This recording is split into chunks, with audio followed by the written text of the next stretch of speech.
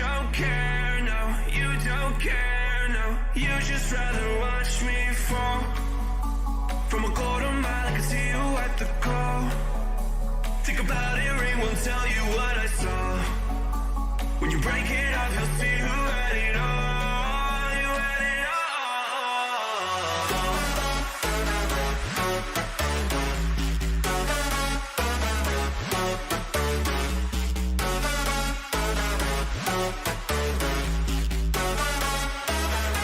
You said you wanted to fall into oblivion. Forget about the world we're living in. Fall into oblivion, oblivion, oblivion, oblivion. I'm going in.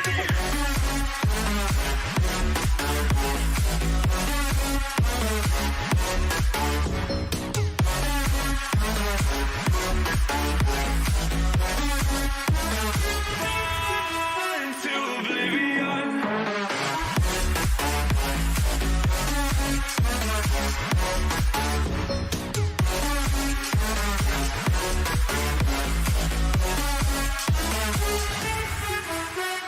Fall into oblivion. Forget about the world we're living in. Fall into oblivion, oblivion, oblivion, oblivion. I'm going in.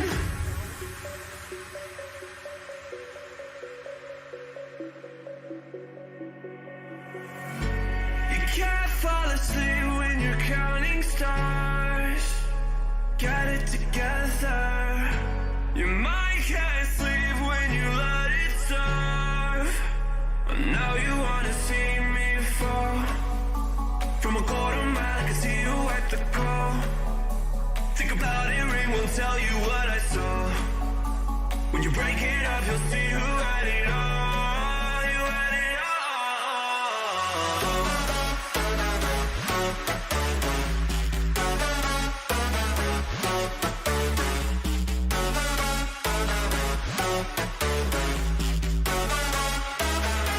You said you wanted to fall into oblivion.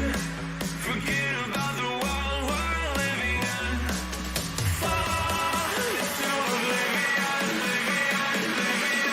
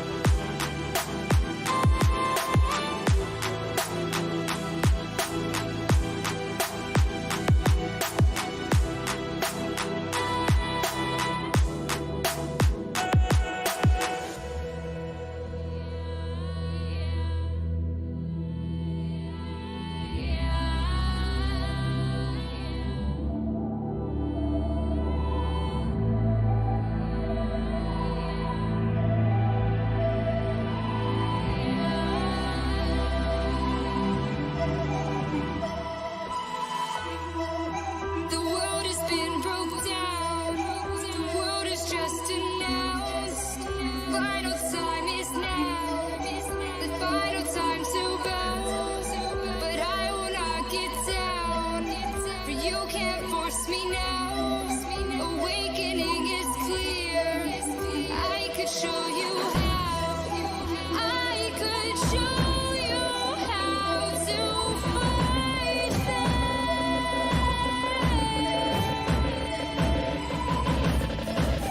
I could show you how to defeat them now.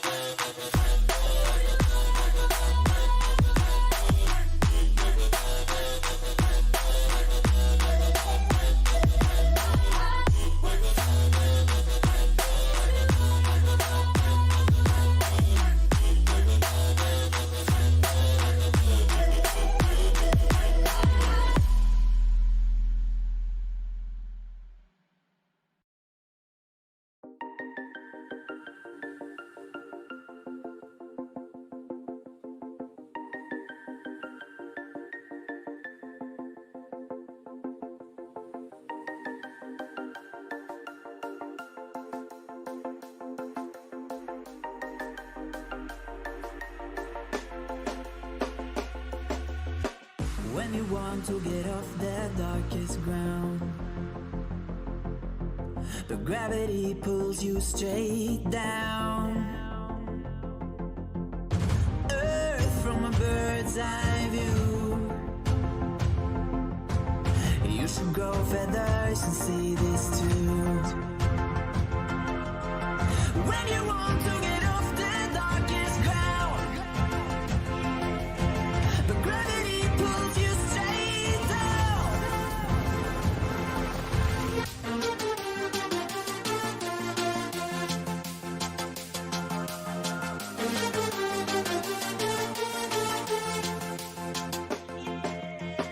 When you want to get off the darkest ground, but gravity pulls you straight down.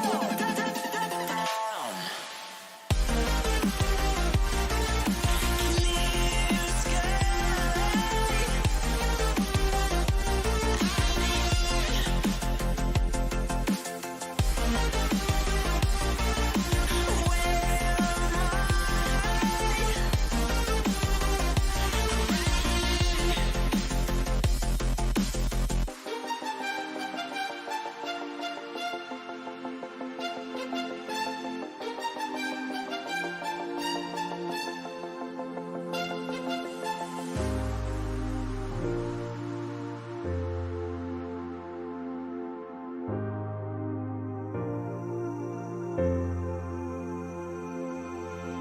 When you want to get off the darkest ground,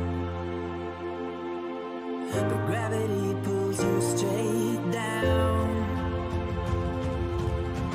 Earth from a bird's eye view.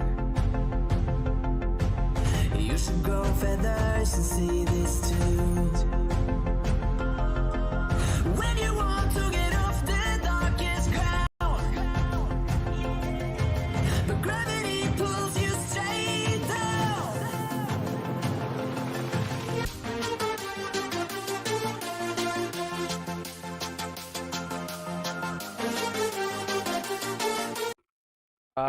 Here we go. Now we back, y'all. Yep, it's my B-day today. How's everyone doing, bro? Hold on, let me just change some shit. Let me just change some shit. Look at this, don't need this, don't need that. Subs on YT, we need that. Don't need this. That went from 60 to 60, that went from 62. Okay. Alrighty. So what's up? My B-day. So we're gonna do react to anything stream. Birthday special. Thank you Perfect Fitness for the birthday comment. Yeah, let's get it. So Luca's supposed to debut today.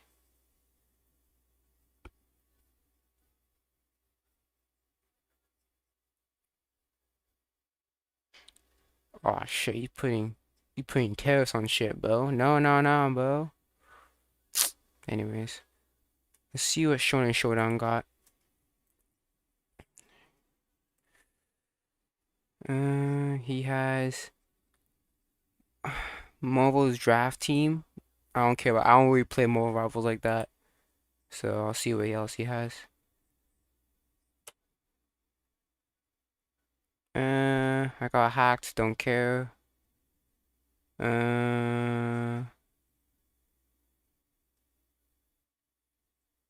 Ranking characters by creativity. Alright, let's see this one. Ma vie est pleine de questions, comme comment nettoyer une tache d'aïoli? Heureusement, Tide répond à presque toutes. Peu importe qui fait la lessive ou à quelle température, Tide fait le travail. Pour toutes vos questions sur la lessive, ça doit être Tide. I knew I was underwater. I just didn't realize I was this underwater. If you're stressed. So I was scrolling through Annie Twitter the other day and I saw a very interesting question pop up. At Magician Kid asks, who is the most creative user of their abilities between the big three MCs? So obviously we see Naruto, Luffy, and Ichigo here. And not only are we going to answer this question, but we're going to talk about anime characters overall as well. Well, strictly the MCs. Now, first off, I want to get one thing right out of the way. We are not talking about power scaling. This is how useful are these characters with their abilities? How creative are they with their abilities? Let's start off with the big three. When you look at Ichigo, the first thing that should be going off in your mind is that he's a jack of all trades. Ichigo can literally tap into his Soul Reaper abilities because his father was a Soul Reaper in Ichigo. Yeah, then his mother's a Quincy, then his mother was attacked by a Quincy, therefore he's a Hollow, he's also a Fullbringer. Yeah, he's everything. His mother was also a Quincy, so now he has Quincy abilities as well. Did I also forget to mention that he is part Hollow, so he can use Hollow abilities? Yes, because his mother was attacked while she was pregnant with Ichigo, so... as well, and shout out to Shinji for helping him grow in that department. But Ichigo also can tap into his Fullbringer techniques, because we know that arc happened as well. So Ichigo is Quincy, Fullbringer. Wait, where did he get this Fullbringer genes from? Was it where did he get his Fullbringer genes from? Cause I know I understand how you got his Hollow, his Quincy, and his Shimigami, but where did he get his Fullbringer thing come from? Where did that come in? Soul Reaper, Hollow. Are we missing anything? I mean, Ichigo literally is the jack of all trades. So when you're talking about... Yeah, but how does he use those abilities though? Because again, we're not talking about how we're not talking about the number of abilities that he has. We're talking about how creative is he with those abilities. And I'm sorry, Ichigo is not very creative with his abilities like that. It's non-tier like Naruto or Luffy. Creativity with abilities, he should have the highest form of creativity out there. But what do we see on paper? Ichigo's bag is not that deep, y'all. I mean, even if we want to overhype it to its most complex form, you're talking only Getsuga Tensho, Getsuga Jujisho, and what? Which is the same thing. Not the same thing, but essentially it's just one big slash. Getsuga Tensho, Getsuga Jisho is essentially just one big slash. Getsu that he can barely use because that's basically a last resort technique and some Fullbringer stuff. I mean, come on, Ichigo should have a crazy bag, and he really does not have a crazy bag. You don't see Ichigo breaking out some crazy keto techniques. Now, does this mean that he can't hang with the greatest characters in the verse? Does this mean that he's not powerful? No. Oh my gosh, again, why are you talking about power scaling? We're talking about how creative are they with their abilities, and I'm sorry, Ichigo is not creative with his abilities. Simple as that. He has the deepest bag, but it's like having a puddle. It's like having a puddle as the size of an ocean. That's essentially what he has. Or yeah, essentially what it is. No, it's like having an ocean as shallow as a fucking as a puddle. That's a better analogy. Sorry, that's essentially what he has. He can do a wide range of abilities, but going to do so he barely does. He's not really creative with them. He's bagging deep like that. You know exactly what you're going to get when you're fighting Ichigo. You know which techniques are coming. It's only a matter of can you stop them when you're fighting him because he's that powerful. Why are you talking about power scaling? You just mentioned you're not doing power scaling, but yet you're talking about power scaling right now. We're talking about how creative is he with his abilities. Yes, he is strong, but he's uncreative with his abilities. Like you can be strong and creative. Look at Goku. Like look, Goku is a strong character, but he is creative with his stuff. Like come on.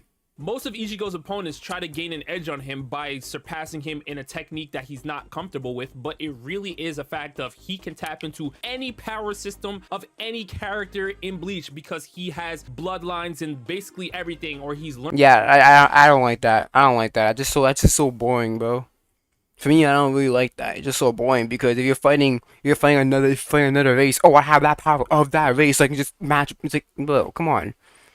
It's not interesting. Earned basically everything, but his offensive bag, his creativity and battle is very, very limited. So I don't really think Ichigo should be in this conversation. Yes, he does have the ability to interact with Reishi the same way Quincy's do, in a sense. But does this mean Ichigo is breaking out of Volstandish, or is Ichigo doing something crazy that's beyond what Squad Zero was teaching him, which are strictly limited to Soul Reaper techniques? I don't think so. Ichigo's power is here. His creativity with his abilities are down here. So I really think if we're only talking big three anime MCs, I really believe it's strictly a conversation between Naruto and Luffy. Now, when you talk about Luffy's creativity is unreal because he didn't even know what fruit he truly had. He was using his fruit the wrong way the entire series damn near, and he was still putting in work. And the reason why is he literally had to create Luffy's devil. Yes, because his devil fruit is like his devil fruit is not even that strong. It's like a C tier.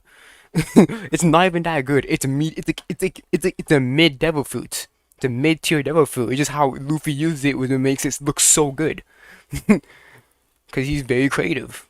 Fruit based on what we believed it was before its true identity was Nico. Fucking god, I hate that part of One Piece.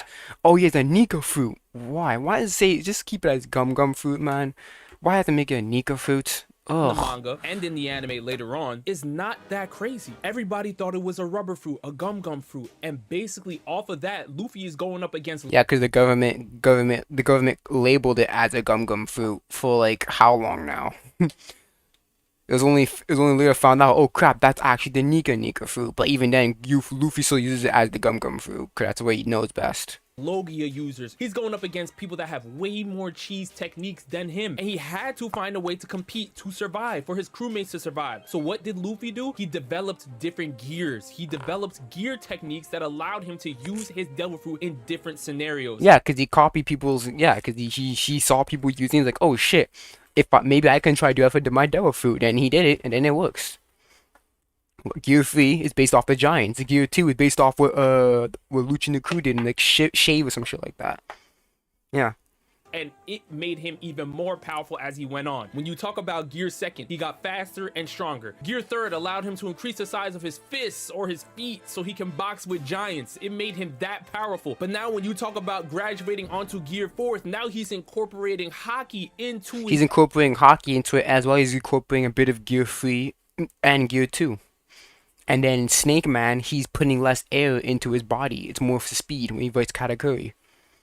His gears, and now it's a combination of Gear 2nd, Gear 3rd, plus a little bit of Haki. Then you get Gear 4th, and now you have Bound Man, Snake Man, Tank Man. Then you graduate onto Gear 5th, which is literally his Devil Fruit Awakening. This is where we find out the true identity of his fruit and find out that it's literally based on his imagination. Whatever he wants to happen, whatever he thinks of, he can basically pull it off with the Sun God Nika fruit, because not only was he boxing with Kaido, who also was showing some great Haki abilities and great Devil Fruit techniques, but he had the ability to change the properties of Kaido's body as well, turning him into a jump rope and doing all of these things, because Luffy's Devil Fruit literally powers off of his creativity. The fact that he was able to run on air, the fact that he was able to grab, and that benefits him because again, Luffy has been using his Devil Fruit creatively for like the past how long now since he had it, so it benefits him.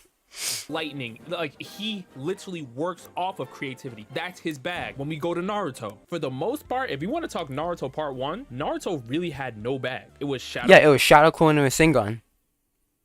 And even in but also in Shippuden, it's Shadow Clone and Rasengan. Just different iterations. Rasengan Barrage, Giant Rasengan, Ascension Shuriken. But again, it's just Rasengan. Just It's just different iterations of Genjutsu Rasengan. It's not. It's not That whole. was his It's not. bag. It's not whole. Naruto didn't really It's not get a- whole new techniques. It's just a different. It's a variation of a Rasengan. And then he also got like Tail Beast Bomb after. But yeah. bag until he learned Senjutsu. Once he was able to box with Sage mode, Then double techniques, Rasengan this is when too. I believe Naruto really got his bag, because now you're talking about introducing different styles of Rasengans. You have Rasen Shuriken and all these other things. Yeah, And but they're all still Rasengans. That is creative. I'm not gonna lie, that is creative. But it's all Rasengan. It's all Rasengan. It's like Luffy doing a Gatling punch. Like, okay, yeah, it's basically just pistol, but just multiple times. Or focusing more on just widespread, focusing more on crowd control than accuracy. Or like how you could argue King Kong punch is a variation of pistol, Gum pistol. Like it's still. Yeah, it's still an ability, but it's a different technique, but it's just a variation of something. Naruto's, as creative as it is, are just variations. Rasengan, Uzumaki Bra are just multiple clones. Double Rasengan is Double Rasengan, Giant Rasengan, Ascension Shuriken. Then he combined a Tail Beast Bomb and a Rasengan. Like it's either Rasengan, Tail Beast Bomb, or Shadow Clones. It's not really much anything else. But it is more. But his bag is deeper in terms of creativity than Ichigo, definitely. now, not only are you talking about using different styles of Rasengans, now you can start incorporating different chakra elements into the mix. We are seeing Naruto doing lava style Rasengans, wind style Rasengans. It's so Yeah, but it's wind style Rasengans. That's a Rasengan is a wind style ability. You don't have to add wind style Rasengan. No, you mean magma Rasengan. That's it. Because Rasengan on its own properties is wind. It's a wind technique. A wind chakra technique. So you don't need to add a wind style. Because the base of Rasengan is wind. Don't need to add that. It's just Rasengan and lava. That's the two elements. powerful because Naruto was able to learn Senjutsu and then learn under other Jinchuriki. Shout out to Killer B, who helped him tap into his Nine Tails chakra mode even better than it was before. But even though it's a more powerful Rasengan, and we're seeing the Shadow Clones being very, very helpful throughout the war, Naruto, for the most part, his bag is really still Shadow Clone Jutsu and Rasengan. Yes. Now it is more powerful versions of that, and he did gain some other abilities. Like I said, because he learned Sage Yes, mode, like the Tail Beast Bomb and all this chakra shit. But again, it's Rasengan and Shadow Clone. It's just different variations of it. Well, you can't make the variations of Shadow Clones. You're going to just change the amounts. But when it comes to Rasengans, it's just different variations. Again, it's not as creative as he is. Like Naruto has like two things. Like Naruto has two things, but he does a lot of things with one, but not much with the other. Cause Shadow Clones, you can't really do much with Shadow Clones. You just create more. That's it. he was able to summon Gamabutsu into battles, and that helped him tremendously. It basically made him a baby Jiraiya because he was able to use Toad Sage techniques, and that's nice. That's cool to have to your bag. But we know for the grand scheme of Naruto, Yeah, but he doesn't use it that much though. He used it what? I know he barely used it in part 1. He used it a couple times in part 1. Shippuden, he used it that time. Sage, I think he used it another time, but I think he used it in the war, if I'm correct. I think he used it at least once in the war, but besides that, he doesn't really use much of summoning jutsus. that started to fall flat because that really didn't matter. What really mattered was him tapping into his Kurama mode and also having the Sage of Six Paths. Shout out to Hagoromo for giving him the Sage of Six Paths techniques to help him out. Yeah, but when he gets the Tail Beast chakra and all that shit, what does he do with it? Tail Beast Bomb and some Rasengans. Not that much else, bro. It's Tail Beast Bombs flashing into Rasengans, bro. Like, come on. Even further, remember, Again, yeah, his bag got stronger, but the depth didn't really go that much way. It just spread. Again, Naruto's bag is as big as an ocean, but as shallow as a puddle. Well, except it's more deeper than Ichigo's bag, but again, it's still not that much there. Naruto and Sasuke do not even seal Kaguya if it's not for the Sage. Or Naruto's bag is like a little like a normal puddle, when you step on it, when you step your foot in, it's like, oh, it's a little more deep than I thought it would. That's his bag. Six Pass. So can we even say that's technically Naruto's bag? I mean, if you want to give it to him, fine, but I don't even think you could technically say the Sage of Six Pass Senjutsu is technically Naruto's bag. So when we look at Yeah, because I'm pretty sure, if I'm correct, he did. If you look, that was temporary.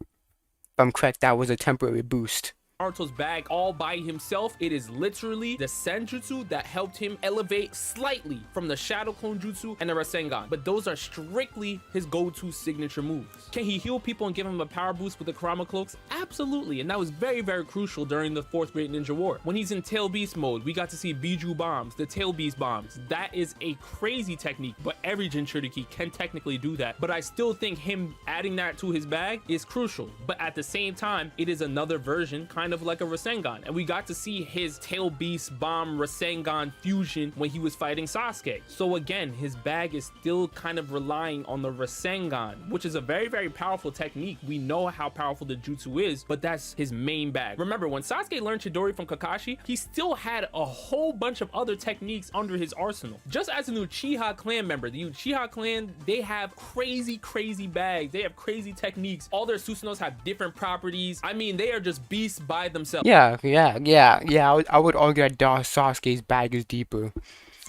You know, you got fucking Shidori, then you have Fireball, then you have Susanoo, then you have Mataratsu, what's that fucking called? It's another fire ability, Dark Flame ability, but he also has that. I'll argue that his bag is deeper than Naruto's in terms of, well, then again, that's variation. Sasuke has more versatility, but Naruto's more creative. But again, I think Naruto is very powerful, and I do think his bag is deeper than Ichigo's. He has more creativity with his abilities, but is it on the level of Mugiwara no Luffy? No, it is not. Now, I know that people are gonna come in here and say One Piece glaze and all these things, and I'm cool with that, but can you really refute my argument? Can you really prove that Ichigo has more creativity with his techniques, or that Naruto has more creativity than his techniques than Luffy? Because when we look at Luffy, we can literally name so many different styles of techniques that he's used, whether he's implemented haki or he has taken haki out of it and it's just been straight physical strength, where he has been able to remix the Gum Gum Devil Fruit, which is really now the Sun God Nika fruit, and he was using it the wrong way and still getting that far in the verse. You gotta remember, Luffy did not even know what fruit he truly had, and he was boxing with Yonkos in his verse. Imagine Luffy knew frame 1 from eating the devil fruit that he had the Sun God Nika Devil Fruit. Imagine he really understood it. He never really knew. It was his creativity that allowed him to get that far, strictly off of that alone. And even when he trained with Rayleigh had to give him a little, hey, listen,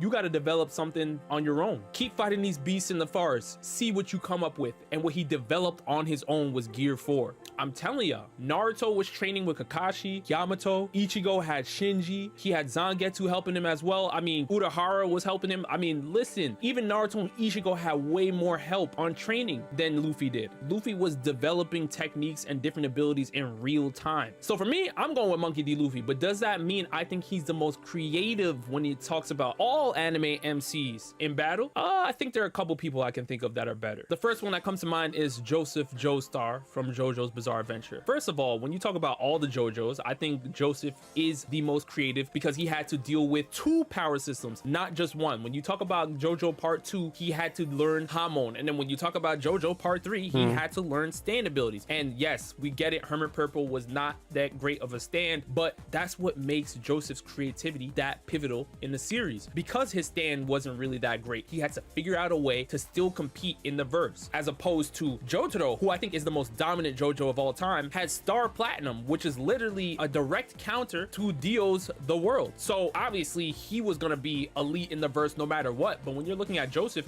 is coming from a world of Hamon, having to learn stand. His stands aren't even that crazy, and in Part 3 he still was crucial. But when you look at Joseph in Part 2, guys, Joseph is so clever in battle. His battle with Wamuu, insane. And you got to understand, because we love Caesar, right? But once Caesar died, it looked like it was the end of everything. And Joseph was able to Then I love his technique. I'll use my favorable technique. I'm out of here. They're running away, bro. Oh, I got you. Yeah. I would say continued he's so to be he's crafty in fucking battle jokes. against the Pillarmen, and he had to box against Cars, who's arguably the most broken character in basically most of JoJo's, not all of JoJo's, but most of JoJo's, because he literally was the ultimate life form. Cars had the perfect genetics from every single species on Earth, and it was pretty much impossible to stop him. Only Joseph would be able to come up with certain clever techniques and abilities that allow him to defeat Cars in battle, because realistically, Cars should have wiped the entire verse. I believe that alone gives Joseph a seat at the table of the most creative fighters in anime history. Now again, we are holding this to strictly MCs, because there are some characters that are not MCs that I think could be in this convo. I think it would be very, very disrespectful to go through this entire video without mentioning the names of Ash Ketchum from Pokemon or Yugi from Yu-Gi-Oh! Think about their verses for a second. And we could talk about even in the real world playing the games competitively, right? But in their anime, there's only so much room for growth in terms of training your Pokemon or developing the strongest. Oh yeah, don't get me started with Ash and his Pikachu. Oh my goodness, son. But again, but Ash, what? Cause would that be more of Pikachu's creativity or his creativity? Deck to become world champion, to reach the levels that Ash has reached, or to even reach the levels that Yugi has reached with all the cards stacked against him, literally and figuratively. You have to be creative, because remember, let's talk about it from a Pokemon perspective, for instance, right? You can train your Pokemon to level 100, but if the opponent has also trained his Pokemon or her Pokemon to level 100, now it's a conversation of what do we do next? It becomes a chess match. It becomes strategy. It becomes how to creatively use your Pokemon better than the opponent to win. I don't really know much. For your next I don't know. I really don't know much about Pokemon, so I'm pretty much gonna leave. I'm gonna dip out this video. I think that's it for him. I only care about the last character on the board because it's just whatever.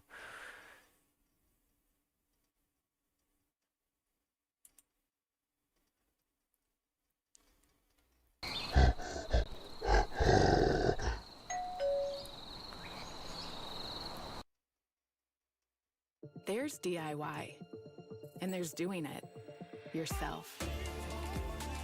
It's the difference.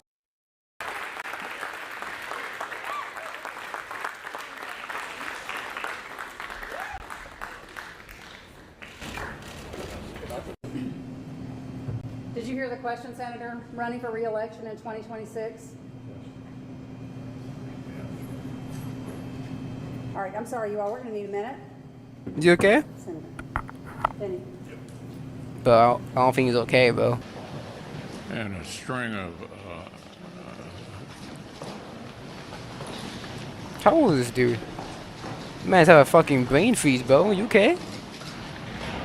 How old is Mitch McConnell? No, he's that old, bro. She's 82. I can. Turkey neck McConnell. That's what I call him. Turkey neck, bro. Is he okay? Okay, Mitch. Anything else you want to say, or should we just go back to your office? Boy, oh boy, oh boy, oh boy, oh boy. So once again, we got to talk about what I believe to be one of the major problems with our Congress, which is the fact that we have too many fossils and old individuals who clearly are past their prime trying to make decisions on behalf of the American people. Now, we have talked about individuals like Mitch McConnell, for example, what you guys saw at the beginning of this video. Mitch McConnell has a long history of having mental malfunctions and falling all over the place. And he recently fell again, not one time, but twice. Twice. He fell in Congress. He first fell down the stairs near the Senate chamber. And then the second fall came during the Republican conference lunch in the same wing of the Capitol. So this guy is falling down the stairs. He's polio? During lunches. But I don't know. Carrying plates of food. Okay. So he's getting food all over the place. He's messy because he can't stand up. I don't think that's funny, dude. He can't walk around. And I shouldn't be laughing because it's not funny. It's really not funny. But, I mean, it is crazy that you have these fossils that are walking around Congress. Republican senators say outgoing GOP leader Mitch McConnell is fine after falling in Washington, D.C. during the Republicans' weekly lunch Tuesday.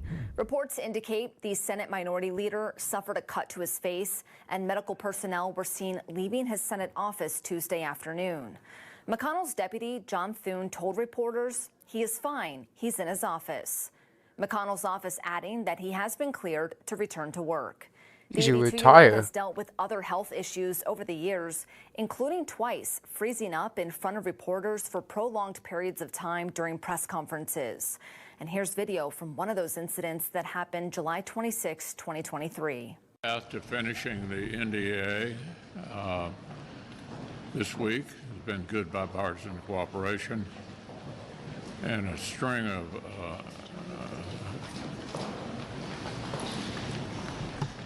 McConnell was then led away by other GOP You okay? senators.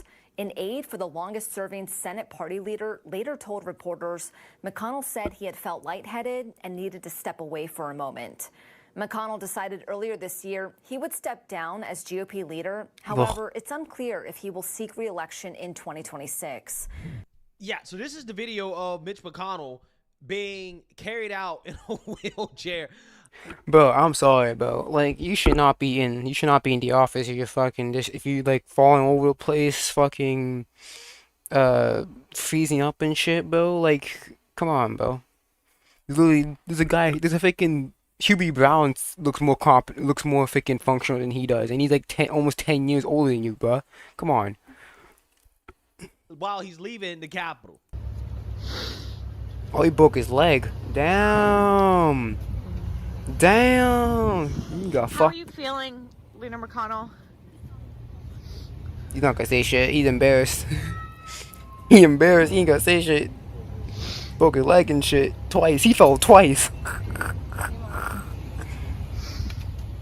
How are you feeling, Leader McConnell? He's not gonna talk to you, bro.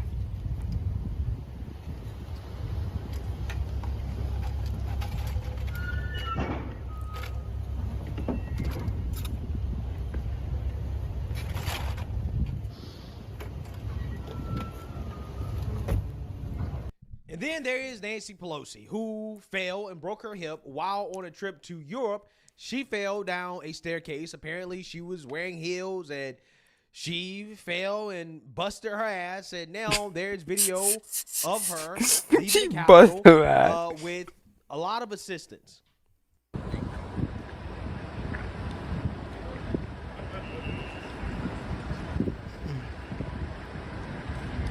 Oh yeah, that her hair definitely dyed, bro. She either dyed that shit or she had the wig on, bro.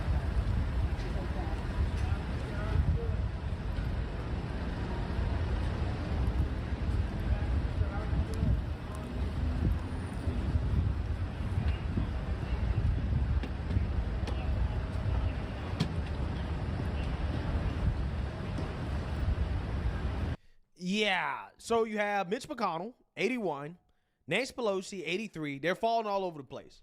Now we got to talk about John Larson, the subject of this story. He's 75 years old, a Democrat from Connecticut. He's been in the U.S. House of Representatives since 1999. He Jeez. had an episode on the congressional floor while raging against Republicans and Trump, pretending as if they are trying to cut grandma's Social Security check. And he ended up having a medical emergency, or what seemed to be a medical emergency, a Mitch McConnell moment on the House floor. Take a look. Don't worry, no one on the Republican side in the House and Senate who control both the House and Senate is going to speak up. Oh shit. You good, bro? And challenge us.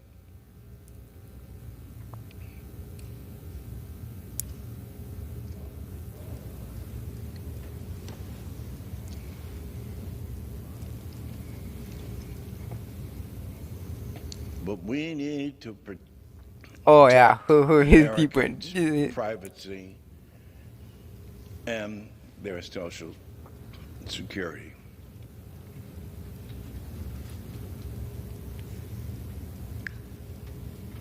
For 40%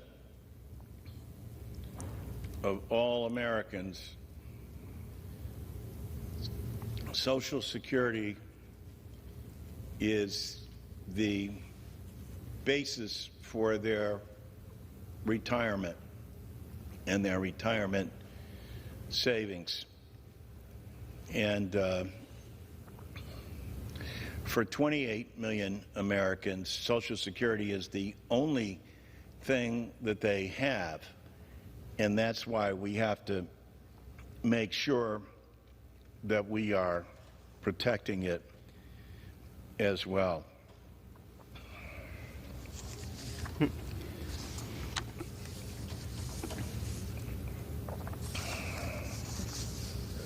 You think he's like something caught his foot? The gentleman's time has expired.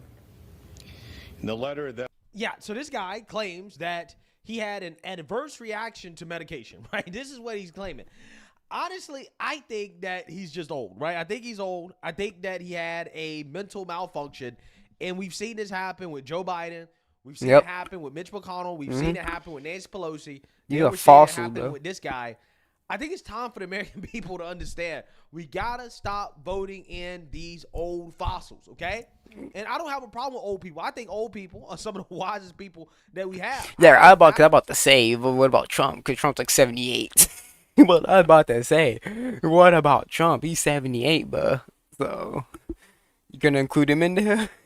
Value the wisdom of our seniors. But at some point, right, when you're telling the American people that, hey, you need to retire at 65, right?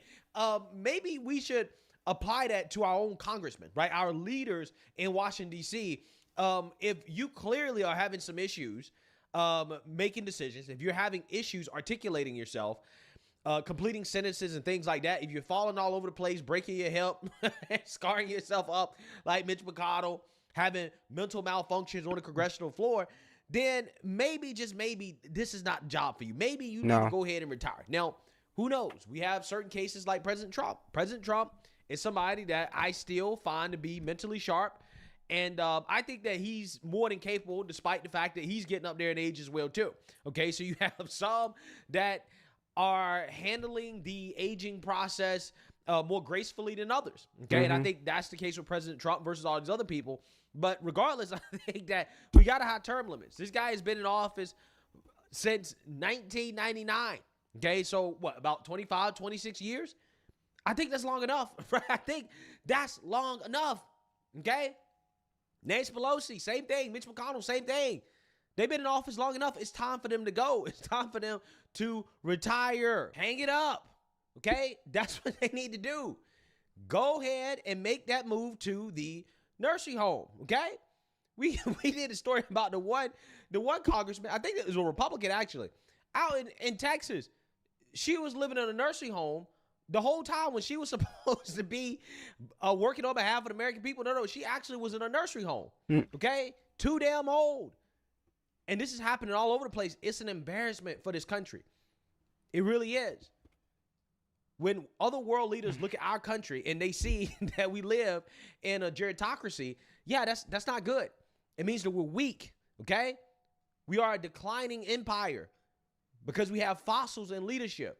There's no way that these individuals have the ability to make informed decisions, good decisions, wise decisions about the future of this country, especially because I knew I was underwater.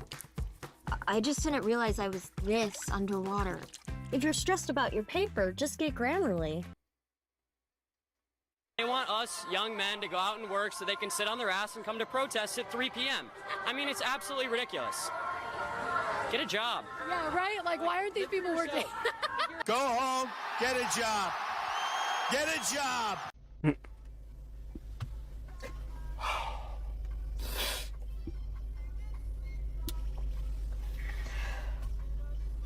Oh my goodness.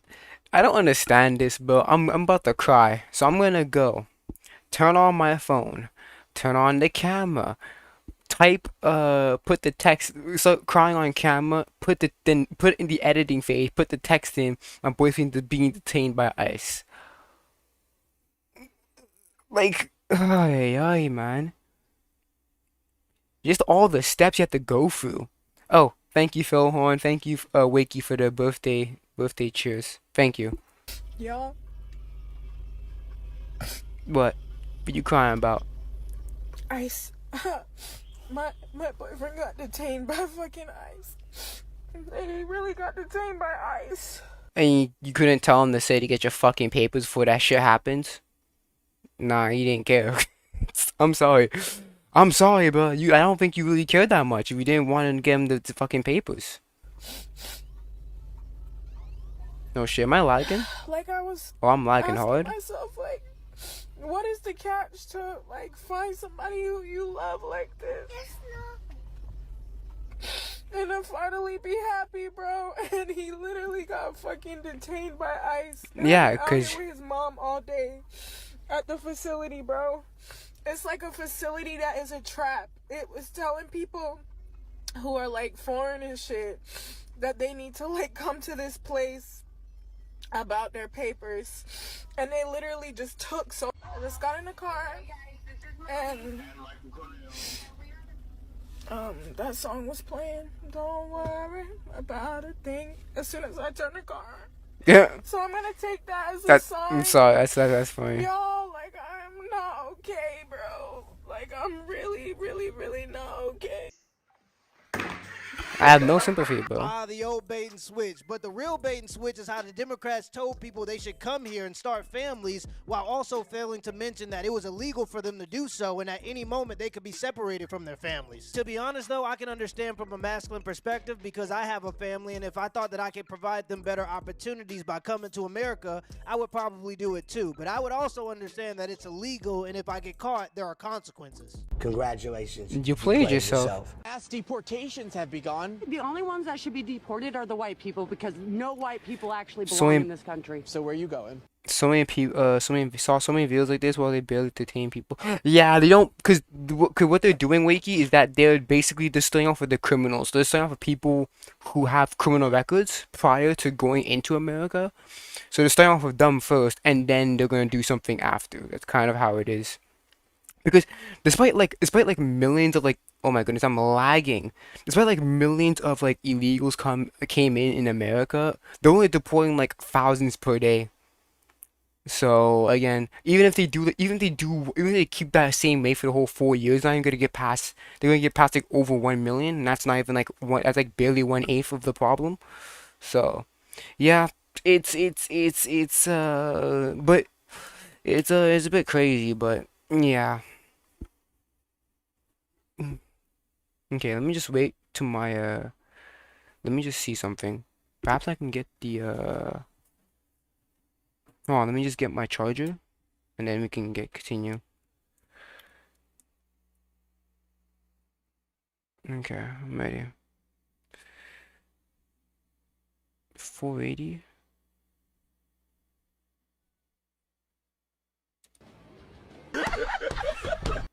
ICE is also completely understaffed. Yeah, that too. You also, yeah, to add that to the fact that they're also understaffed, so it makes sense why they can't deploy as much people as they want to. Again, even if they keep the same rate for the next 3 years, well, for whatever, even to keep the same rate up, then they barely get past 1 million. Would even reach 1.5 million by the time if they keep the same rate up for the full term. So it's too big of a problem to solve in one term. It's impossible. Got him. Hey, this is a message to all those who are protesting. As a Mexican American or a Chicano, whatever, myself, the way you guys are protesting is not right. Burning the American flag, stealing a cop car. Like that, all that that's all extra, bro. You're actually making yourself look bad. It's weird because it's a weird thing to say, because like, okay, I want to stay in America, but I'm gonna carry it's kind of weird. It's a weird fucking movement. It's just like you love your ethnicity, like you love your origins, right? But you don't want to go there. You don't want to move there. You want to stay in America. That's such a weird mindset. It's like, I want to represent my ethnicity, but I don't want to go to the country of my ethnicity. I want to stay here. What the fuck? Isn't that contradictory? making everybody look bad, making so-called the raza or what you're fighting for, the cause, bad, bro. That shit is embarrassing, bro. Like, bro, all you need to do is just get your papers and you're fucking fine. Legitimately, just get the legal documents and you're fine. Like, come on, bro. Mejor, like, Protesting with the Mexican flag because they are trying to deport you to Mexico is hilarious. Yeah, it's so contradictory. It's like, yeah, I want to represent Mexico, but I want to stay in America. But don't you want? But if you love your background so much, then move there. Move to the country where your background's from. It's, I don't know. It's so hard. It's like, I don't. It's not hard to understand, but it sounds so contradictory, bro. stay home. Like, what do you really want? Bro, like, honestly, like, it's doing too much, bro. Like, that's not the right way, bro. I'm for the protest, but do it the right way. That's all I gotta say, man. Exactly, and I can relate to the Mexican Americans on this because there's a small minority of African Americans that get all the attention and they just embarrass us every chance they get on the world stage. Like, he's right. There's a right way to do it and a wrong way to do it. Like during the BLM movement, when Martin Luther King, Malcolm X, and Rosa Parks wanted to protest, you didn't see them burning down the buildings in their own neighborhood. When you burn down buildings in your own community or stop traffic so productive people can't go home or go to work, you're not making them empathize with you. You're just making them upset. Yeah, just like the Just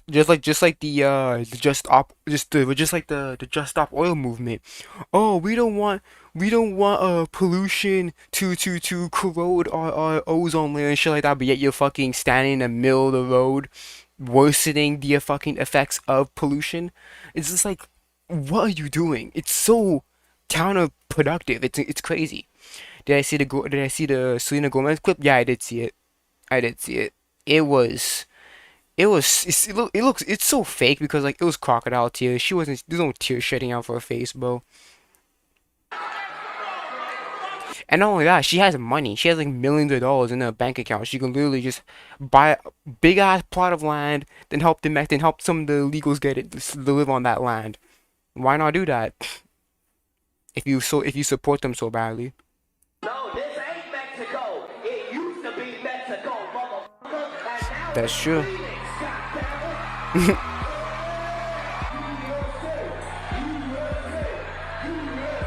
Cat Williams, bro.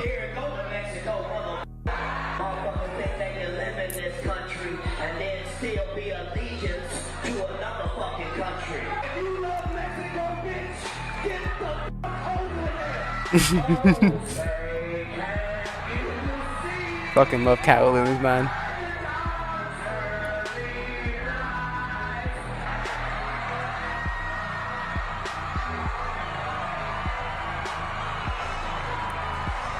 How many illegal immigrants being deported by the new administration would you find objectionable? Mr. Melnick, I'll ask you, 1 million?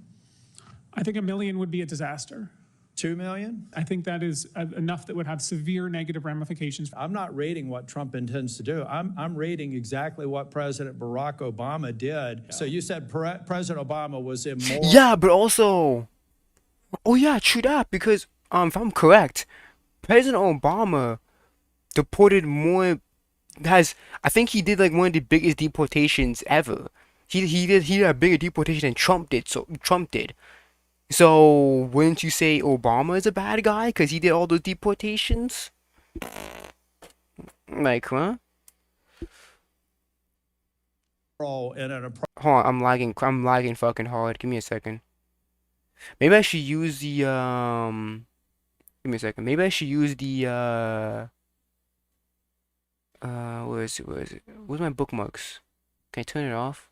Maybe I should go on my the Safari app. It's much more smooth there.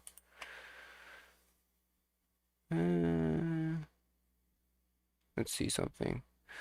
Where is the bookmarks? There it is. That's probably fucking up my shit. If it's still glitchy like this, I'll go on the Safari app instead. Honestly.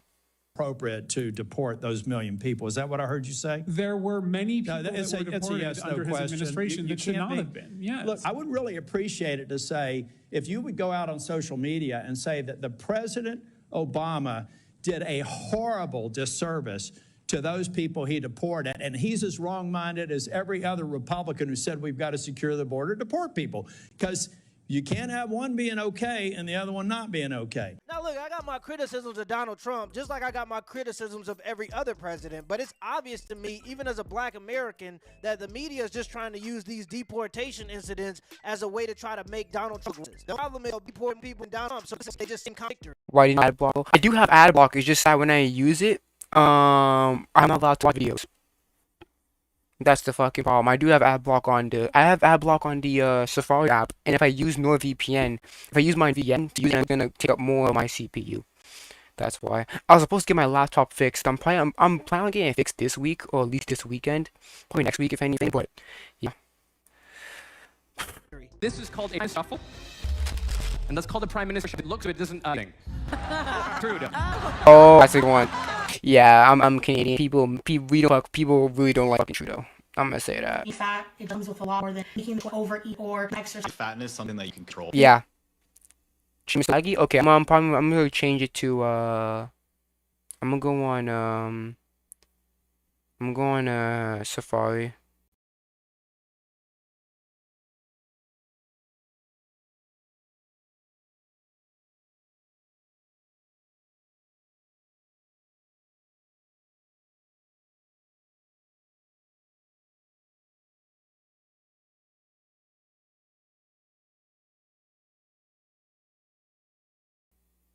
It's much less laggy there.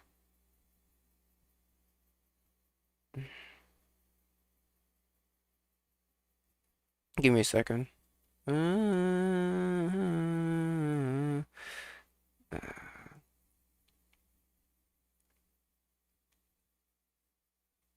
me a second.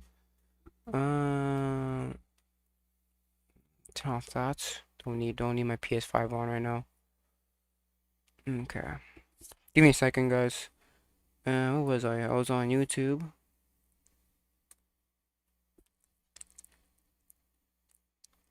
Give me a second. I'm using Safari. I think Safari's a little more chill on my CPU. Alright. Alright. What was I? Poor Man's Podcast. There it is. Yeah, I think it's a little more better now. Should be a little bit better now. Turn your pastime into your full-time.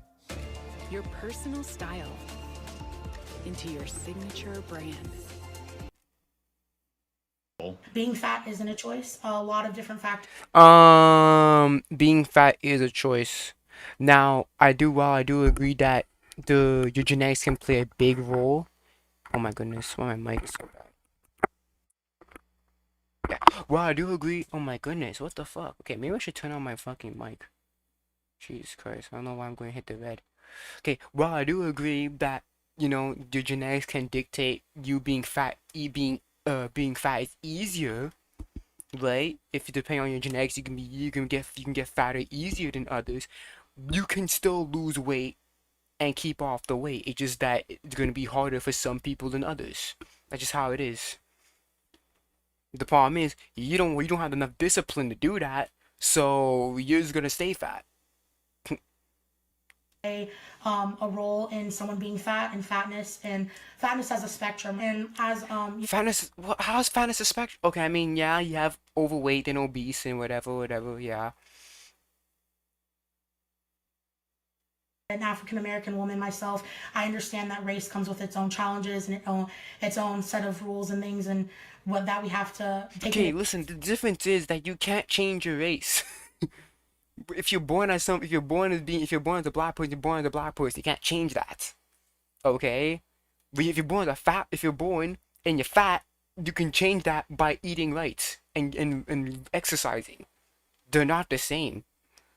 And it's not just an easy comparison, but being fat, it just comes with a lot more than making the choice to overeat or not exercise, and I think those are ingrained into the societal bias that I'm trying to fight. Baby, that's not how this works. No, that's not how this works. Being black isn't a choice, but being so obese that you can't wipe your own butt is definitely a choice. Almost nothing is guaranteed in life, but being fat is such a choice that if you make the right choices, you're guaranteed to lose weight. It's okay to be fat, but it's not okay to stay fat. And it's definitely not okay to promote it as something that's positive. Yeah. Get your fat ass up and go out here and run. Cause look at all these freaking fat positivity people, bro. They be dying and shit, bro. Got fucking Dave Blunt's fucking had to sit on a couch just to fucking play to do his concert. Yeah, the Lizzo had trying to lose weight, and now people are not like her anymore. All this fat positivity and shit. Hey, bitch. Hey, Dad.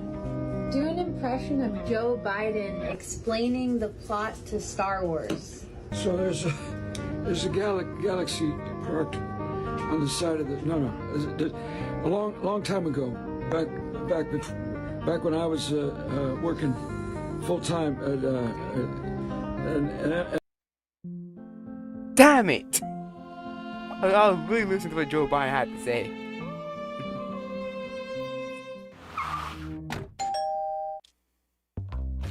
Une voiture, c'est dispendieux, mais je sais qu'avec Auto Hebdo, une fois que je suis au volant, j'ai déjà oublié le prix. Anyway, I was the head of the embassy. It doesn't matter. Far away, there was galaxy, and there were robots. The robots, they were not the droids you were looking for.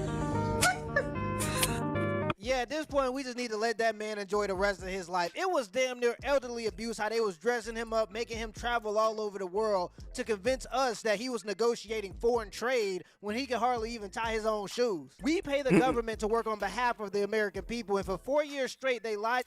Oh, crap. That's my bad. About the president I did not know of it the did that United States shit. mental capabilities. That's something that we should remember. Taco Bell has stricter requirements for you to be a cashier than the American government have for somebody to be the president of the United States. That's a problem. I guess the other one might be I sleep a lot, but it's because I have narcolepsy. So I have an excuse. Not exactly your choice, is it? No, I get that. I'm chronically ill in multiple fashions, so I feel that for sure. Step 1 when going on a date, talk about all your diagnoses, real or fake.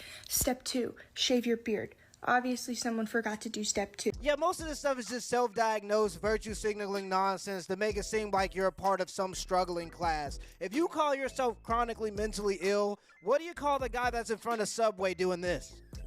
Yeah, that's what real mental illness looks like. But what can you expect when we gave these kids anti-anxiety tools like fidget spinners as toys? Oh, no, don't come too close to me. No, you're... Oh, yeah, because still funny, because I actually used to have a fidget spinner. It was cool. I had one, but then I lost it. I don't know where I put it. It's somewhere in my house somewhere. But, yeah, I used to have a fidget spinner. I didn't buy it, though. I found it. I just took it. I'm like, yeah, I free fidget spinner. No, don't come too close. Don't come too close. Police! Do not you shove me. Anyone. Hang on. Yeah, there it is. Get back. Stand back down. Stand back. He's filming us. No. He's filming us. You saw him shove me. You were walking towards him. Immediately, if he comes in for you, he has pushed. You all saw him shove me twice. You all saw him shove me twice. This is disingenuous. Well, please, your stick's too scary to me. Please. Please don't put a stick near me. It's not. Look, he's still filming us now. It's a free country, madam. Madam? Is it madam? It's a free country. Is it madam? Please don't put the stick near me. I get PTSD about big sticks. I've had violent incidents in the past. Please don't. Please don't. So have we. Anyway, thank God for the police in this country to protect us from angry left-wing demonstrators. Oh, please, the stick, not the stick again. You're a very big woman. I'm very sorry. You are. No, I'm not. I'm 6'5", bro. All the best, lefties. All the best. I hope you get to change the law that women can Hey, you have got a dinars, 6-foot man small. whatever it is you're looking He's like for. skinny or some shit.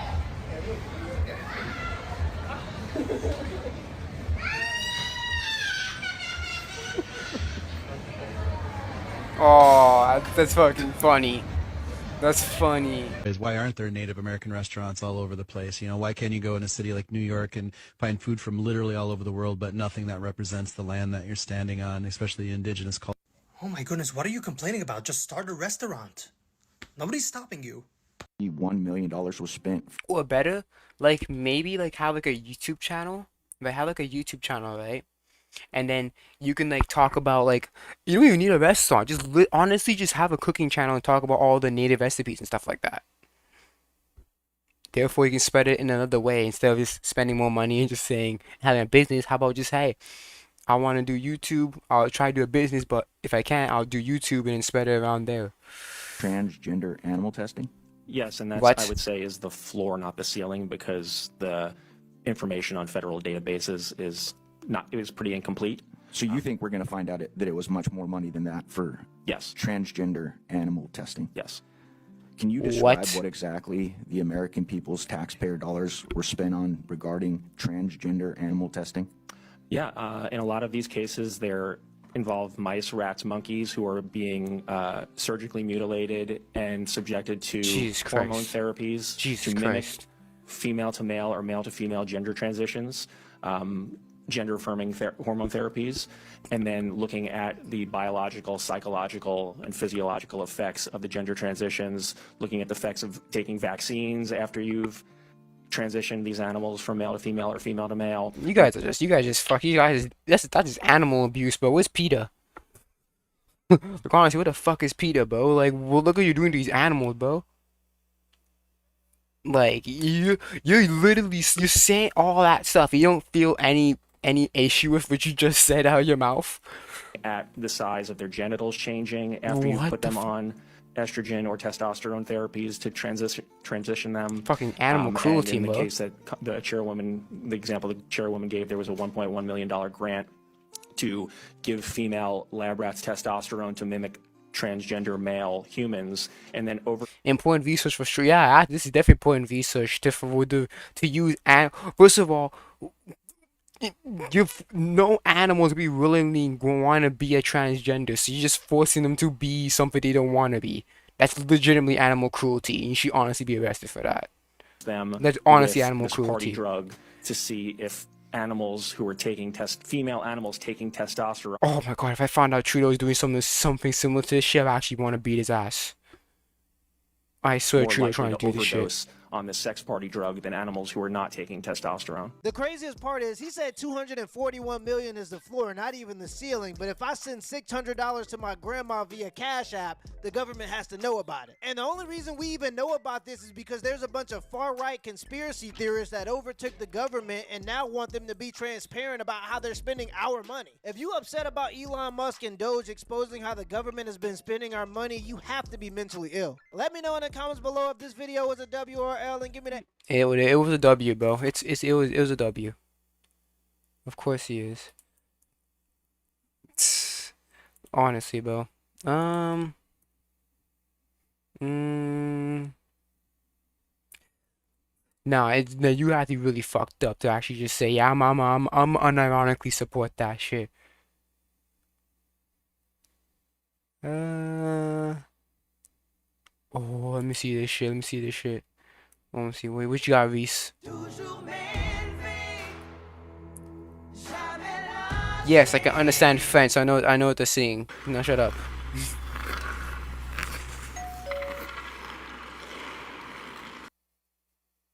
Chat, an Atlanta dancer hurt her Crip baby daddy. That's Her how I Crip? get in the streets. Let's lock in. Alright. Shoot them. After I done called the cops and did everything I was supposed to do. Just make sure you can articulate what's going on. I can. I'm showing you. You better really be able to articulate that. I can. Articulate. He have no residency, nothing. Make sure you read up on it and make sure you can articulate when it comes to I've done it. I did that before I got my license. Okay. Okay. What's going on?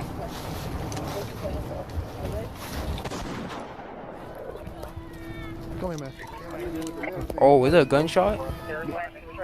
Oh, yeah. Did she shoot you? Yeah, before I die. All right, later.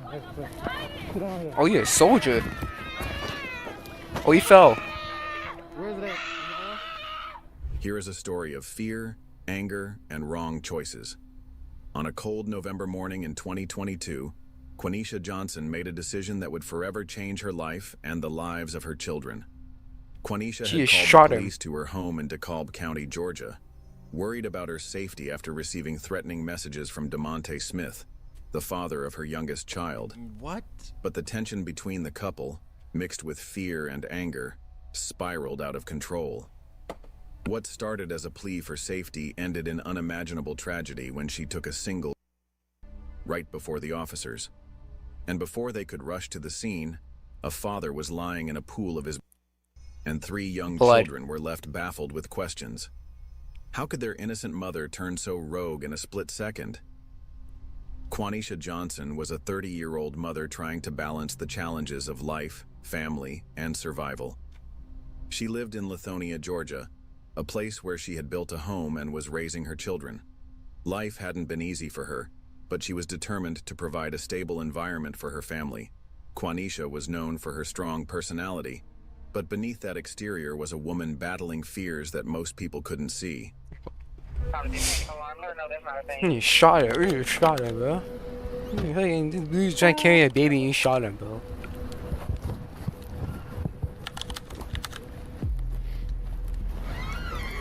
Well, you That's wicked. lying ass thing shit. You gonna get mad because I react. He don't live here. He don't pay no bills. He's not on lease. He don't have no mail. There's nothing here that's his I do got besides mail. a trash bag full of clothes that he got from DeKalb County Jail. He can take that and he can go. And he can put my daughter in the house if she get colic, because I'm gonna have to deal with that.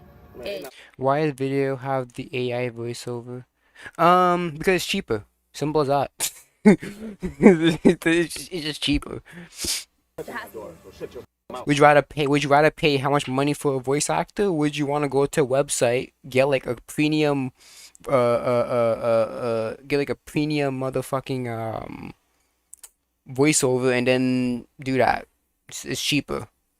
that's you can put my daughter in the house though. Nah. Your name not on the birth certificate, Nah. so therefore it's not your daughter. It's mine. You ain't got no names on your birth certificate. It is. I do. Let me go get it. What about the DNA testing? Please. I don't want my baby out here. Her relationship with DeMonte Smith, the father of her youngest child, was a stormy one. DeMonte was a man with a history, a troubling past. The scripts from GBT as well. I won't even say Al. Well, you could obviously argue that if you want to, but for me, I'll just say like, basically, I think it's like something like a read along thing. Like someone types in the text and then they'll have the fucking they'll have some like AI voiceover speak it. Of legal troubles, violence, and broken relationships. Where the hell do they just get stock photo of a black man in handcuffs? This is racist somehow. Where you get this footage? He had been arrested multiple times. And it's in crystal clear HD. Oh yeah. You can look how crystal clear. You can see like the whole like the crevice, all the cracks and stuff over there. Damn, bro. Fucking 4K, bro. Including charges for domestic violence and stalking. Despite this, he was the father of her child, and their connection, though fraught, remained. We're gonna bring him back inside. I'm gonna get the birth certificate. He's not on it. At this point, it's not his baby. And if y'all want to do a DNA test to identify that. Nah, this thing, no, we ain't going that far. But you allowed them. You forgot where you went 3 hours? I want you to look at my daughter's diaper. Auntie Dad's dead. Nah, nigga, I was changing her diaper. Where your other kids? I was changing her Where diaper. your other kids? With their mama. With their mom? Hey, we don't talk to them. We not. Oh, so he has multiple baby mamas. Oh shit. You got fucked. Now you fucked up and dealt the wrong one. My kids here though. My kids here though. I see my kids every day. What is going on? See her after this today. Wix gives you the power of AI to build the website you need. Yeah, thank you for giving me the website I need, bitch. For what? Cause you whipped out? No. You got mad cause you disagreed? I ain't paying no money for fucking premium, bitch. I ain't paying no YouTube premium. Fuck that. Hey, stop. Because at this point, you're antagonizing him. You stop. I'm not. Quanisha's fear of DeMonte. Quanisha. Just 2 weeks before the fatal incident, he had reportedly grabbed her and slammed her to the ground during an She didn't report the assault, a decision many women in similar situations make out of fear, hope, or denial. Yup. But that day in November, after receiving threatening text messages and calls from him, Quanisha decided she couldn't take any chances, and a cold-hearted decision was set in motion. On November 27th, 2022 in Lithonia, Georgia, what started as a tense morning would spiral into a tragic day. Quanisha Johnson was heading home with a heavy heart. She had been out the night before, her first time away from her 2-month-old baby, and the tension between her and DeMonte Smith, the father of her youngest child, had reached a boiling point. Well, you disappearing all that lying ass thing shit and go get mad because I react. He don't live here. He don't pay no bills. His name not on the lease. He don't have- Okay, so what's going on here is so he has a criminal past. He's hit her and shit before, so she don't like him. And then she just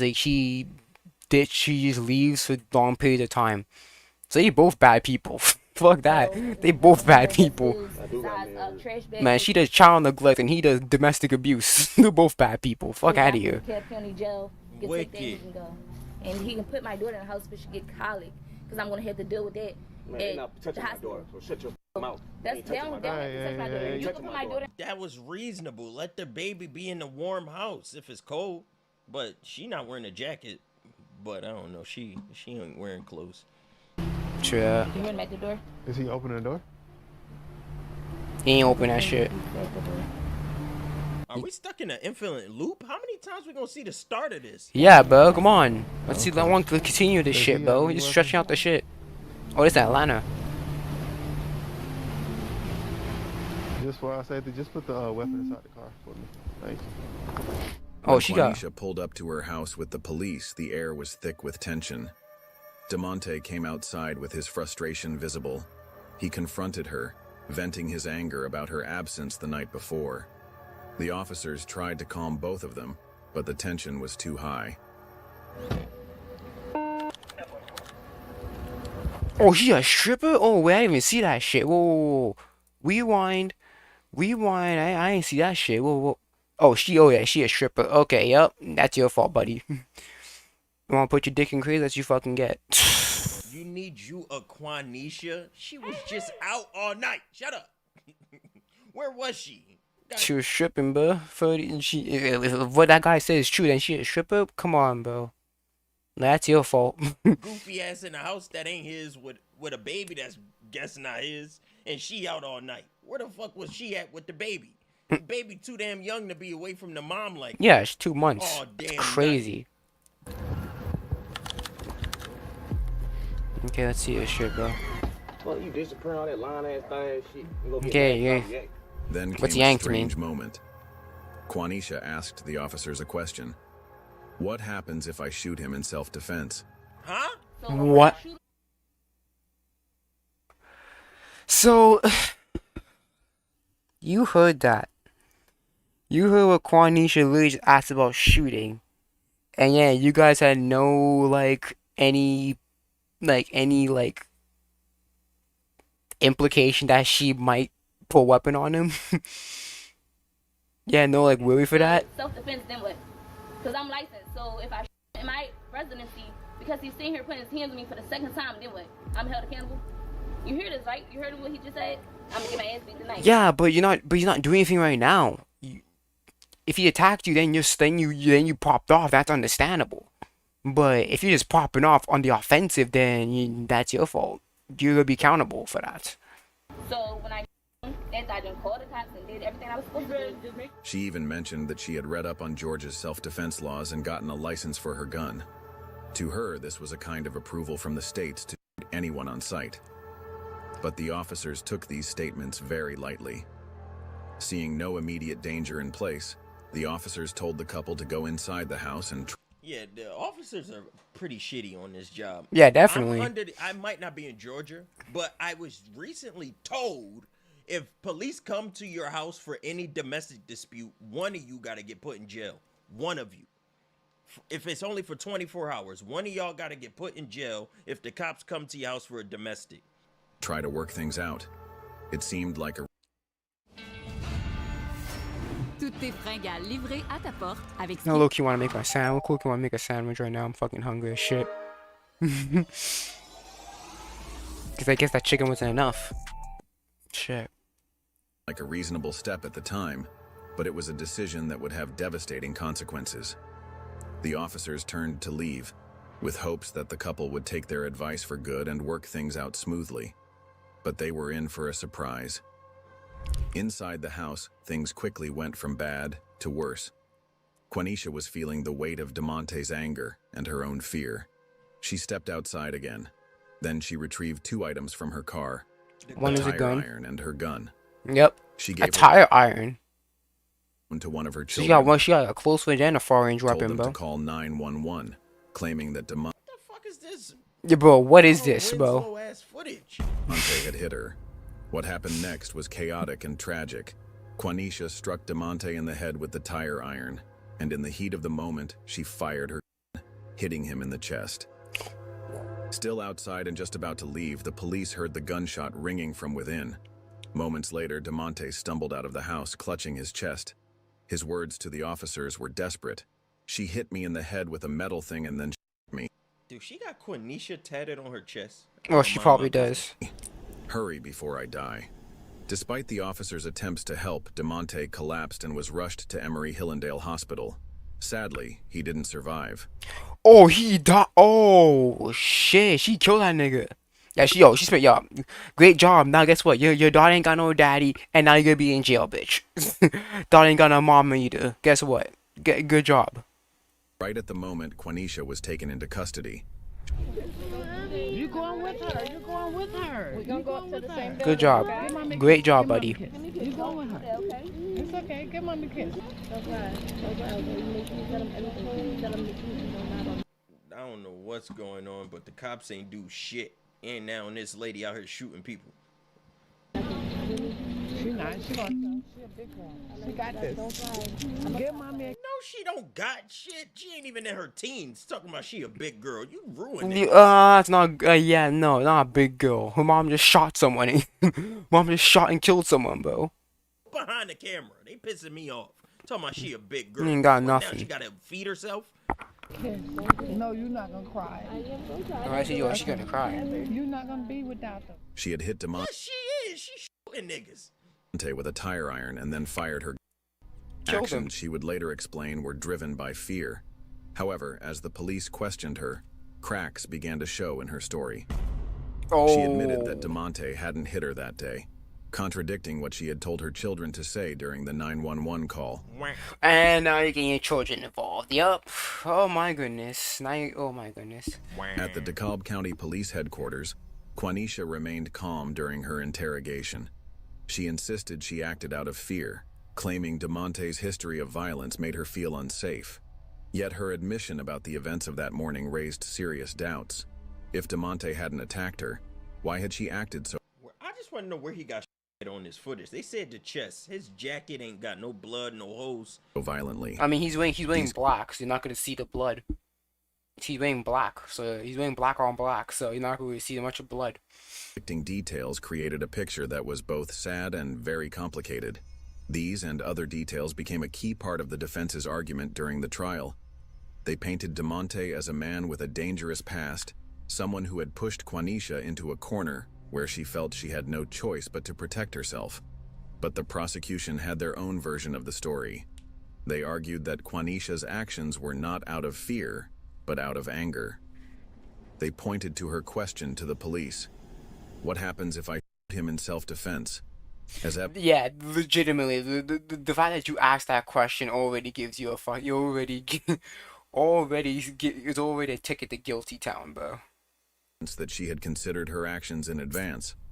Quanisha Johnson pleaded for protection, cried for help, and she was left defenseless by police officers who knew better. She was left defenseless against a serial abuser by police officers who knew better. Demonte's holding his infant child, and she fearlessly approaches Demonte and tries to grab the kid. And then, not only that, the entire time, y'all get to hear she says things like, "That's not even your baby. That's not even your kid. You're not even on the birth certificate. I'm gonna disappear again for 3 hours." Damn. Damn. Chad, I'm fucking scared to have kids, man. No, I'm not. For me, I'm not scared to have kids, but I'm scared to have kids with the wrong person. That's what I'm scared of. Cause if you put your dick in crazy, bro, and then oh my goodness, yeah, that's what I'm scared of. It's not the kids themselves. It's what the fucking the partner who you had the kids with. That's what you should be afraid of. It's so difficult to just. Damn, I'm scared. Fuck. You make one wrong choice in a partner, your fucking life is ruined. What are you gonna do then? They also emphasized that she had gone to her car to retrieve both the tire iron and her gun before the confrontation escalated. And the headline at this hour is you spoke to Quenisha Johnson right after the sentencing. Julia, what did she have to say? Spoke to her for the first time, Ted, because even though she was sentenced to 5 years confinement, she is out on bond pending her appeal. So we got to see her walking out of the courthouse with her children, with her family. They've been upbeat when they go into the courtroom every day, but today was a different kind of relief, a different kind of happiness from those family members. And here's what she had to say about those who've been watching this trial and how she feels about everything that happened. I'm not going to live for the rest of my life. Your family's been here. Very supportive, yes. A lot of them came from Philadelphia. It's supportive, yes. A lot of them came from Philadelphia. This was in Philly? Fuck me. No, she came from Philly. I can't even date She came from Philly. It was in Atlanta. She came from Philly. City. Head ass. How do you get the fuck you bond on a murder case? It's because he has a history of violence. That's why. That's why. Cause you can argue, oh, she got off of fear or some shit like that. It's sad. I mean, they say people show no remorse. I'm very remorseful. Just because I don't sit there and tear, cry, and I can't cry on cue. I'm mentally disturbed. Tu présentes deux personnes dans un party. Un y va pour la poignée de main, l'autre pour le câlin. Besoin d'une distraction? C'est le temps de saucer, de ressaucer et de mettre du crunch. That's a terrible thing to think about too, because you can just manipulate your daughter when she gets older. Oh, why my dad dead?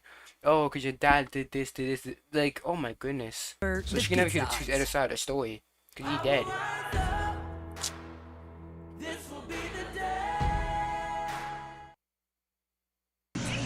Her trial, which was held in DeKalb County Superior Court, was emotionally charged. One of the most heart-wrenching moments came when Quenisha's 8-year-old daughter testified. The child had been in the house during the shooting, along with her 2 younger siblings. Her initial statement to investigators described seeing her mother hit DeMonte with a pole before firing the gun. However, by the time of the trial, her story had changed. Yeah, because again, that's also illegal. You're not supposed to do that. Because I just coercing your child into lying for you, which is not. Again, it's illegal. Claimed it was DeMonte who hit her mother first. Now, when your mom came into the house that day, she asked you to call 911? Yes. She gave you her phone? Yes. And did you know that there were police already outside that day? No. Okay. Did she tell you why she wanted you to call 911? Because he was hitting her. Okay. And was she scared that he was going to hit her? I don't know. Objection, personal knowledge. He asked if her mother. Did she tell you why she wanted you to call 911? Because he was hitting her. This inconsistency led prosecutors to suggest that the child may have been coached. Regardless, it was clear that the event had left a mark on her young mind, a memory no child should ever have to carry. Johnson also said she wishes that the police had done more that night, and that's something that Her Honor Judge Morris mentioned as well when she was sentencing, that these officers didn't protect her and they didn't protect DeMonte Smith that night. The courtroom also DeMonte heard from character witnesses and saw evidence of DeMonte's threatening messages to Quenisha. Both sides presented very different pictures of what had happened that morning. The prosecution described a calculated act of violence, while the defense portrayed a frightened woman who had been abandoned by the system meant to protect her. Now, after the sentencing, for sure, I just figured we'd see her in handcuffs and being carted off to the Department of Corrections. Not the case. We also heard, though, before that, a lot of emotion from the victim family, impact at both sides, especially DeMonte's mother. Right. We first heard from his sister, who said that her brother was her anchor. He was her rock in this really confusing world, that he was someone who really loved Quenisha Johnson, that he was head over heels, was always telling his family about her, how lucky he was to be with her. And then his mother spoke. She had a really poignant victim impact statement where she explained. Okay, I'm gonna get something to eat. Just give me a moment. I'm gonna get something to eat. I'm gonna be right back. I'm gonna put on a video for you guys, so you guys can just chill and watch it. Talk amongst yourselves. I don't know what the fuck to put on. Cause I have to use the bathroom too. So let's just say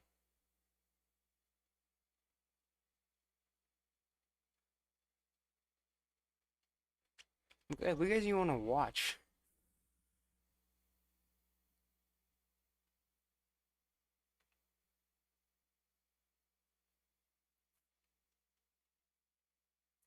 Oh no, what's the major twist? What's the twist? Breaking news as the Lakers are about to tip off against the Utah Jazz in Luka Doncic's debut. The Charlotte Hornets reportedly looking to challenge the Lakers, rescinding the trade for Mark Williams and disputing that he failed his physical. This is from Shams Charania. Ain't no way they're trying to challenge the damn trade.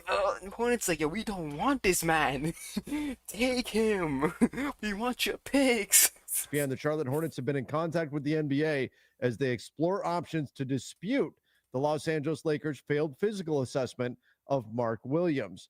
The Williams-Dalton Connect trade was nixed on Saturday, and the Hornets weigh avenues to challenge. Kind of funny because the Hornets put out that whole statement about how happy they were to get Mark Williams back and how excited they were to have him back, how he makes their team stronger and blah, blah, blah, blah, blah.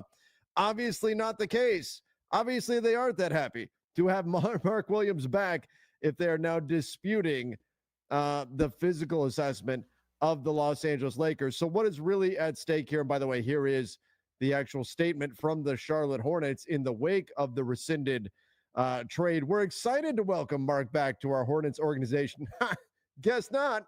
After the other team, don't want to say the Lakers by name, aggressively pursued Mark, we made the difficult decision to move him. We have always held great respect for Mark's talent, work ethic, and character, and are thrilled to see him rejoin our roster. Lies as a dynamic presence at the starting center position. His return strengthens our team. Obviously, they don't think that.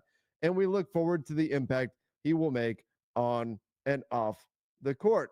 So all of this, joking aside, what could this ultimately lead to for the Los Angeles Lakers? Well, it's tricky to say. This is a pretty uncommon situation where a team would fail a player for a physical, and then the other team would then fire back and try to contest that the player actually failed the physical. Could the NBA force the... Okay, just give me a moment. I don't know what to put on for you guys.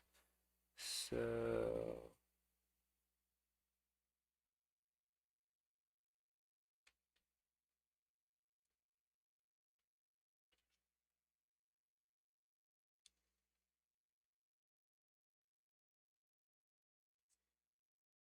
Okay, I don't know what to do.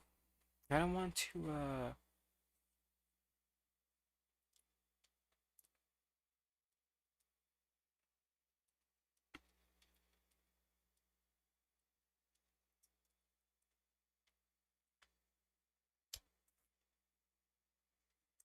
I'm trying to think of something.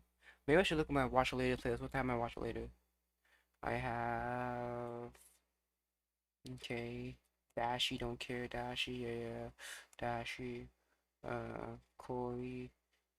More Dashi. Dashi, Corey, Dashi. Bro, I don't even know what to fucking put on.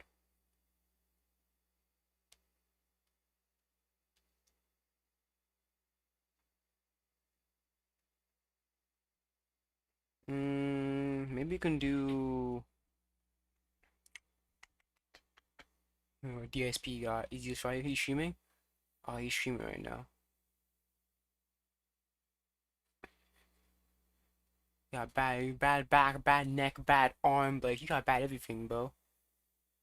I'll put another It's Reese live. Can't really think of anything else at this point.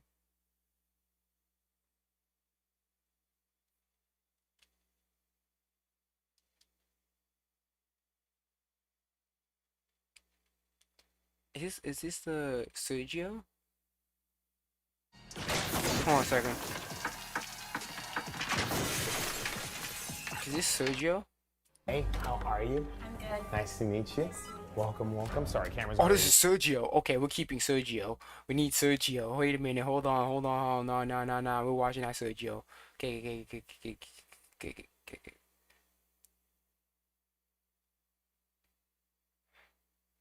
Okay. I'm gonna put on like another.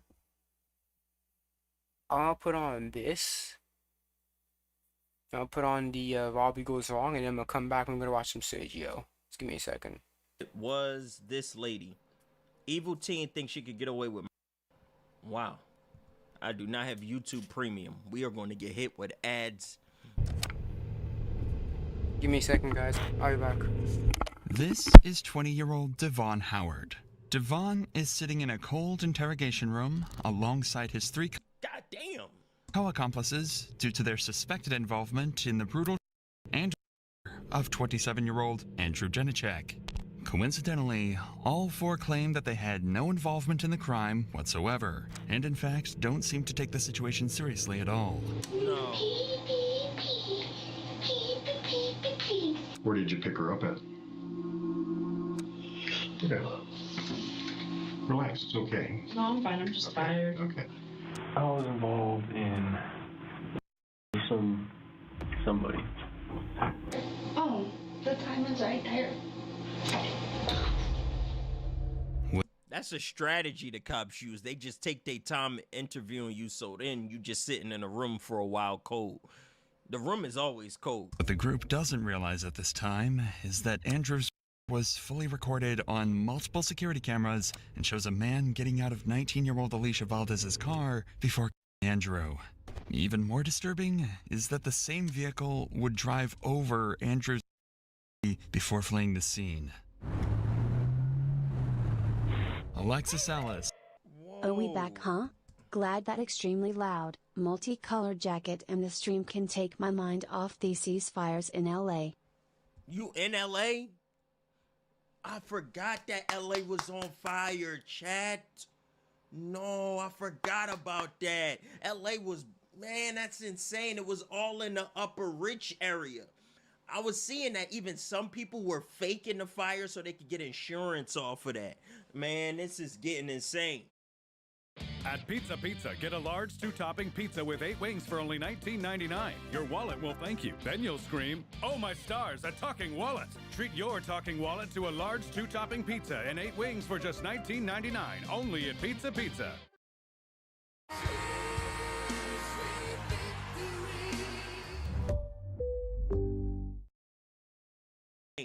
It's up insane up there in LA. I'm not gonna lie to y'all, chat. At the scene, would hear the go off and rush over to Andrew to perform CPR while her friend Alyssa called 911. Jeffcom 911, what is the address of the emergency? I don't know. I'm just at the corner. It's like Sheridan and 20th. Some guy just got and they took off in a silver 2-door Pontiac, and he's on the ground. He's like face down. Did you see the person that shot him? Did you see the person with the gun? Alexis, answer my question. Did you see the person with the gun? She said it looked like a little Mexican dude. Oh! Okay, and it was just the one male in that vehicle, or did she see anyone else? He got into the passenger seat of the car. Okay, he's hit in the chest. He got in the chest. We're flipping him over because he's not, hang on, he's not breathing. Unfortunately, Andrew would pass away within minutes. That lady Even on the more phone did a unsettling good is job. that the same car model would be seen at a local gas station later that night, where everyone inside would happily buy snacks, joke, and laugh as if nothing had happened just hours prior. What? The footage inside the gas station would identify the occupants of the vehicle as 19-year-old Alicia Valdez. That do not look like a 19-year-old woman. She looked in her mid-30s. Disgusting. 20-year-old Caleb Vigil and 20-year-old Devon Howard Lopez. While painting these 3 out to be just based on their car make is clearly premature, it's enough evidence for police to file a warrant for the arrest of the 3 suspects so they can bring them in for questioning to try and determine if the bunch had any involvement in Andrew's death. What makes this case so interesting is the amount of blatant lies and misinformation that would come out during these interrogations. You would think that at least one of the suspects would feel guilty and confess, but everyone involved would fabricate their story and lie to lessen their perceived role in the crime. But at this point, the police have yet to apprehend any suspects. True. Their only lead is a body sprawled on the pavement and 2 shaken witnesses who made the 911 call. Police start by questioning Alexis, the witness who called the... I'm back. Sorry, I'm back. Got lunch and shit. I'm ready. Let's do this shit, bro. Hey, how are you? Do some Sergio, bitch. Welcome, welcome. Sorry, camera's already rolling. We just finished setting everything up and everything. Today we're placing Kylie's boyfriend Johnny to a loyalty test. So Andrea's playing with 3 women? 3 women and a... Nice to meet you. So she will be the one who's going to be asking your boyfriend on a date and everything. Okay. Will Johnny pass our elaborate test and remain loyal? Or will he give in to our decoy and end up cheating on his girl? Huh? No, don't cheat on her, buddy. Don't you cheat. This video was a Reality Network exclusive. Check it out to watch more content. How you Shut feeling? up. A little nervous. Nervous? Because it's, Yeah. it's happening. Why is it that you wanted to place your boyfriend to the test then? Yeah, why? Why? I mean, he's a model. And it's LA. And there's not a lot of guys you can trust out here. You know, model plus LA equals a lot of bad time. Model plus LA equals cheating. Or slinging leg, bro. That's what it always means. No, I need to hold my phone. Fuck. I don't need you to charge my shit. I just need you to hold my phone. Magnet. Thank you. Alright. Anyways, I'm back. I'm back in black. Oh shit. Fuck. Let me just back out. Alright, I'm ready. Let's eat. Well, let's do this shit. Well, let's do both. Why not? I feel like so. I take it he works with like a lot of girls and stuff. Yeah, a lot of girls. I mean, a lot of like, risque kind of photo shoots and everything. Oh. Johnny works with a lot of models, and from time to time, he keeps in touch with the people that he works with via text or social media. Sometimes he even goes as far as hanging out with some of them. Of course, though, he tells Kylie that it's all just networking and business. Friendly or flirty, though? I mean, it's a line, but I feel like he crosses it sometimes. How far would you like me to go? She got she got hips. She ain't good in the chest area, but she got hips for sure. I feel like have him like take you on a date. Okay. And as for kissing? Do it. That happens sometimes. I mean, What like if happened? you have to, but Would you be if he goes in, like you can deny him. Would you be convinced that he failed if he didn't make some sort of physical move? Yeah, for sure. You would consider that a fail? Yeah. Okay. Because I mean, a date is a Awesome. date, and that Let's do it, bro. implies, Right. You know. At the end of the day, Johnny and these other models are just coworkers, and we all hang out with our coworkers, right? Well, with that being said, coworkers sometimes hook up with each other. I've dated someone in the past where he was like, "Oh, we're just friends," and then after we broke up, he told me he was cheating on me. Damn. I'm not gonna do a part 2. Yeah. That's a saw in the wound. She been cheating the whole time, bitch. I'm out. Peace. That's funny. That's not funny, but that's crazy. Damn, he literally confessed all of that, like after he broke up with you? Damn, this drink good. This drink good. This drink good.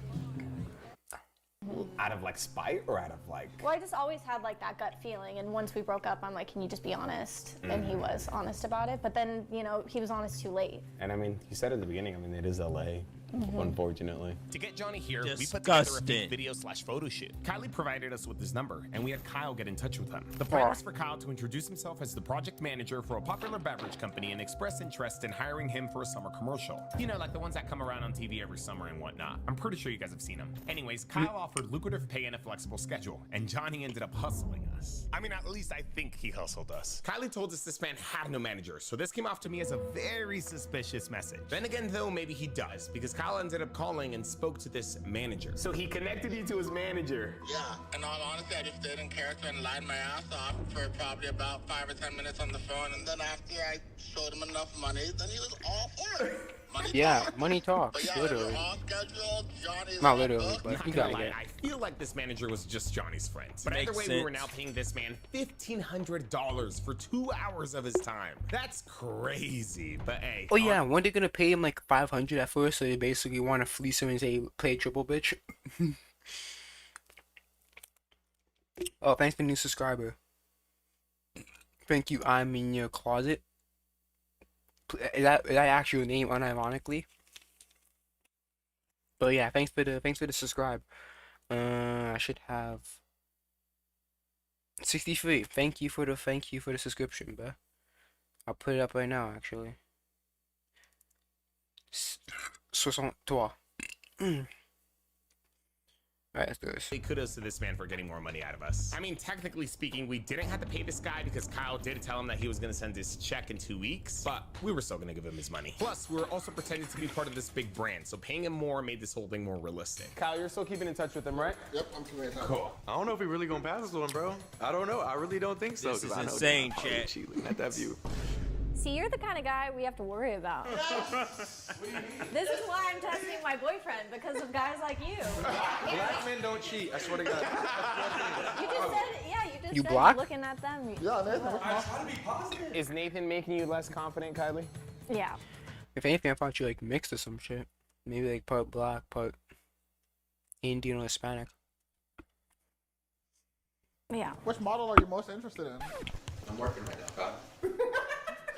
Right now he's saying he's working, but you know, it's what my boyfriend tells me. What does working mean? You working them guts. That's what you look. That mean he's working. He's working. Man, he's working. We raising them guts. That's what he's working on. Fuck out of here. Getting exercise, bro.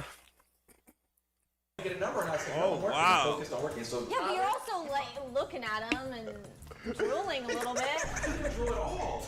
Did I? Nathan might fail this test, but I have faith in Johnny still. Working around beautiful women is a regular basis for him, so I'm sure he'll be fine. At least, I hope. Having any second thoughts or anything? Just a little bit. Man gonna be sitting, I mean, man. yeah, over here. His male deco gonna be sitting down, and break it up, bro. If you ever want to just cancel it or call it off, you can feel free to No, call it we're off. we're doing it. Lock I know in. downstairs Lock kind of telling you to in. like maybe keep it going to like a phase 2. Again, that's all on you. You don't have to keep it going if you don't want to. Yeah, I mean, I'm hoping he'll say like, sorry, I have a girlfriend, you Right. know? Or you ain't gonna be To sorry. make the scenario more believable, we had our friend Leo play the brand's marketing director, Denzel would play the videographer, and Andrea, Nathan, Violet, and Nicole were playing models. Nathan, Models that's whom the name. Kyle, the project manager, supposedly hired. Damn, these guys are already drinking on the job. Thank God these drinks have 0% alcohol. With everything now set up and ready to go, We gotta promote the brand, bro. Can you imagine, bro? Let's promote something. Let's promote this drink. Never taste it. was wait for Johnny to arrive. And I just want to say, sidebar, this do it. house is one of the most No, I mean if it's beautiful freaking houses well, it's ever. non-alcoholic, so why not fucking drink it? Like if it's non-alcoholic, just drink that shit, bro. Ever filmed at. I wonder what this person does for a living. Heck, maybe they don't do anything at all. Maybe they got injured in an accident. Oh my god. See that the scenario would be pretty realistic for Thank him you. and stuff. Yeah, I mean, I've never Thanks, been Reese. with I don't him care on about the. shoots, but Maybe it's an oh, this is accident. nuts. Cause I know that was gonna be an ad. That was gonna be a fucking ad. So yeah, fuck that. Thank you. Don't want to hear that shit right now. How are you feeling? Things getting real? Yeah, I'm feeling okay though. On a scale of 1 to 10, how confident do you feel that he's gonna pass the test? Like 60%. Okay. So like a little. A little more than 50-50, that's good. After waiting for some time, Kyle eventually got the text that Johnny was here. Oh, is Kyle gonna go get him? Okay, he's here, guys. He's here. Oh, Kyle's gonna go get him. How are you feeling? A little nervous Mm-hmm. that he's here. I'm nervous. It'll connect. It'll Okay. reconnect right now. Hey, what's up, bro? How are you, buddy? He black? Yeah, Kyle. Johnny, right? Very nice to meet you. Alrighty, he's arrived. Okay. With Johnny now here, this test had officially begun. Everyone had to be in character now. This is the brand manager from. Bro, I can't even fucking see his face. We're on his face, but I can't really see like his physique and shit. Aucune chance.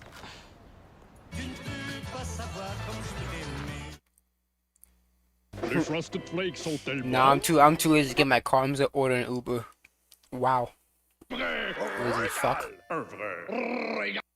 God, take off your car so we can go in the fucking Uber. Oh, that's the brand White Claw. Oh, I know White Claw. I drink that shit. I said the White Claw. I drink that alcohol. Manager, so I'll be helping direct the shoot. This is our photographer. Hi, nice to meet you, Denzel. Pleasure. Our cover was sticking so far. Everything was Okay, he looks like he's mixed. He got probably like tan. He's like a Kyle's mic pack fell off. Yeah, that thing was dangling. Now, Kyle did tell Johnny that this commercial shoot would have photos and video, so if he notices the mic, I guess he could just say that it was for the shoot. I mean, in all honesty, we didn't even notice the mic. And luckily, Kyle's back is facing away from him. The vibe we're going for is obviously summer vibes. I mean, okay, thanks for telling me this, Sergio. Now I'm gonna fucking look and I'm gonna focus on it. Thanks a lot, Sergio. Has a bunch of parties Jesus going Christ. on. Obviously, we have the major music festivals that we wanted to cater towards. He's selling and it. we He's just selling. need to get a sexy summer vibe going. We're gonna take a few shots of everyone being natural, and then I'm gonna tell everyone to get into certain positions. And so with that, we get this shoot started. Denzel takes over in directing the commercial, and Kyle decides to play some copyright music. Damn, Kyle's playing some copyrighted music. It's all good though. It's all good. Whatever makes it. Okay, yes, that's the whole point. You have to make it feel realistic. Over here into this section. Can I have you come over here? Now I would like to compliment Oh, Denzel. let me just put on some non-copyrighted music, guy. No one's gonna think that, bro. Nah, put on that copyrighted shit, bro. It makes it more realistic. This thing's super realistic with his artistic flair. And then Nathan, go right there and that, like get in there, like put your whole body in there. Is he trying to act gay? Is he gay?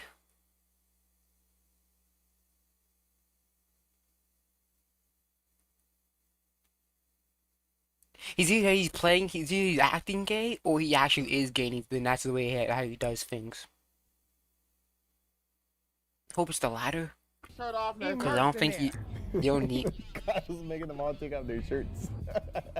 Our shoot was small but effective. Honestly, I think the man who sold this thing the most was our marketing director. Look at this. Look at how legit Why is he this standing man like looks. that? He's He was stiff, just a bro. cherry on top of Sit this entire down. thing. Relax. Why is he standing like that? Kyle's FaceTiming me right now. What the heck?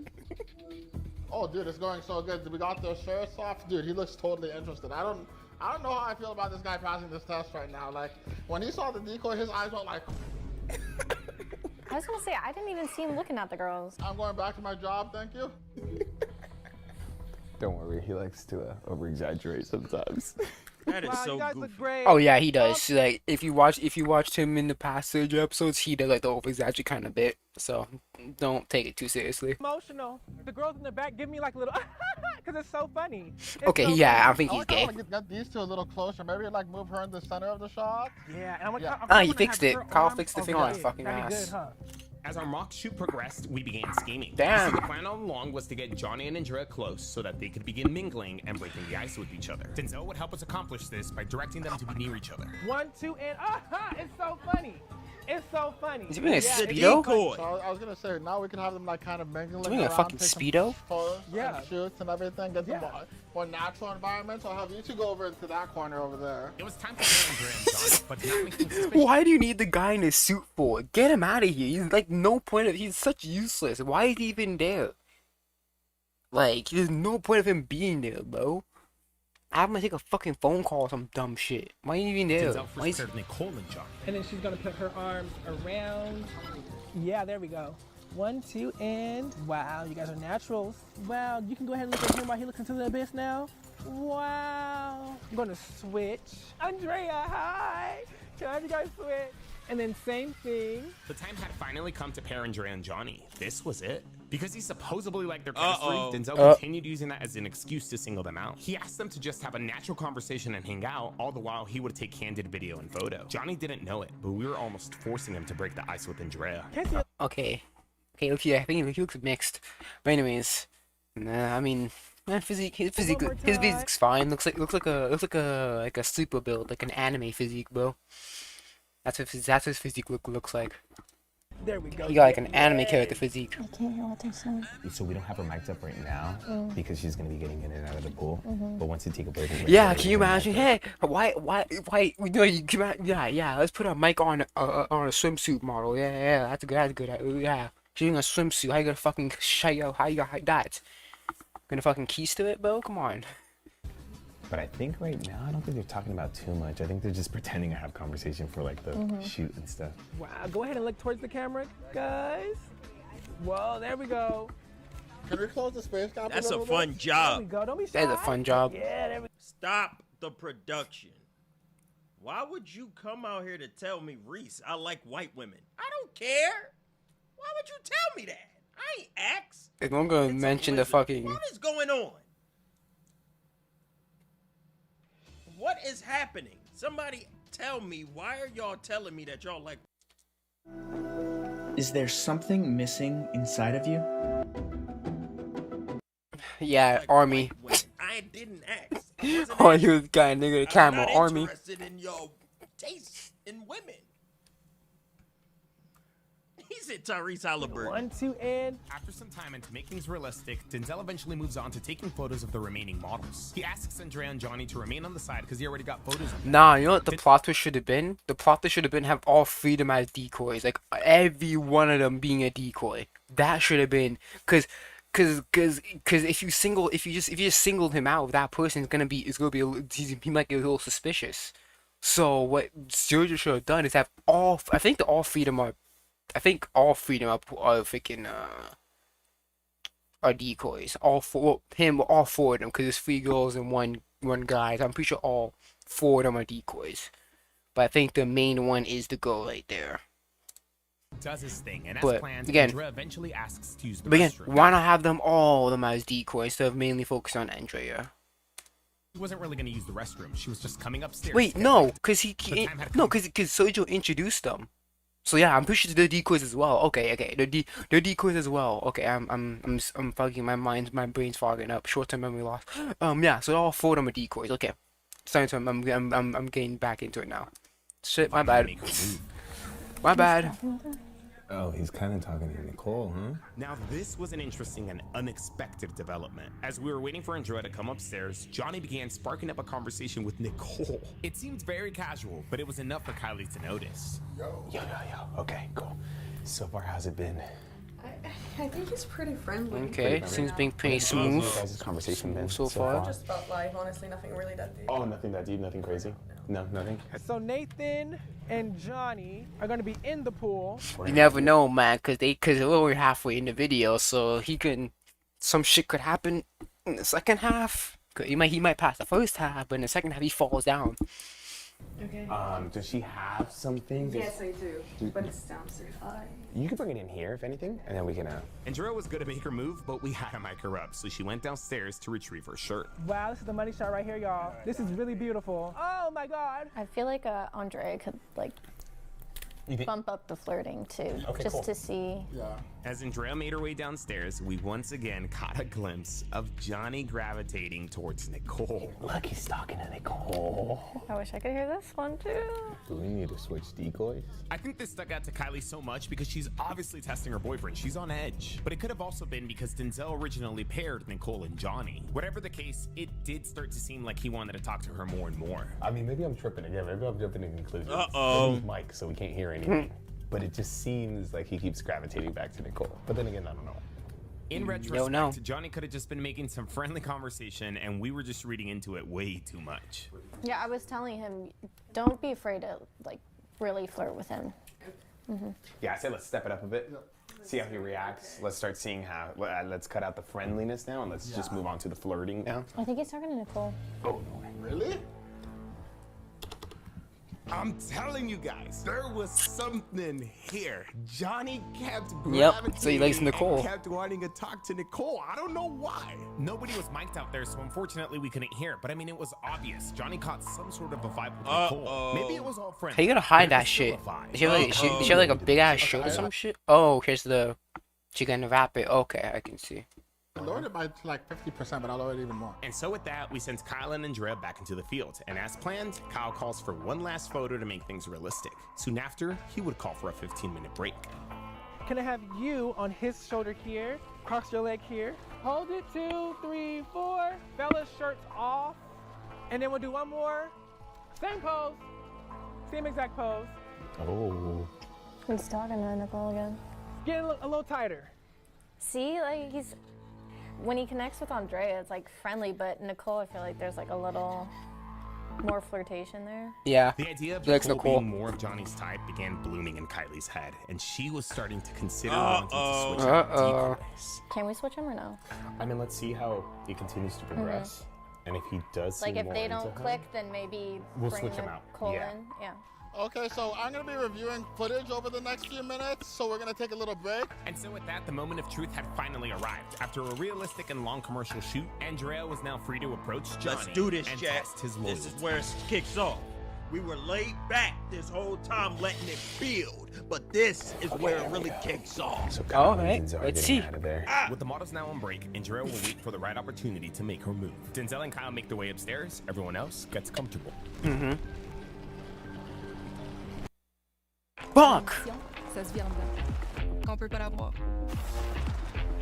Alors, Yes. Alors, NT. Whatever, bro. Oh. D'accord. Fuck off. How's the snacks? You're getting? No, I already ate. So, what do you think about the shit so far? I really like this house. This house is fire. It's pretty cool. It's dope. How long have you been modeling for? Honestly, not too long. I do photography as well, so I'm typically behind the camera. But So, when you model, what do you usually model for? so far, I've done an energy drink actually. I've done Nice. The moment of truth had arrived. Andrea approached Johnny and began making small talk. The accent's crazy. Where are you from again? From Bulgaria. Bulgaria. Oh my god. What about my accent? I have nothing. I said the accent's crazy. In a good way. So, it was just so weird. That they Bulgaria. were putting us together, like just us two on all these pictures and all these videos, don't you think? I mean, like, why are they doing it? I get it. I mean, I get it too, because I think they think we're, pretty cool together. Oh, Together. he has a tight ass fucking. Chat, I don't like her Riz. Damn. Yeah, who is bad. First time we got bad girl Riz. I think they should switch him from Nicole because we have evidence that Nicole and him have more chemistry, or have been more blossoming. So I think they should switch them.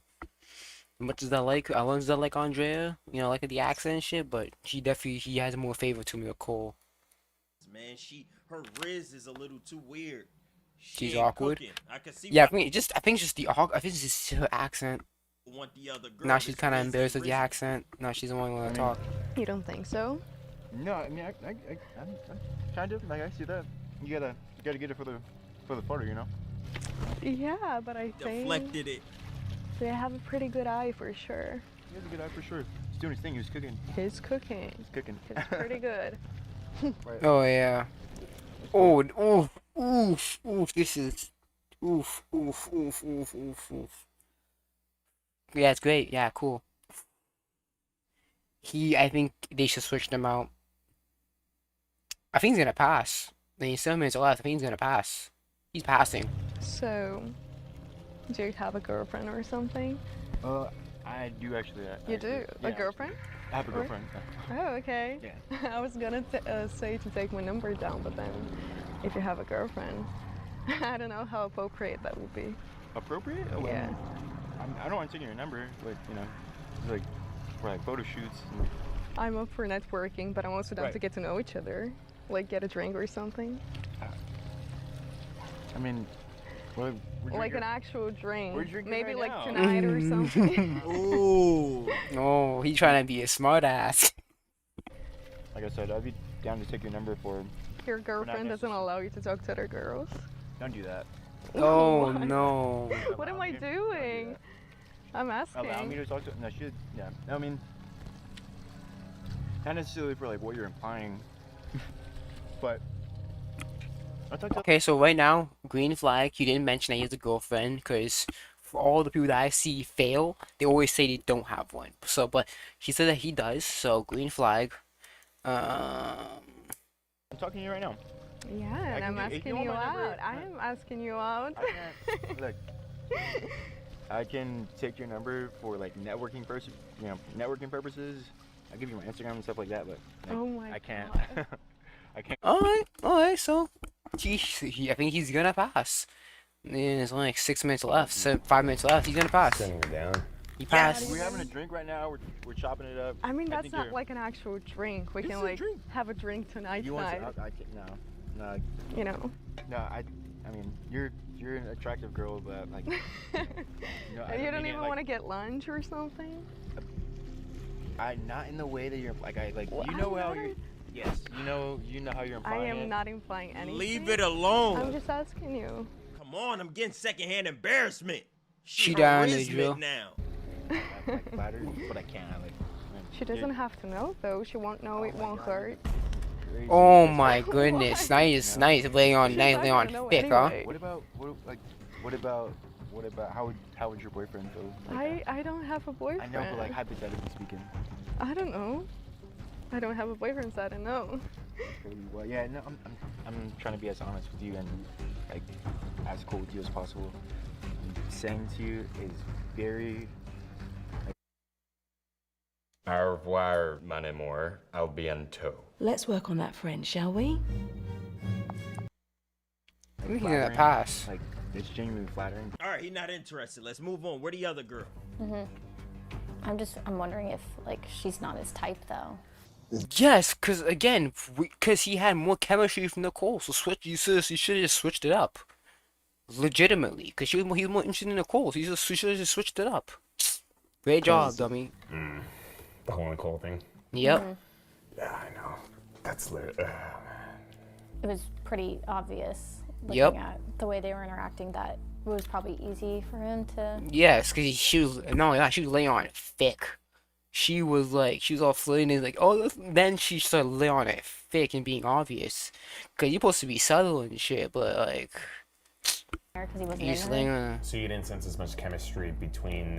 No, It not ain't at all. there. I don't know. It ain't there. I get a weird vibe when he interacts with Nicole. We can do a photo shoot. Maybe. You can write it down. All right. Despite Johnny completely turning down Andrea's advances, Kylie was not entirely convinced that this was a solid pass. I wouldn't be She was either. convinced that Me Johnny neither. was more into Nicole. Because he had more interaction with Nicole, so next time have Nicole as a fucking decoy. Fuck, And you wanted fucked her up. to hit on him instead. Yeah, is there any way like Nicole can get his number? No. You mind calling Nicole up here? Call Nicole up here. I feel like we gotta give him this pass. I mean, he passed with Andrea. Yeah, I feel like Nicole would be a real test. You think so? Yeah. Yeah. Okay. I think it would be too obvious though if we have Nicole hit on him right now. I feel like if you did want to continue and potentially do another test with Nicole, I feel like we gotta do it at a different. Oh no, cause if he finds out about this, you guys are over. So you better hope to God that he doesn't watch It's V. So anyone that reacts to Sergio, cause if he finds out about this, your relationship's not gonna end up well. Location or whatever. Denzel went downstairs to retrieve Nicole, and once upstairs, we filled her in on the turn of events. We did feel like throughout the photo shoot, he kind of had more of a connection with you. Okay. I don't know how you felt about that or what you I noticed think there. so too. You think so? I think so too. You Yeah. felt that too? Yeah. Potentially what we want to do is basically another test, but Okay. with you as decoy instead. Okay. But not today. Okay. I love how you're ready for it though. You're like, Yeah, I was like, I'm ready. I'm ready. Just tell me, because I'm ready. Not today though. because I Oh, know she you don't guys like love that. She don't like that. She don't like that look. She's like, you seem too enthusiastic about this shit, but bro, you smiling like that, bro. Because I feel like it'd be too Interesting. obvious. Maybe today you could get his number. Your call. Your call. You want to do that? Yeah. Cool. Okay. Alright. Cool. Let's make it right. And just like that, Nicole became our new decoy. Now again, guys, we can't take this W away from Johnny. My man's passed this test. He did a solid job at turning down Andrea. A lot of guys can't do that. Unfortunately, though, Kylie's gut was telling her that there was something more with Nicole. So to help give her peace of mind, Nicole would be our new decoy and simply get his number today. She doesn't even have to like play it smooth or nothing. She could legit just be friendly and be like, oh, Yeah, I'd be like, hey, I like that chemistry. I like the collab. Maybe I'll hook you up. You can hook me up. Do your businesses. So like, yeah, simple as that. You don't have to be all flirtation or anything. Just say, you know what, bro. You're like, yo, I understand. I can hook you up with. I can hook you up with some more. I can hook you up some more deals or whatever. So something like that. You said you did photography, right? Would you want to get pictures of me? Yes, of course, yeah. I asked you Yeah. for photos. Oh, yeah. So, what's your number? Oh. So he approached her. Ooh. Ooh, ooh, ooh, ooh, ooh, ooh, ooh, ooh. Because, okay. And just like that, Nicole bags Johnny's number. Interesting that he had already asked her to take photos, though. Cool. Yeah, because we didn't, because they weren't mic'd up, so we didn't see that. But it's fact that he went up first and said, "I want to take pictures." He kind of has more of a connection of Nicole. Didn't you guys back down then, and you guys can end this sucker? I'm gonna hit you up. Okay, sounds good. Johnny passed our first loyalty test. Will he be able to pass our second? Honestly, I think this is how we should have Doubled it approached up this on test his from the ass. very beginning, because our original Yeah, is he get double W's, bro? Is he going to get another W? Yeah, Lucas playing. He's going to get another fucking W. What was it? Right here. Snitches everywhere. Come here to me and get your Squarespace. Squarespace. Squarespace. So as President Trump's mass immigration enforcement continues, a leaked document is detailing a supposed plan by federal authorities to conduct a large-scale raid targeting illegal immigrants in Los Angeles.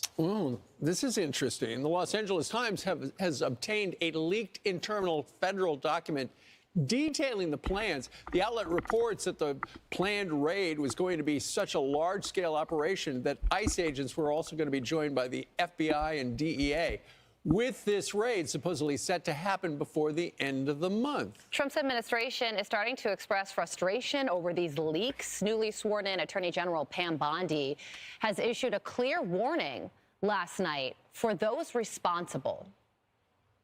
If anyone leaks anything, people don't understand that jeopardizes the lives of our great men and women in law enforcement. And if you leaked it, we will find out who you are and we will come after you. And it's not going to stop our mission. It's not going to stop the president's mission to make America safe again. We were very clear with the lawsuit that we filed in Chicago that if you don't follow the law, you will be prosecuted by the Department of Justice.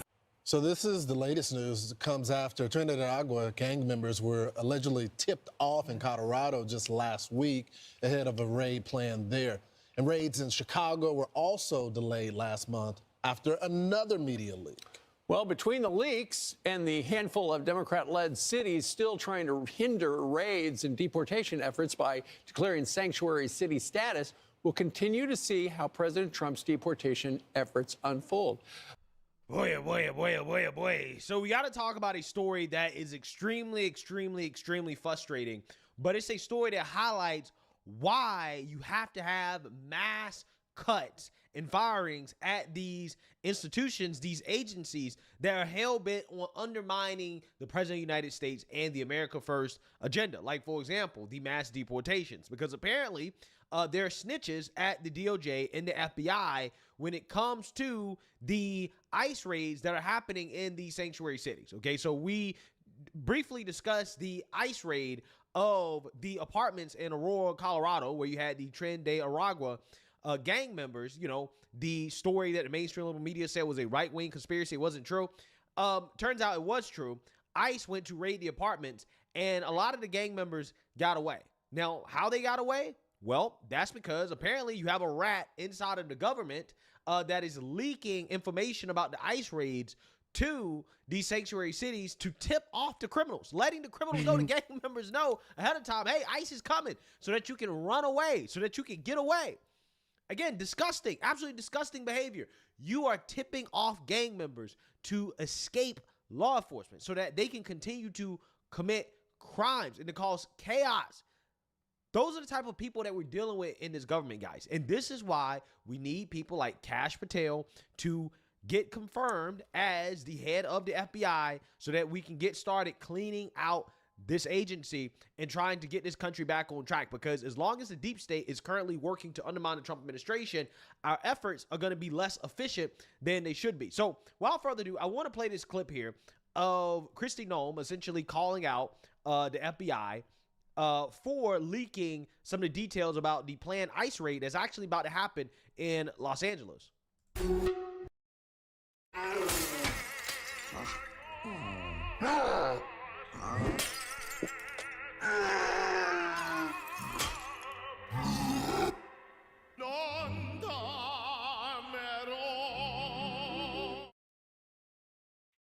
Homeland Security Secretary Kristi Noem is calling out the FBI, claiming the Bureau is responsible for leaking details about a major immigration enforcement operation planned for Los Angeles.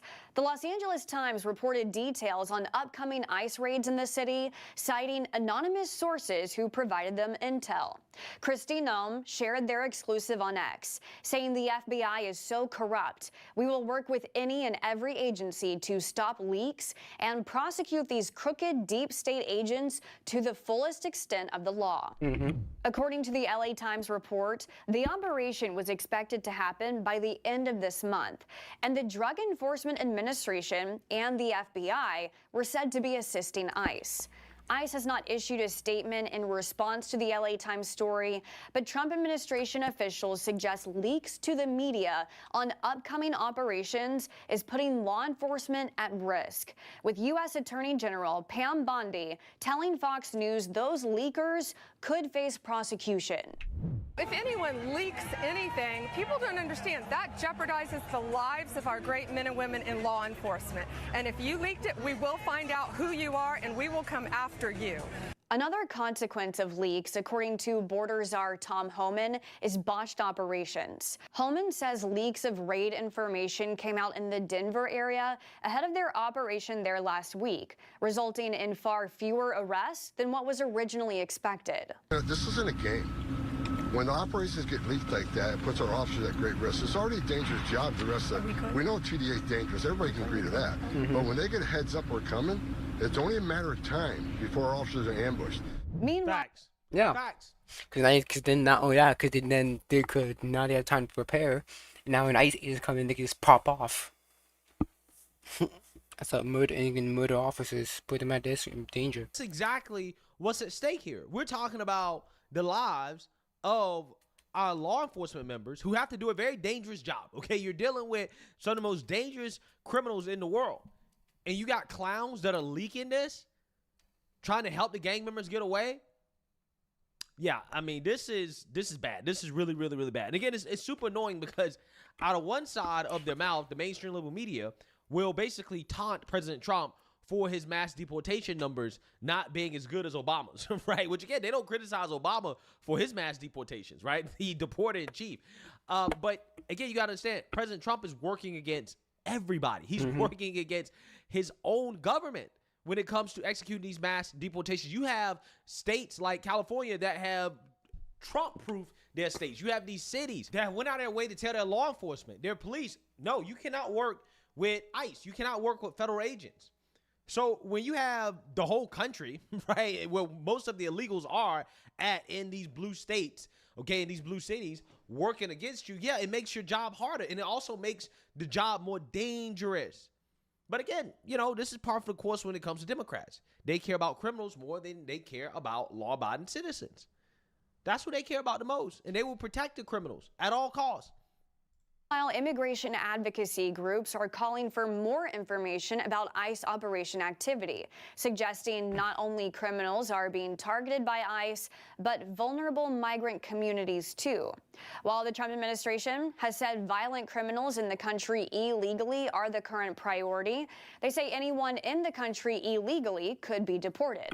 Rapid Response Network hotlines are set up in some California counties, with this video promoting the hotline and asking for reports on ICE activity. These are not criminals. These are individuals who make up the fabric of who we are as the greatest nation in the greatest state in the world. There's two agents approaching a house right now. One of their vests says ICE police on it.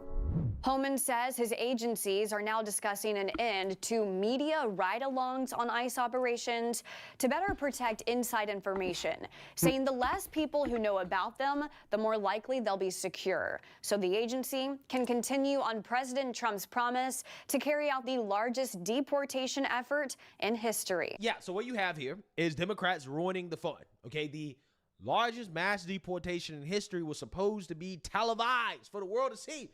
It's the best entertainment on television, okay? Wouldn't say that. Because Democrats, again, are the no fun party, apparently, they decided that, you know what, we're going to make it much harder for Tom Homan and ICE to conduct these raids.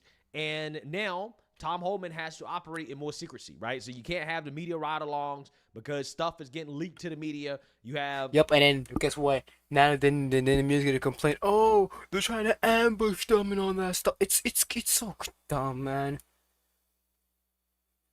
Then they're gonna argue, oh, they're trying to ambush them and all that shit. Like, bruh. snitches within the FBI. They're going to the sanctuary cities and linking information. But the good thing is that Tom Homan has announced that they believe they found the person who was leaking the information to some of these sanctuary cities. Take a look. Save up to 33% on select Walmart brand products. That's freaking crazy. Where are these leaks coming from? Well, look, we think it's coming from inside, and Has to be. we know the first leak of Aurora is under current investigation. We think we identified that person under investigation right now. The California leak, Secretary Noem, you know, she's correct. Some of the information we're receiving tends to lead toward the FBI. But I talked to the Deputy Attorney General all this. Yeah, because it has to be from someone from the FBI. Because who would know like the schedules and shit when they're coming and shit like that? There has to be someone from the FBI. Has to be someone from the inside to say, yo, they're coming at this time. Prepare for this time. They've opened up a criminal investigation, and they have promised that not only this person lose their job and lose their pension, they're going to go to jail. They're going to criminally prosecute. So we're all over it. We got the DHS IG investigating the first one. Have a pretty good idea what happened. Can't share a lot because it's under investigation, but the IG's opened up a criminal investigation on the second one. We're sending a strong message. It's just not, you know, giving the bad guys a heads up so they can escape apprehension. Right? We're arresting, you know, giving, you know, the Venezuela gang a heads up so we can't arrest them. You're putting officers' lives at risk. It's only a matter of time if we walk into a place where there's going to be a bad guy doesn't care. He's going to be sitting and wait for the officers to show up and ambush him. This is not a game. So DHS and DOJ are connected at hip to hold these people responsible in a criminal fashion. Yeah. So whoever leaked this information, not only should they lose all their government benefits, their pensions, whatever benefits they receive as a result of being a government employee, they should also be put in prison for at least 20 years, right? At least 20 years. I'm so serious, okay? They should be punished to the maximum extent of the law because they're putting law enforcement in danger. They're costing taxpayers money, okay? These operations are expensive, okay? They're very expensive. Again, that's another part about this that annoys me because Democrats want to talk about how this costs too much, right? This is the first time Democrats ever talked about something costing too much, right? They only think that things cost too much when they benefit the American people. Like, for example, tax cuts cost too much, right? Can't do that, okay? Mass deportations cost too much. Can't do that. On his first full day in office, Donald Trump scrapped a longstanding U.S. policy that says immigration agents can't enter public schools or healthcare facilities or houses of worship to go after immigrants. Today, people protesting that change rallied at a historic Episcopal church in New York. Yesterday, the city council in Ithaca, New York, voted unanimously to bar local law enforcement from cooperating with ICE raids. That's despite the Trump administration threatening to prosecute Ithaca public officials who don't cooperate with their crackdown. Yesterday, one school superintendent in Alice, Texas, posted a letter alerting parents that ICE agents might board school buses to check citizenship of school kids. According to information the school board had received, that letter went up yesterday. It has since been removed from the school district website. Is I want people to understand that undocumented folk in this country contribute approximately $100 billion in taxes, and they pay into Social Security that they can't pull down on. So you tell me how any of this makes sense, because the estimation is that it would cost us approximately $200 billion in the first year to try to effectuate this. And we know the Republicans are proposing that ICE be given approximately $350 billion. And right now that's causing a lot of consternation within the Republican caucus. And that is Yes, but then with all these fucking government, with all these people snitching and shit like that, you're gonna cost them more money. We're headed to a shutdown on March 14th, because instead of cutting money, it looks like they are absolutely going to need more money. Yeah, so there's no doubt in my mind that we could do that at a fraction of the cost if you did not have Democrat states and cities going out of their way to protect try to make it harder for ICE, okay, to increase the costs associated with the mass deportations. Again, that's the part about this that annoys the hell out of me, okay? And this is why I support Pam Bondi and the DOJ going after these sanctuary cities and mayors that are trying to undermine federal law, right? You need to have some of these Democrat mayors arrested. They should be arrested, and the funding for these sanctuary cities should be stripped, right? That's exactly what should happen. They should be defunded because they're costing taxpayers more money to enforce the law than otherwise is needed due to the fact that these local municipalities don't want to cooperate with federal law. So with that being said, you have West Hollywood, LA. They're outraged, right? They're upset about the impending ICE raids. Hi, John and Sam. Yeah, listen, the signs were posted on Saturday night sometime behind me here on Santa Monica Boulevard in front of the bar Motherlode. Now, by Sunday, they had been taken down, but I spoke to the mayor of West Hollywood, who fears the damage may have already been done. Amid days of protests where hundreds took to the streets of downtown Los Angeles to march against the immigration and deportation policies of the Trump administration, ICE notices like this one popped up in West Hollywood's Rainbow District over the weekend. I was terrified and horrified. Danny Hang has called West Hollywood home for 4 years and was one of the first to spot the signs along Santa Monica Boulevard. I immediately called our director of community safety, and the city took swift action. He says he immediately took action, calling on the attention of local officials to get the signs taken down. Harassment, sort of fear-based, fear-mongering, and that's just not going to stand in our city. We're a city that supports one another. We are one of the very first cities in Southern California to be a sanctuary city for the immigrant community. West Hollywood Mayor Chelsea Beyer says the signs are likely fakes, Yeah, printed definitely. at home and then just duct taped up. And while the Obviously, look at it. It looks so unprofessional. Of course, it looks fucking. It looks like some fucking random person just did it.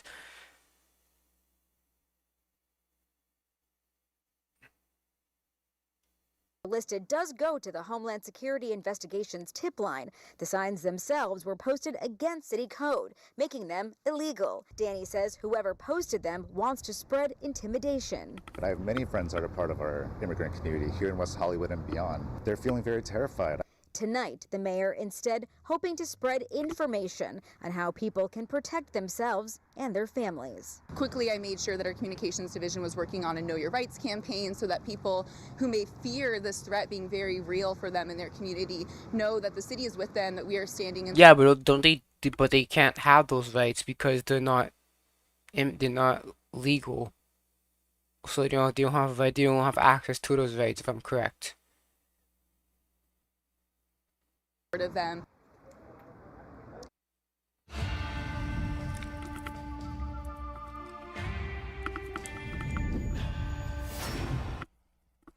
Now, part of the Know Your Rights campaign includes going digital, like signs behind me here. There's going to be a QR code where people can scan to get more information on what they can do. Meanwhile, the mayor tells me she's working with police to hopefully catch the people who posted these signs in the first place. For now, Wow. Imagine using taxpayer dollars to go after people who are posting notices with a tip line to contact ICE about illegal immigrants, which, you know, hey, I'm just saying, I mean, they're here illegally, okay?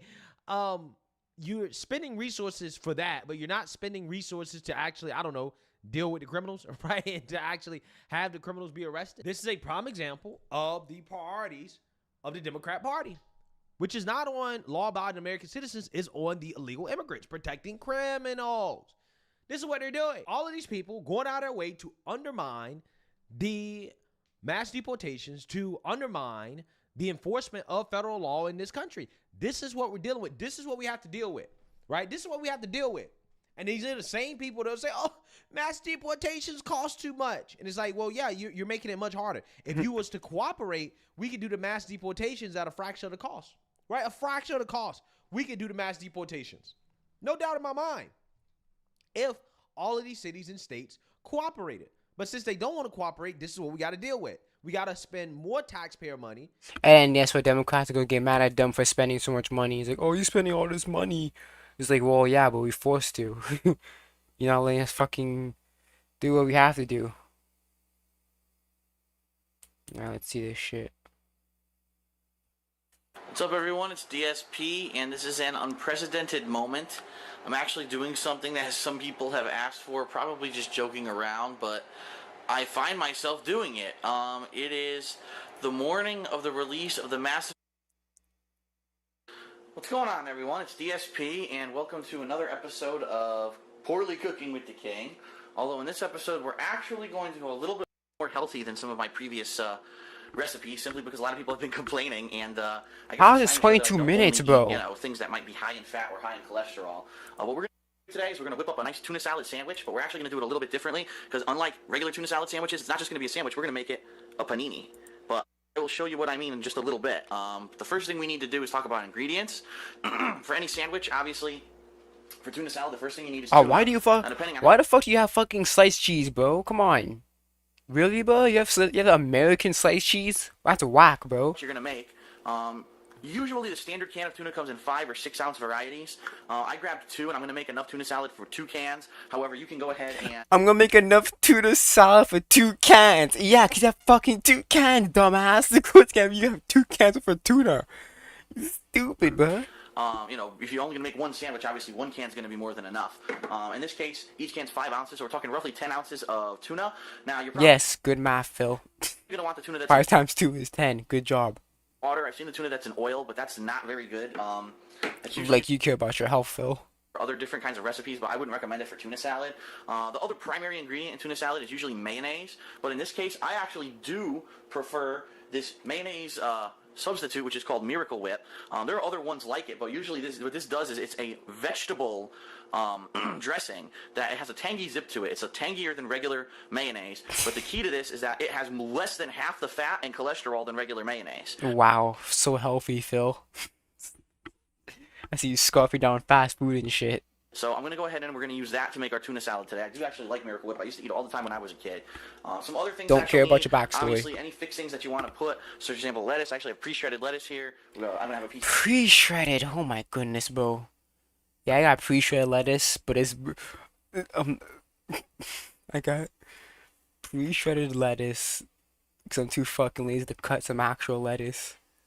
Cheese on there for a panini. I actually have, these are pretty neat. These are sliced pickles that are lengthwise so that you can put them on a sandwich, which is I can tell. I can fucking read the jar. Pretty cool. I personally can literally read the jar right here. I don't need that. Sandwich stuffers. Thank you. Bread and butter pickles. I think it's delicious with tuna salad. For tuna salad, there's other ingredients that typically you would include. For example, some chopped celery, some chopped parsley, some chopped onions. In fact, actually, there's one ingredient that I forgot that I'm going to get out of my cupboard right now. I said, man, I'm hungry. I don't feel like going out and buying anything. And actually, I was out of regular bread, if you can believe it. All I had is this this special ciabatta bread in here right now because the rest of my bread got moldy this week. Ciabatta. Is it ciabatta or ciabatta? How do you spell?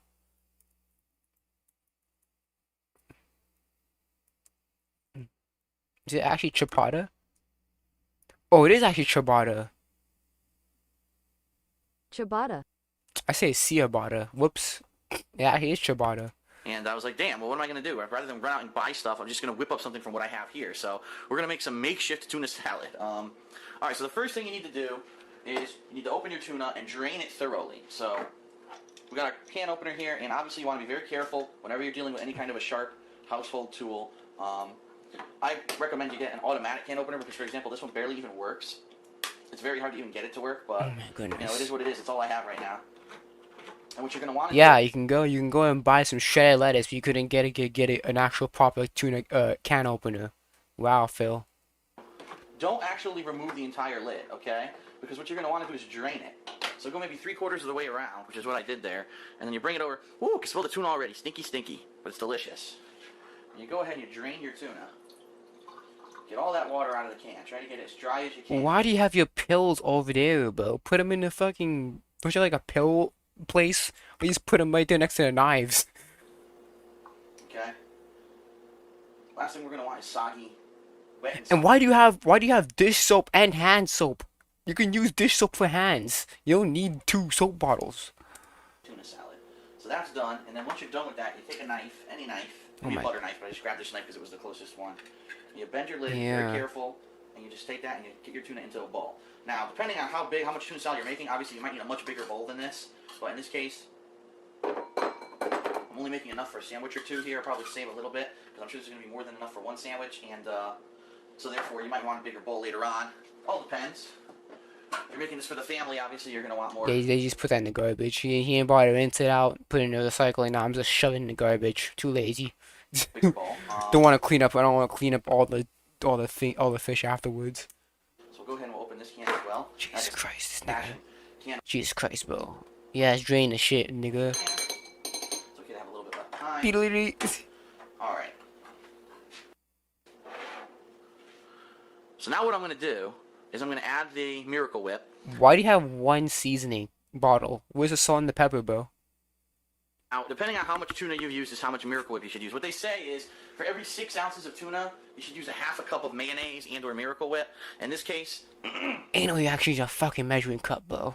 I'm going to add it, see how much, what it looks like, and if I need to add more. Half a cup for 6 ounces, well, I've got 10 ounces, so you figure... I might end up using all of my Miracle Whip here, actually, because I don't have a heck of a lot left. This might be the end of it. Different, it has a tangy zip to it that I personally You already like. talked about the tangy zip. Shut up. That's little, it's probably about half a cup, maybe a little bit more. Jeez. And we're gonna go ahead, we're gonna add some onion powder to it. And you don't want to go ape shit, obviously. You want to put some onion powder, but... That's garlic powder, Phil. Read the bottle. It literally says garlic powder. What are you doing? We're gonna add some onion powder to That's it. garlic powder. Onion and garlic are not the same thing. Ape shit, obviously. You want to put some onion powder, but not too much. So we'll just do a little sprinkling there on top. We'll mix that in. Where's the pepper? Now, literally all you do is you stand here for a while and you mix it. And it's gonna make your tuna salad for you. It's gonna make you, yeah. Yeah, as you do, Phil. You mix ingredients together. mix it for you. There's really nothing to it. It's just mixing, mixing, mixing until you've got... Jeez, you put too much in there, bro. that you're looking for. And obviously this bowl now is... I wish I kind of had a slightly bigger bowl, because now this bowl's ending up being a little bit too small for what I wanted, because now it's starting to jump out of the edges. No, it's fine. You're just doing it. You're just fucking doing it so fucking recklessly, bro. Ooh, I can smell that onion powder. I really do wish I had some celery, because like I said, I do like some pieces of celery in my tuna salad usually. Yeah, sure, buddy. Like, I believe you, Phil. Like, you like celery.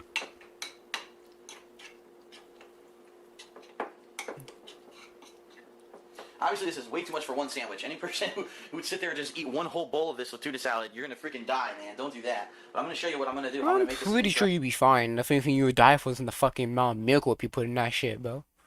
sandwich rather than just a plain sandwich. Now, what you ideally want to do, you're going to mix it like this, and you're going to let it sit for a little bit to try to solidify and dry out a little bit. But this is pretty much ready to serve. And honestly, I think I put a little bit too much Miracle Whip in there. I think I could have yeah, a you little did. bit less. I think it looks a little bit too goopy right now.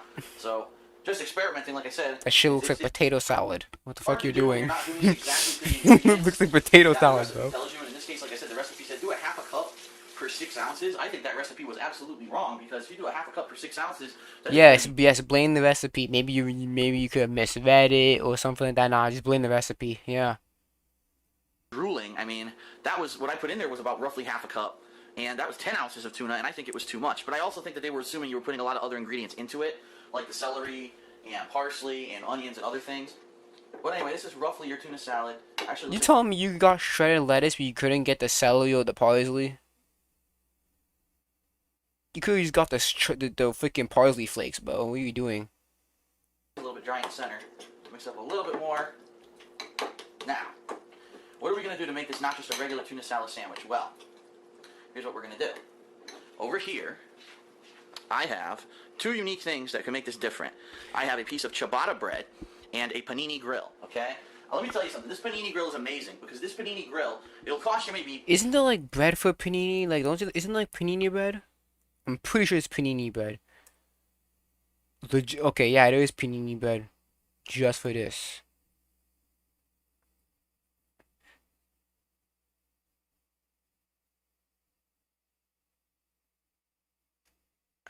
Yeah, ciabatta and panini are not the same.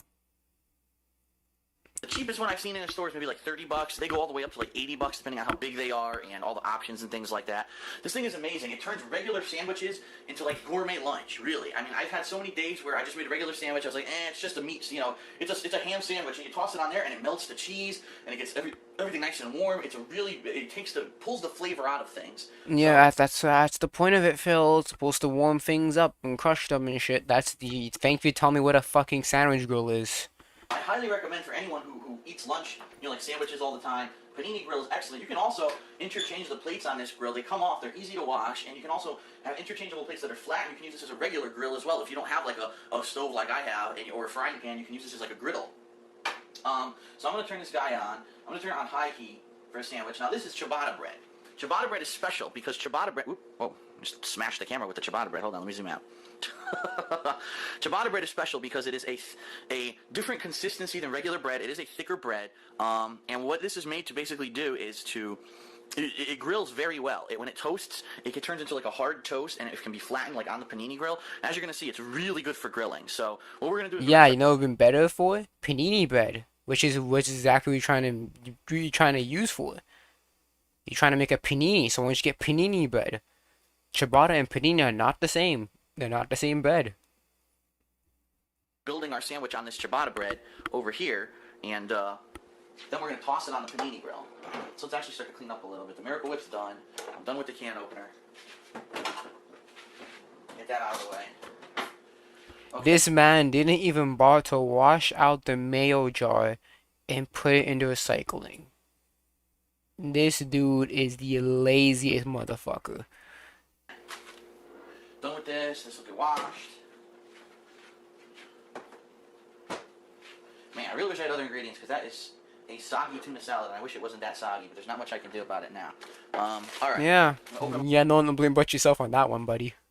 Obviously, you don't have to buy pre-cut lettuce. This is just, they had it on sale at my store, and I was like, wow, pre-cut lettuce, that's an easy way out, rather than having to actually, you know, buy a head of lettuce and start cleaning it and stuff like that. This is I don't think you do that. pre-cut lettuce that you can use on a sandwich. So we're gonna I never see you touch a salad in my life. Tuna salad that we just made. Out of my time of watching you, I'll never see you touch a salad. Unironically. Just say, I'm gonna eat a salad, just that. We're gonna put it on our panini bread. I'm sorry, our ciabatta bread. Take that back. Panini bread is different. There is bread specifically called panini bread.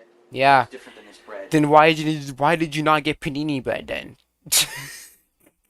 If you know there's a difference between ciabatta bread and panini bread, then why did you not get panini bread?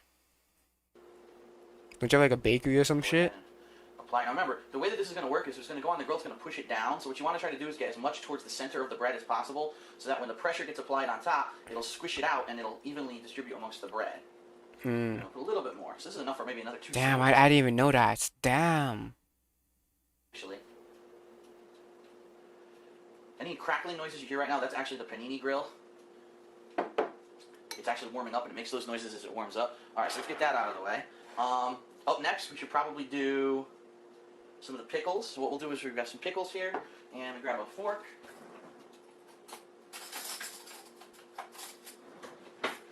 We'll grab a little baby fork to use for this guy. And I love these pickles because they're perfect for this kind of sandwich.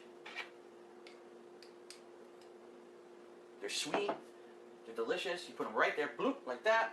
And I love these pickles, so I'm putting 2 on. I'm sorry, I love them. Bam.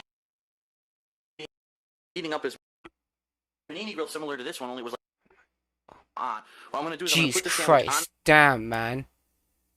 Alrighty. Fat fuck taking 2 free sandwiches, bro.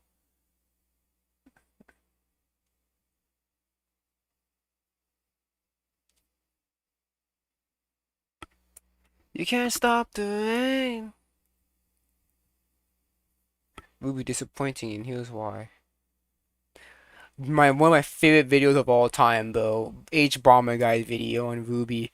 One of the fucking best Ruby videos, bro.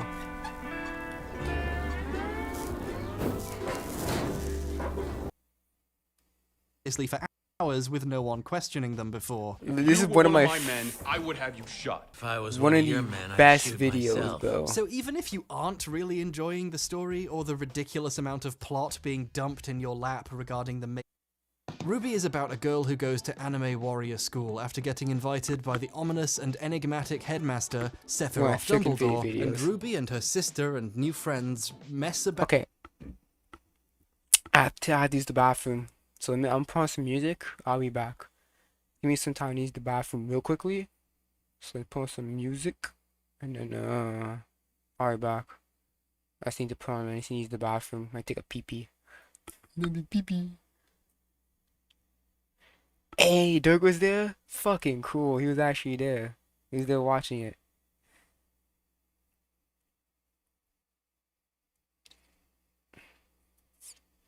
How much did Luka drop actually?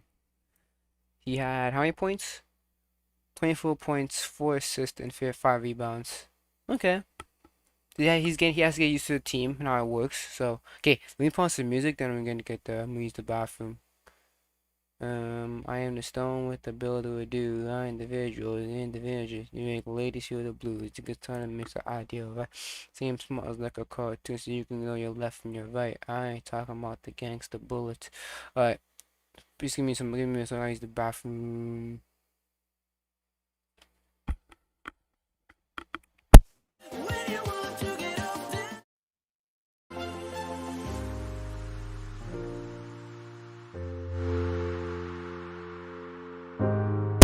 Sorry, something happened to my fucking stream. I don't know what the fuck happened. But anyways, I'm back. I'll be right back. Just give me a moment, guys. Shit. I have to finish this paper. I'm swamped. No one told me college would be so damp. Just get Grammarly. It's free. Can it help with what I wrote last night? It only took 3 coffees and some cheese.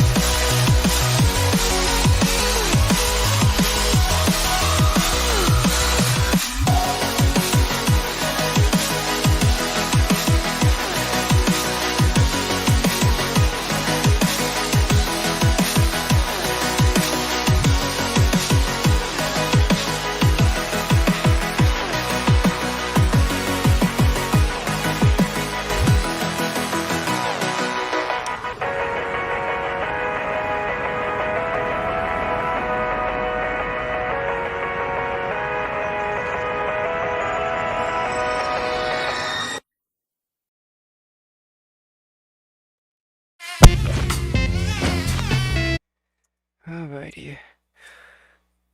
Hello. We're back.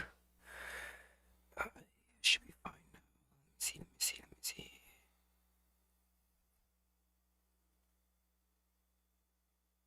Alright. Let's do this. Doing plot lines that don't go anywhere for a few years, while the show decides what its story actually is. Okay, wait, we're getting ahead of ourselves. I wanted to start this video by doing the thing all the smart video essayists are doing nowadays, where they One of my favorite movie videos is this video, bro. Plot of the thing they're analyzing in a funny way that lays the groundwork for future critique, but trying to delve into and describe the deeper story problems misses the surface problem that there basically isn't one. There's a really telling scene. Yeah. I mean, yeah. Especially like in the first 3 volumes, there isn't really much of anything until like the last I think it's like the end of volume 3 after shit starts really hitting the fan, but the first two mostly 3 volumes, it's not really much of anything. It's just like more like it's like slice of life action shit.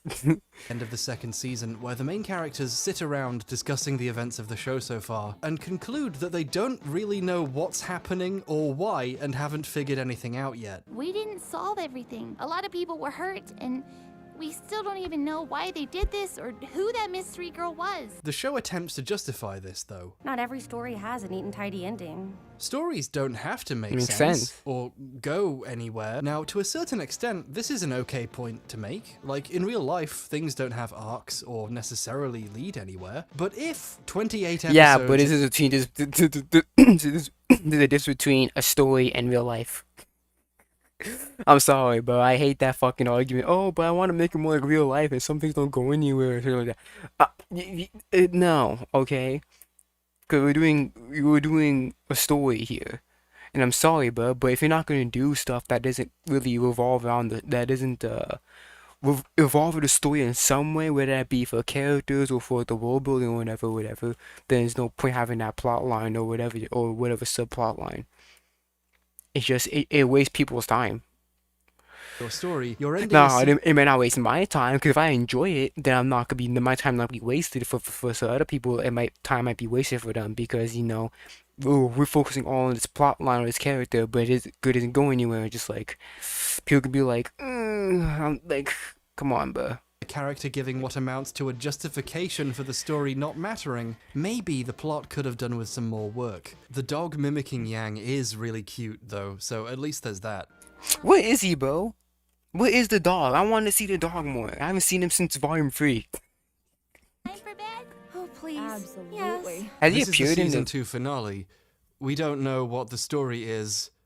Nap time. Almost all of our main characters don't find out what the actual story that's going until on volume 4 actually is until about halfway. Yeah, well, I'm gonna say right now, the characters don't know about the story. We know what's going on at the end of volume 3, but they don't know until halfway through volume 2. So Season 4, where someone tells them while sitting around a campfire. Yep. Ruby's story is one of those stories that I like to call theoretically interesting, where like if you read it on Wikipedia...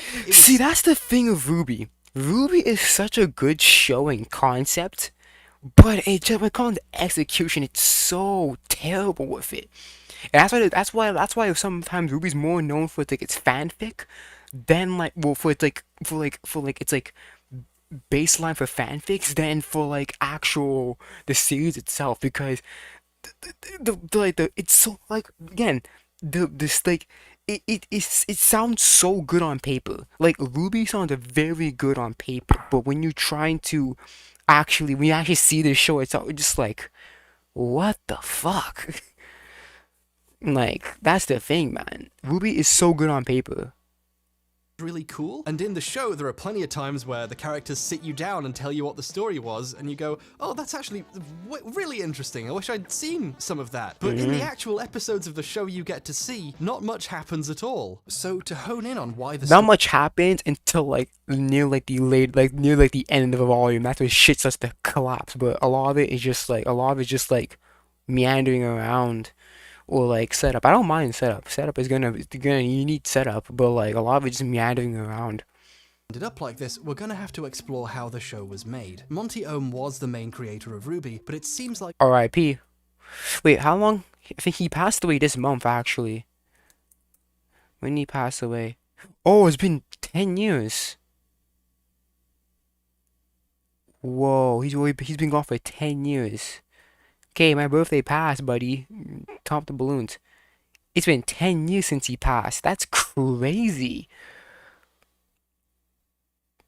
Wow. Didn't do much of the writing himself. In interviews, Monty and Guess is like this. Guess is the well, it's February 11th, so 1/1. Guess is the Monty anniversary then. Mr. Teeth have been upfront that Monty's not that interested in the writing part of making a show. Which is true. It's true. Monty himself was really part of the thing is that it was mostly Miles and Luna. Not Miles and Luna. That's Miles and Carrie. Sorry, Miles and Carrie. They were more of the story writers and stuff and shit like that. Monty was more of the action guy. And basically, what happened was Monty would put in like action scenes and stuff like that, and then Miles and Luna had to write around it and write to how to get to that action scene, which is yeah. We do stuff like writing characters and storylines and stuff that he doesn't really. I don't know if he's just not interested in it, but he doesn't do it. He likes all the animation. Yeah. Monty was more of a visual storyteller and seemed to prefer to have. I won't even say he's a storyteller. He just likes action. He's more of an animator.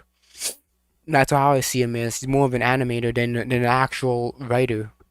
I don't see him. I wouldn't say we qualify as much as a writer. He's more of just an animator. He's more just like a chief animator. The writing part, which means the show has some other important creators, Miles Luna and Kerry Shawcross. RWBY it's directed by Monty Oum, and then Monty, Kerry, and myself are the lead writers for the show. Kerry had done some editing and compositing work on Red vs. Blue, and Miles had done machinimating, like the head bobbing to the recorded dialogue, on Season 9. He then wrote 13 minutes worth of miniseries and helped co-write Season 10. Fighting on RWBY was a lot of fun. It was a lot of fun to make. It was really scary because it was essentially the first time that either of us had ever written anything.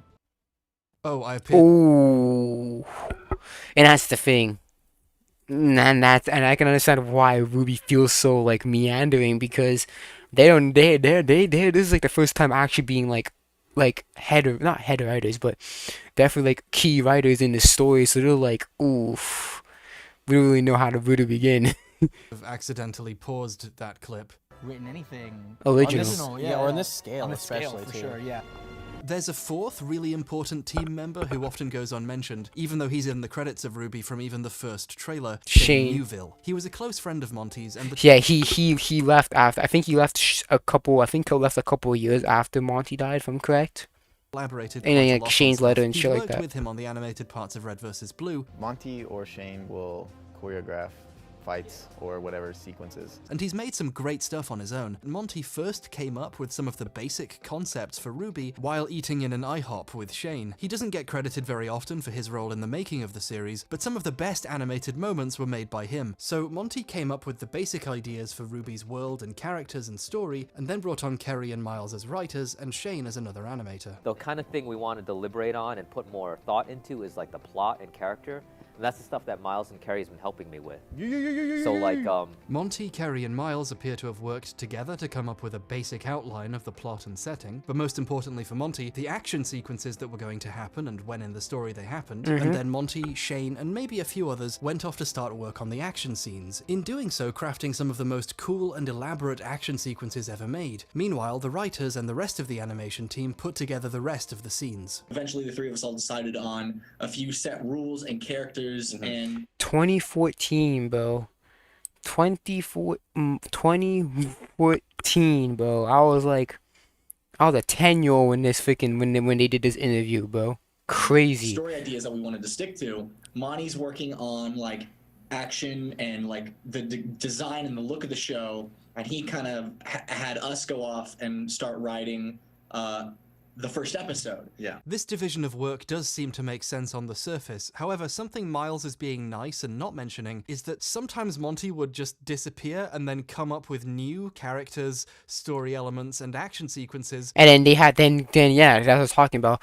And then Miles and Kerry will have to write around that and somehow find a way to get to that point.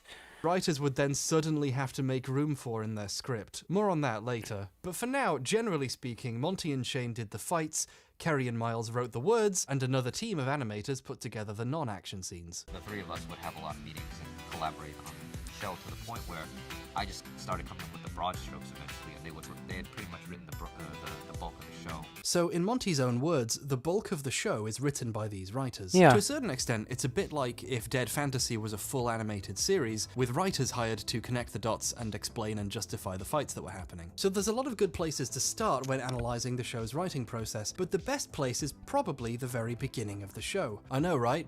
I'm a genius. The opening of RWBY really doesn't set up the story too well, but it does set up the writing problems we'll go on to see throughout the story in a useful way. RWBY begins with a very simplistic looking introductory animation explaining the basic setting of the world, with the slight problem that it doesn't actually do that at all. All it actually says is there's man, and also dangerous monsters that want to eat them up, called Grimm, as in Grimm's fairy tales, which is kind of cute. And then man discovered dust, a magical substance, well, magical-ish. For me, okay, this is me personally. I like it better when I actually like find out on my own, when the characters like naturally talk about it. I don't like it when it's like I understand, you know, Avatar iconic for its intro, but I don't like info dumping.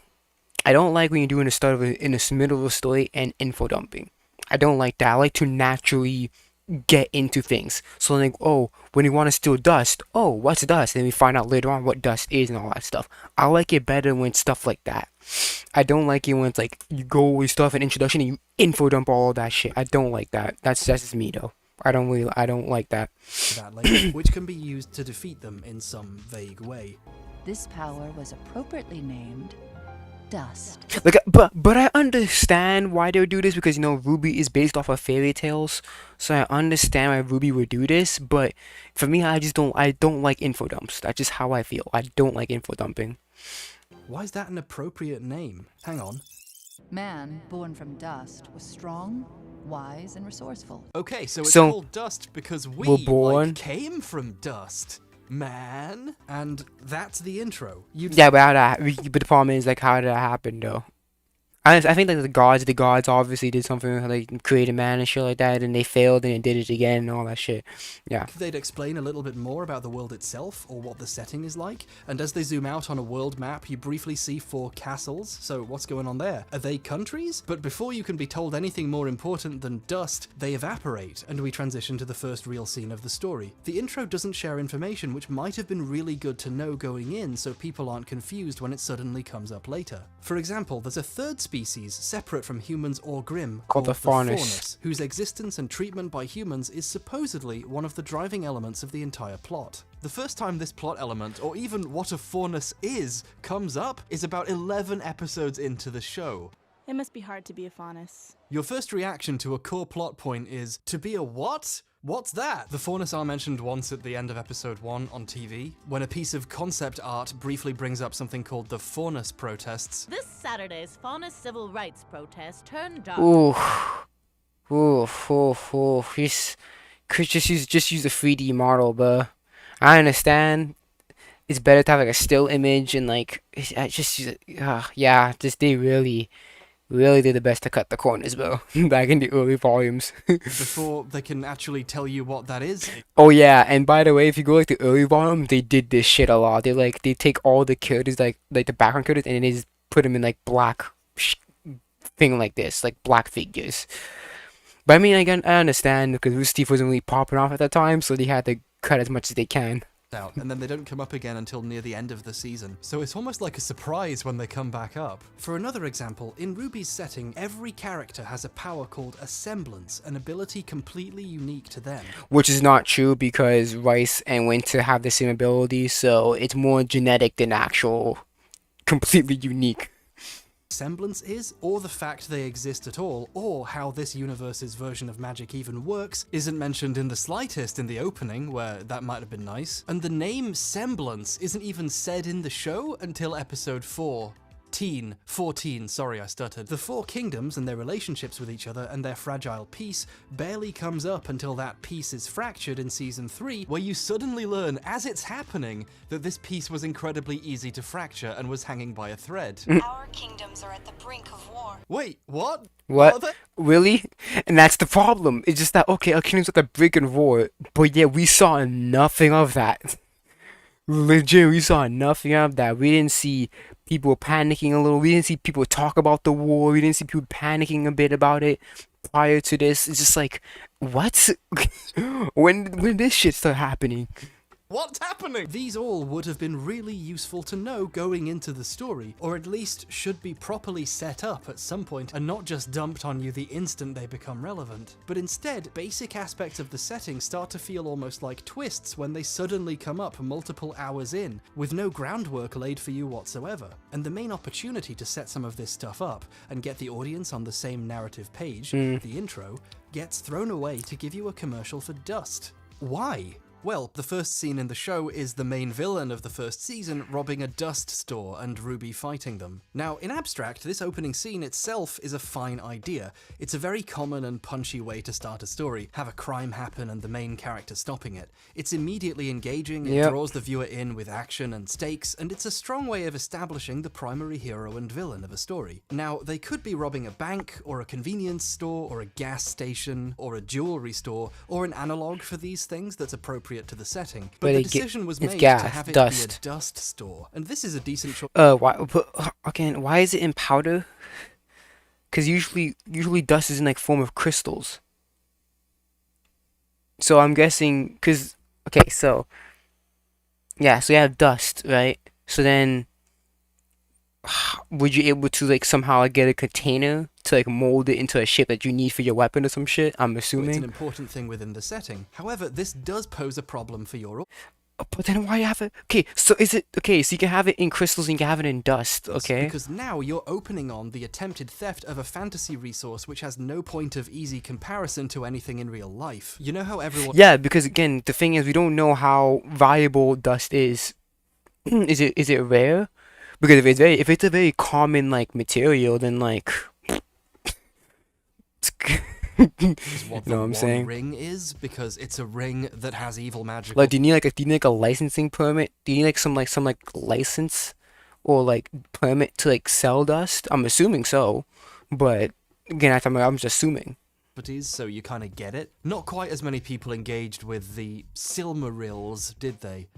God, even admitting I know what that is embarrasses me. If you just opened on this robbery without the intro, people would get the gist of robbery and girl stopping them, but not what dust is, or what it does, or why it's so important. But you kinda have to start with the dust store because it's a unique place for the setting, which could be interesting if it's pulled off well, and the plan of the main villain for this season is that he's... But it just looks like a gas station.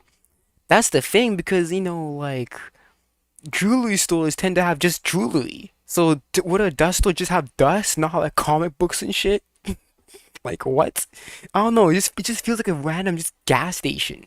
It was like Ruby didn't know what. It was like, okay, how can we have Ruby in this scene without making it look weird? Oh, right, we could put comic books in here as well. Like, I don't know. It just feels weird.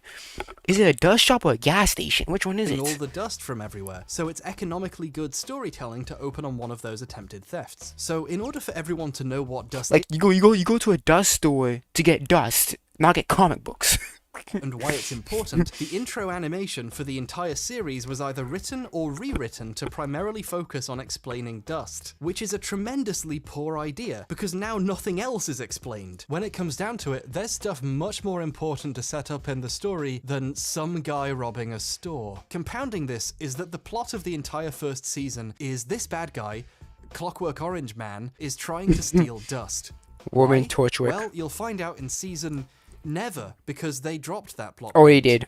I'm not even kidding. They changed their mind about the plot, so none of this matters. So yeah, on top of the obviously quite large problem that the writers didn't know what their story was going to be until after they'd finished writing a season of it, the chance to set up and explain the wider setting so people know a little more is squandered in order to explain why the next scene in the show is supposed to be important, and then it turns out not to be anyway. This is the opposite of economical storytelling. This is expensive storytelling. This jumbled mess of ideas, plot decisions, intro priorities, and later changes makes the intro feel like a first draft that they couldn't change. In the commentary track, they talk a lot about how cool it was that they got the voice actress for Cortana from Halo to do the opening voiceover, and it seems like she might have had a pretty busy schedule, so I have the sinking feeling that they wrote the intro and then recorded it and then realized that maybe it could have done with some more work and it was too late. That's just my... Or that the fact that she was just too expensive, so like, oh shit, we're fucked. Let's keep it going. Though. But this stuff needs to be the strongest because it's the best chance you have to sell an audience on your setting and story. The only thing really holding up its end here is Monty's fight with the robbers, which is really good, and also the transition to the fight from the scene in the store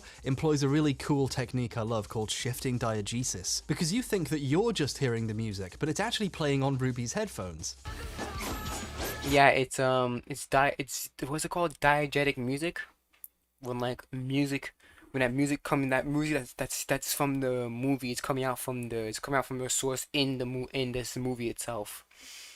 Instead of having random background music that you don't hear, that the kiddos do not hear.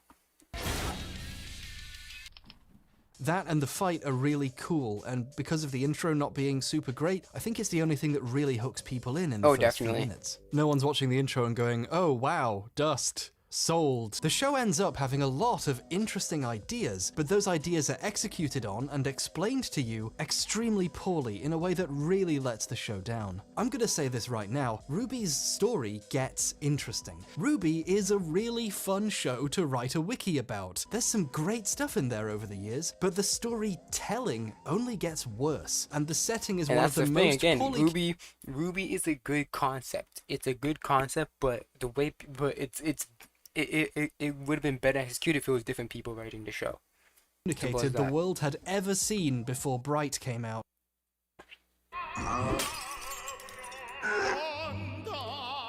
Mom spaghetti. Mitsubishi Motors. Savez-vous ce qui est génial avec I got ads, bitch. Leave me alone. C'est qu'on peut pas l'avoir.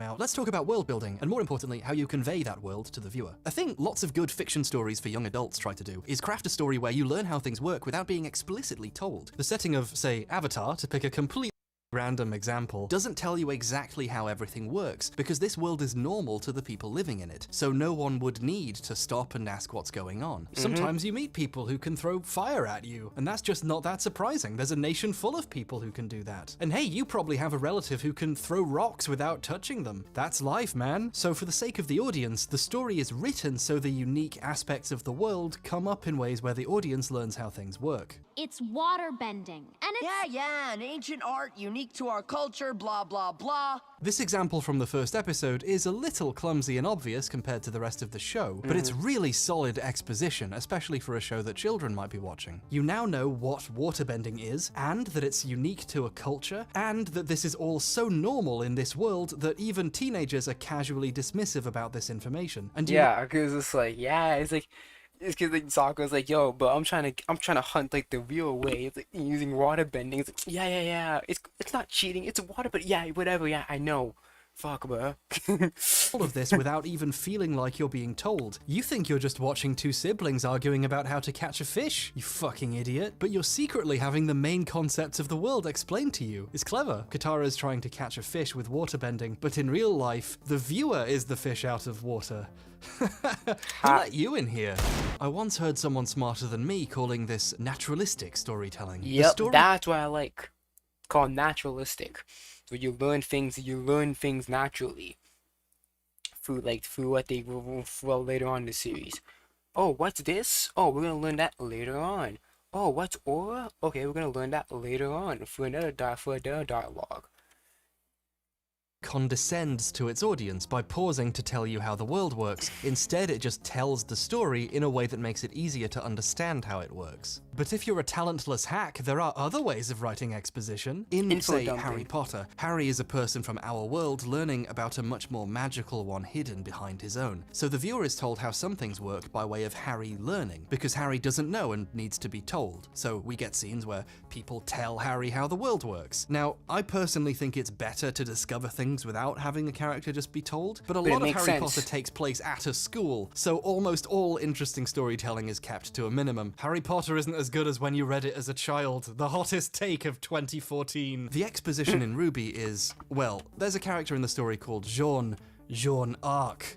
Do you get it? Who inexplicably doesn't know basic elements of the setting he lives in. And at several points early in the And doesn't make sense, and that doesn't make sense because he literally lives in the world.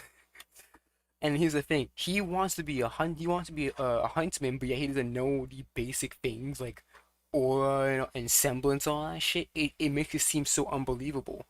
If he was like isekai or some shit, that makes perfect sense to why he would be like, what the fuck, what's the fucking semblance? But the fact that he been living this world this whole life, and his parents are not his parents. I think his grandfather was in the war and shit, and they didn't really bother to tell him anything about this. It's just so unbelievable. That's the problem. Another character takes him aside to tell him how things work. Do you know what aura is? For example, in an early scene, this character, Pyrrha, explains aura to him. She gives a long speech about how aura is a manifestation of your spiritual energy, nay, your soul. Basically, you have a shield for a while in fights, like in Halo. I guess old habits die hard. Aura is the manifestation of our soul. It bears our burdens and shields our heart. Have you ever felt like you were being watched? Our aura can be our shield. Oh my Everyone goodness. has it. Even animmonsters we fight lack a soul. Creatures, It's like manifestation, Ned. they are the dark. It's not about understanding. Both start by bearing light, soul, and manifest. Or it's essentially like Nen.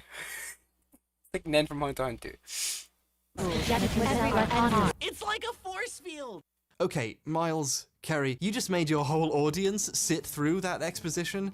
You can't then make a joke about how simple the explanation could have been. Also, when you're doing exposition, you still have to think about the character who's saying it and why. You know, Pyrrha's a teenager. Young adults don't tend to walk around with entire speeches about how their world works prepared in case someone asks. That's just really strange characterization. It's also really strange writing-wise for Jean to not know this. Jean is the latest in a long line of heroic monster hunters and is in anime warrior school because he wants to live up to this legacy. My father, my grandfather, and his father before him were all warriors. They were all heroes. Yeah, so how... And first of all, they're all heroes, right? How come we don't... Okay, here's the thing.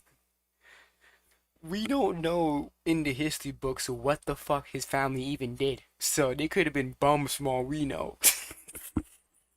They legitimately could have been bums from all we fucking know, because it's not like he's like, hey, look, it's John, or, oh shit, he's from this family. Holy shit, he's from the Ark family? Whoa. Like, nobody's acting like that. Right, so, or like, even Cardin's like picking on him, so like, it's like, was his family actually like well or good, or were they actually factually fucking bums? I wanted to be one too. There's no way he didn't, at some point, pick up this concept growing up or in training. Or, you know, it is a core aspect of, like, life in this world. Jean's character not knowing is such poor characterization that it literally doesn't make sense. You know, in Harry Potter, Harry was a literal child who was deliberately sheltered from magic all his life, so his not knowing stuff was explained by the story. That's kind of the only way this expository style works. You have to incorporate them not knowing into the character, or it doesn't make sense. Yeah, if you want, or like an isekai or going to another world or whatever. It makes sense for the character to not know this shit, because, oh shit, I'm in this other reality or this other world. That makes sense for them to do that. But if you've been living this world your entire life, it doesn't really make sense to say, I don't know how this works. Unless you're brainless or some shit. Explain one of the world's mechanics. It's not great to do it by having a character whose whole life revolves around knowing this information, not know it, and for the first person he ever asks about it to happen to have a speech prepared. Jean's idiocy is often used to try to make hilarious jokes about man not know thing. There's no way I put my gear in locker 636 yesterday. I would have remembered having to count that high. Ha ha ha ha ha. But more than for a joke, it's also a vehicle for someone to have an excuse to give really straightforward sounding exposition for the audience. In the scene where it's just like it's just saying it's just less effort to put it in naturalistic world building. It's just less effort for that. First meets Pyrrha, Weiss tells him who Pyrrha is. This is Pyrrha. Hello again. Pyrrha graduated top of her class at Sanctum. Never heard of it. Do you know who Pyrrha is? Let me tell you, and also the viewer, who she is, and list some of her accomplishments. She's won the Mistral Regional Tournaments 4 years in a row. A new record. The what? It's not just that Jean's characterization.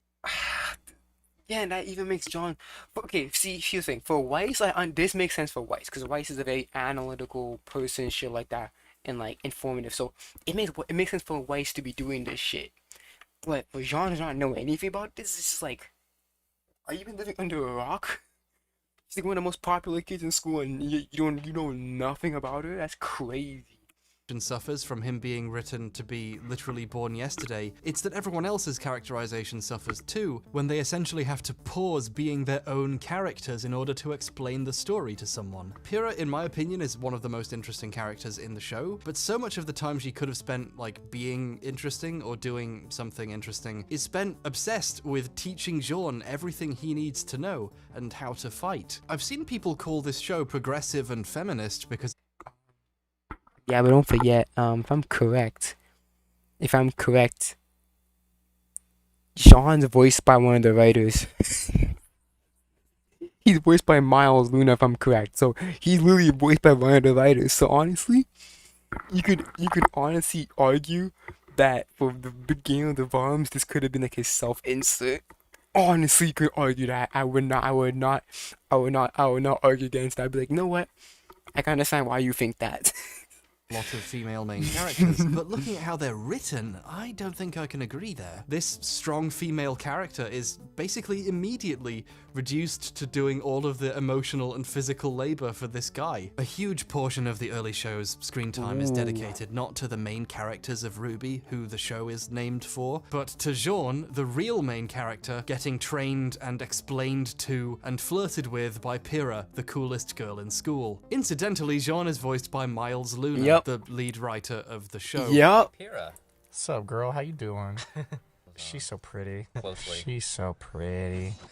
She's so pretty. So even while having a comic relief character who doesn't know things he definitely would, so people can explain it to him, the show is still struggling for good opportunities to explain the setting and plot. Luckily for exposition's sake, but not the viewers, they have, like Harry Potter, set a majority of the early show in a school, so often the viewer is in a literal classroom, being lectured to. And no, it doesn't become fun when the characters in the scene are bored of it too. However, because they're trying to make the exposition naturalistic, the thing about Jean is just like, yo, I want to become a hero, yet you're sleeping like this, bro. Like, do you really want to become a hero, bro? in the scene are also expected to immediately grasp multiple abstract concepts that aren't explained at all. Take, for example, semblances. What's a semblance? Okay, well, they're not magic. Something the show is very careful to explain is that they're not magic because people don't think magic is It's real. like, think of like quirks in My Hero. That's essentially what semblances are. Think of like Nen from like Hunter x Hunter, like quirks of My Hero. That's essentially what semblances are. Setting. We have dust, semblances, but I mean, there's no such thing as magic. To them, semblances are normal and magic would be really weird. But just for my own entertainment, 3 of the things I just showed you were semblances, and 1 of them was magic. Good luck figuring out which is which without being... It's so funny. I've watched the show, so I know which one's magic and which one's not. explicitly told by the story. Every character in RWBY has one really unique special ability. Blake can leave shadow clones behind and use dust to augment their elemental abilities. Yang can go Super Saiyan and get more powerful when she's angry, but then later they re-explain that it's her getting stronger as she gets hurt more, like she channels the damage. It's like kinetic and it's like basically kinetic energy. Like think of like vibranium from Black Panther. She gets stronger, and she uses that energy to fight back. Then yeah, thank you for telling us, Weiss. Another fucking info dumping. Thank you for telling us, Weiss. Could just let us see that. But yeah. Also, what's the fucking? I didn't realize that she had this weird purple wrap on her. Weird. Change it again to how it is her getting angry. Her father calls it basically a temper tantrum. Basically a temper tantrum. Oh, and then they change it back again in volume 6. I mean, it's kind of like both. It's essentially both. Like yours.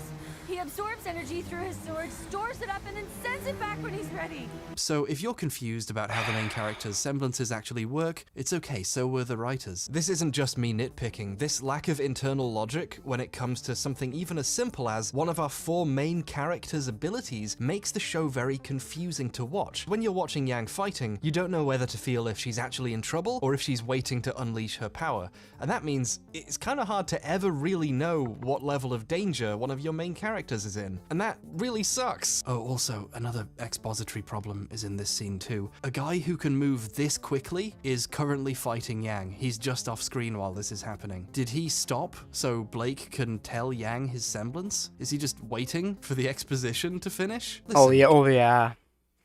You know what should have happened? Blake should have explained it while they were fighting. That's I think it should have happened. I think Blake should have explained it while they were fighting, and then like Yang be like, wait, what? And then bop, getting get caught off guard, then be in the scene again. That's except no explaining. I'm not trying to be mean, but like, show one other person your script before you're done. Like, just show it to one person. Ruby's power is she can move really quickly and turns into a weird orb made of cloth and rose petals as she does it. Weiss can make symbols appear that either lock things in place or stick people to things, but also she can summon monsters. But this isn't magic, it's not magic. It's not Linda magic. Goodwitch, yeah, really clever, well, she can basically do magic, like control things and shoot energy and put broken things back together and here's the thing though, because here's the thing, is it like Nen where like you can manipulate, you can go in like one category to another, but it's not gonna be as strong? Because for like in Hunter x Hunter, right? Let's say for example, Garland's like an enhancer, right? He can also be a conjurer, but it's not gonna be as strong as him being an enhancer. Like, can you go off into other fields? Because how does Glinda the Good Witch have multiple abilities, like rewind and all that shit? like, does Glinda have one semblance, or did she master to a degree where she has multiple semblances or multiple abilities? It's confusing, bro. Kill it's fucking monsters, crazy. But it's not magic! And Pyrrha is basically Magnet Man from the X-Men. So this is a Magneto. totally cool thing to put in your fantasy setting. It's very shonen anime. It really fits. It's a fine idea. So how is this explained to you by the story? Well, they don't. They don't. The intro doesn't mention it, along with most things, and for the vast majority of the first season, it's not mentioned at all. You see some crazy magical looking stuff happening, and you assume based on people's reactions that some people can do magic in this world, and that's fine. But then, 14 episodes into the show, Pyrrha saves Jorn's life by manipulating his shield from afar with her Magnet Man powers, which we didn't know she had until this moment either, by the way, and all the other characters react to this as if it's a crazy unique thing. What? Despite tons of magical shit happening before that, and one of the people in this scene surprised by Pyrrha's power can despite the fact that she knows everything about Pyrrha, she's surprised when she feels her semblance. Crazy. Also do magic. But I understand that it was implied, it was told that she doesn't really use it. She hides it often because she basically uses it because she uses it to manipulate her weapons like quickly and shit. So it makes sense why she barely used it. But like the fact that you didn't really know that, Weiss, are you as smart as you say you are? And they have this conversation about it. How did you? Well, Ruby has her speed. Oh my goodness. You have your glyphs. My semblance is polarity. This is the first time in the show anyone has mentioned semblances. This just happens. Nobody watching the show knows what that word means yet. So then, bam! Right as you're maybe getting to grips with everything else you've been told, brushed up on your in-show... No, I think it would have been better if Pyrrha just said, yo, just keep it a secret. Just like, she doesn't bother to explain anything. She's like, how did you... She just puts her finger up to her mouth and just like, keep it secret between us, okay? That's it. Therefore, it will imply, it can help us imply, oh shit, she has a magnet-like semblance or some shit. Instead of just outright saying it. It turns out fundamental things. Show, don't tell. No, but Ruby shows, then tells. So what's the point of showing you can tell anyways? What's the point of showing if you get like, I don't give a you knew about the setting, like that there's magic and that's fine, were lies! And actually, every single character in the world has one unique thing they can do with its own special name that is explicitly not the same thing as magic. But just to fuck with you, magic does also exist in addition to all this. The idea's completely fine, but this is not how you convey it to an audience. This scene is supposed to be about Jean's personal growth as a character, but instead, first-time viewers are gonna be going, hang on, what's a semblance? I thought people could just do magic. Imagine if the first time anyone said bending in Avatar: The Last Airbender was 14 episodes in. But in addition, Pyrrha also specifically is keeping her semblance a secret. We gotta tell them what happened. We could. Or perhaps we could just keep it our little secret. She doesn't broadcast her power, so it puts her opponents at a disadvantage. But then later, when some other characters figure out what her power is, they call it by the same name. Her semblance is polarity. So it's a secret, but... And that's so dumb. It's just like, okay, fucking emeralds can figure out so easy, but whites can't. It's so dumb. It would make sense if like they weren't sure about her powers. Is like her power seems to be something like a magnetism, something. Let's just say something like that.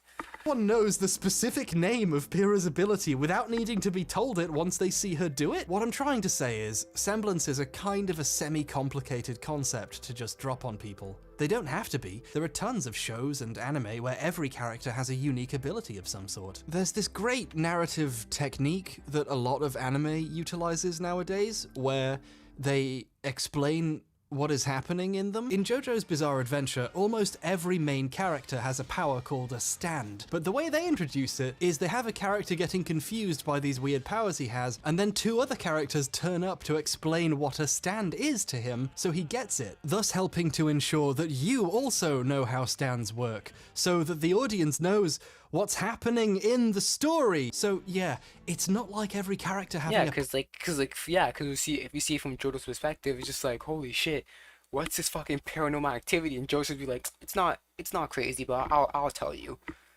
right? And if not only that, if you watched part, I'm pretty sure it's introduced in part 2.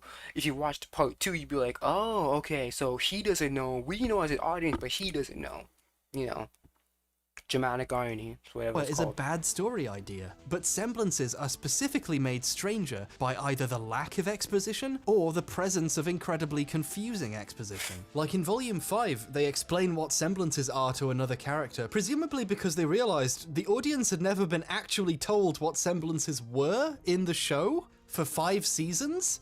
Can you see the problem here? When these ideas and story components are being explained so strangely, and it's taking seasons to correct, eventually the viewer either stops watching or stops caring about really understanding what's going on. They start to treat it like it's not really worth their time, and tune it out while they wait for the next cool fight. Good exposition and proper conveyance of information are so important in stories, especially fantasy stories. If you do it in a boring way, or do it badly, or don't do it at all, just like speculative fiction in general, like sci-fi and fantasy, you definitely need to do like a lot of work building for that compared to other genres. One thing in the introduction of your whole series, and then it turns out not to be as big a plot point as you'd thought, the audience's experience of your potentially good story is damaged, and it's really hard to get that goodwill back when you've lost it. I'm only realizing now, writing this video, exactly how cool Ruby's story could have been if it was written in a way that wasn't such a struggle to get to grips with. The show is having such a problem. That's the thing. Ruby is such a good concept, but the concept is ruined by terrible writers. So that's the problem. That's why people more know it for it's like fandom than actually for the show itself. Because the show is so like the concept is so done. It's so good. It's just like, okay, yeah, the furnace and dust and all that shit, but it's just like the way it's executed is so terrible. Its world that you have to watch another different show to learn basic shit. Despite spending tons of time sitting you down telling you how the world works, they still don't manage to tell you enough about the setting for you to be able to understand it. So they made a second companion show consisting entirely of lectures called Ruby World of Remnants. Yep. Everyone's favorite part of watching a cartoon. Supplemental material. work, like what all the countries are, and how they work, how huntsman academies work, and the basic history of the world, along with the major mechanics of the show, like what Grimm actually are, what Faunus are, how Aura works, what a semblance is. Oh, and how could we forget the cross-continental transmit system? The creators seem to have realized that this isn't explained very well. Again, it's reactionary writing. That's essentially what this is. It's reactionary writing. It's like, oh shit, we didn't explain this. We didn't explain it in the first. We didn't explain this in the story so far. So we're gonna have this side stuff. We can read that shit. But then again, later on in the series, it contradicts that. So it's like, oh. Like, in that context, it's like, what the fuck? In the story that they wrote. So they essentially made a private, personal Wikipedia to tell you what was happening. In the commentary track for Volume 2, they basically admit that World of Remnant exists to patch up all of these holes. Yeah, we have the World of Remnant videos to kind of get some exposition across as best we could. As best we could? Guys, no one was forcing you to write the story badly. They're even animated in the same style as the intro, effectively admitting the actual introduction didn't explain anything. If you watch through RWBY on Crunchyroll, which, why? The World of Remnant episodes are scattered between the normal ones. They're genuinely telling you that the best way to experience RWBY is for the show to stop every now and then so that you can be told a few minutes of straight exposition. The world of Remnant is a dangerous place. It especially yeah, we can already tell it's a dangerous place having the Grimm. You don't need to tell us it's a dangerous place. You can pretty much see with all the Grimm and the criminals and all that shit. Yeah, thanks for the fucking info. We can see it. That the explanations in World of Remnant aren't very good either. The World of Remnant episode about Grimm explains that we don't really know much about Grimm. Scientists perpetually find themselves with more questions than answers. Little else is known about the creatures of Grimm. Great, thanks. Thanks. The World of Remnant episode on semblances. Thank you for telling me that you guys don't know what a fucking Grimm is. Yeah. It's like you can't have that in the story either. That every single. Why not we have like fucking Oobleck trying to like say, oh yo, you're trying to dissect these motherfuckers, but like there was nothing that came up. Just something. Semblance is completely unique. The wielder semblance is completely unique. Not true. But then it turns out that Weiss's semblance isn't unique, and the Schnee family have the exact same semblances, like it's in their blood or something, and her sister Winter can do the same things as her. Every Schnee has the ability to summon. We have for generations. So they're unique, except when they're not. And that's a problem because you're telling me that they didn't mingle with any other people with other auras. I mean, yeah, Jacques. Jacques not. I mean, Jacques was married into the family, so they're kind of like. Is he telling me that, like, this Schnee has this dominant genetics? It's like having most recessive traits. Like, that's so unbelievable. It's just like, unless they do some Targaryen shit, I don't see it as believable. How? Okay. I'm glad there's a video explaining how this works, but it would also help if the explanation made sense, and if it didn't just raise more questions. Also, We Schnees are unique. Unlike How? many, our semblance is hereditary. How? Is telling. And that's the problem. It's never explained how it is Schnee unique. It's never explained, even from now on to the show. It's never explained what condition or genetic condition that they have, but it's hereditary. It's never explained in the show. And I'm saying this, 4 years in the future. When's the video come out? I'm explaining this like what? Yeah, 4.5 years into the future, and this is not explained. 4.5 years in the future, nine volumes in, it's not explained what's unique about the Schnees. At all. Telling this piece of information. So honestly, what she said here about hereditary shit means nothing, because it's never gonna be brought up. Her sister, she's one of the only other people who already knows this. This isn't how you write exposition. I don't want to be down on the concepts themselves here. The idea of semblances and the idea of someone keeping their semblance a secret to have an advantage, or a semblance that runs in the bloodline of a family and gives one of our leads a reputation to live up to, are all decent things to put in a story, and they could all potentially be really interesting. Then this is the problem. I wish it was more like quirks, because in My Hero Academia, is what I definitely like about My Hero Academia. For the quirk system, it's either you inherit an ability from your mother, an ability from your father, a mix of both, which is obviously in a spectrum, or you hear something completely out of the scope, right? So like for example, Todoroki's the best example. Todoroki's the perfect mix of the fire and ice quirk from his parents, right?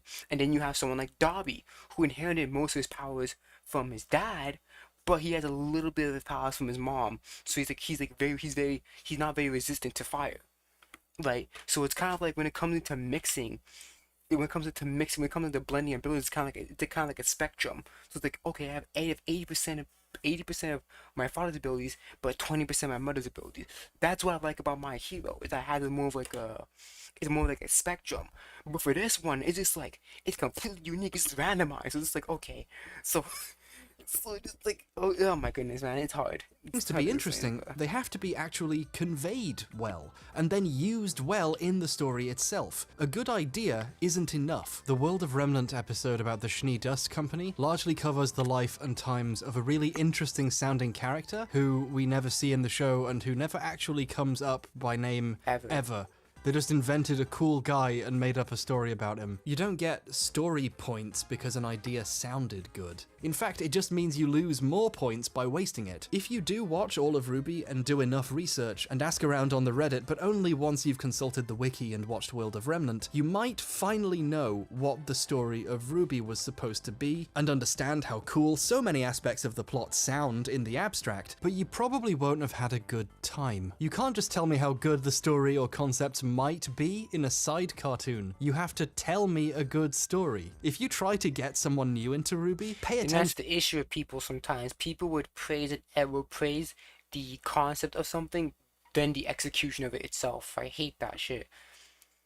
Like Hunter x Hunter again. Oh, you have men in all these contracts and shit. Okay, but what's a contract? How do you get a contract? Like, what's all this shit?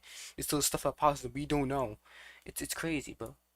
How much you have to explain things on the show's behalf. Even if you like the show and think it's good, or at least gets good, thinking critically, we have to acknowledge that it certainly takes some getting there. It's especially disappointing when sometimes you can see the show setting things up quite well. When RWBY gets done beating up the Sterling Squad, the bad guy manages to get away in a ship, even though a new lady turns up to help RWBY stop him. I bring this up because, credit where it's due, there is some pretty good storytelling going on here. When this new character turns up and is wrecking shop, Malcolm McDowell Boy says, "We got a huntress!" And this is a really good line, because the audience is like, that sounds neat. What's that? I bet they're important. And then, right after, RWBY reacts like meeting a huntress is really cool.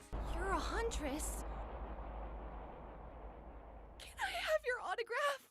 This is a decently animated scene, but also good exposition, especially compared to the rest of the show. We know that hunters are a big deal without having to be directly told who they are. Yeah, it's naturalistic. It's naturalistic exposition. It's like, oh shit, Huntress, come on, do your Cinder, do your thing. I ain't got no abilities, so you have to do your shit. What they do, based purely on seeing a guy react in a kind of panic to her appearance, and how RWBY reacts herself. It's fun and cool, and doesn't bog you down with explicit explanations, so the writing in this sequence specifically really works. That said, you fully learn what huntsmen and huntresses are by sitting in a classroom while they make a point about how this is boring and the other characters aren't paying attention. Individuals who have sworn to protect those who cannot protect themselves. Oh really? Wow, thanks. This scene was worth my time. Surely there's a more interesting way to explain things to your audience than with a lecture. Besides, that's what World of Remnant's Huntsman episode is for. What this scene with Glinda implies to me is that someone on the writing team did know how to write exposition, and his name was Monty Ohm. The action scenes, the ones Monty had gone off to make while the writers wrote the other stuff, are consistently the most interesting examples of character writing and storytelling in the show. In Volume 2, our characters are so busy having drama or doing wacky skits to establish why these characters are actually friends. Did you steal my binder? I am not a crook. What are you talking about? You sent a dog? In the mail? But a few episodes in, we have this big fight where the team work together to beat a big mecha. And in this scene, Monty does all the characterization that could have happened in the show. The characters' teamwork, using each other's abilities in conjunction together, is choreographed and prepared in a way that shows the audience that these characters have learned to work together. Each move even gets called for by RWBY using a code word. Razorman! Check me! Ladybug! Bumblebee! We have to slow it down! And how do you propose we do that? Ice Flower! showing that she's grown and learned to direct the team she's leading. The audience can finally tell that these characters have a really intimate knowledge of each other and their skills. These names were actually chosen by Monty as a reference to the ship names the fandom had come up with for the characters. What's a ship? Bumblebee. Sorry, that wasn't meant to signify my feelings on the subject. Well, a ship is a thing fan discussions of media end up doing when fans want or predict characters. Bumblebee and shit like that. Okay, pause examples. And some Monty fight here. Let's go, shit. We're gonna end the show at 2:30. 3 mois et 3 saveurs fromagées. T'en veux? Tu peux. Cheese it. What she needed is actually kind of gross. Me personally, I still don't see it as a big deal. I'm just like, I don't see them as like, these are 4 females that are awesome. I'm like, no, these are just 4 cool kids that are fun. Can't really think of any moment really where we sat down and we're like, okay, this is happening, or we want this to happen because they are female. Yeah, no, it's always just been like, it's just like they're 4 people. They're awkward teenagers. Hey, hashtag Ruby fans. Have you heard? Yang Xiaolong is gonna fight Tifa Lockhart. My money's on the hot one. All right, so we've got Yang Xiaolong. She is the bubbly one in the bunch. She's just so happy. She's the party girl. She's, you know, pretty much everything everybody wants in a girl. So they brought back the interesting character conflict of the test, then re-resolved it right away. This is like watching a learner driver stall their car. Like, come on, you almost got a story going, just keep going at it. Immediately after having a character just give up on what their character arc should have been, the plot suddenly switches gears and focuses on someone else. Wait, gears? And then it was the stall the car thing. Was that a deliberate metaphor? No, that was an accident, I'm sorry. Thus begins the Jean arc. A big portion of Volume 1, 4 of the show's first 16 episodes, is about how Jean actually forged his anime college transcript to get into this school, which makes him the deepest character we've met so far. Wow, who'd have thought? And then he gets bullied by a generic mean guy who threatens to tell people his secret and get him kicked out. But then he stands up to him and saves him from a big Grimm, and now he respects him so he won't share his secret. That's the solution to bullying, kids. Save them from a monster and maybe they'll leave you alone.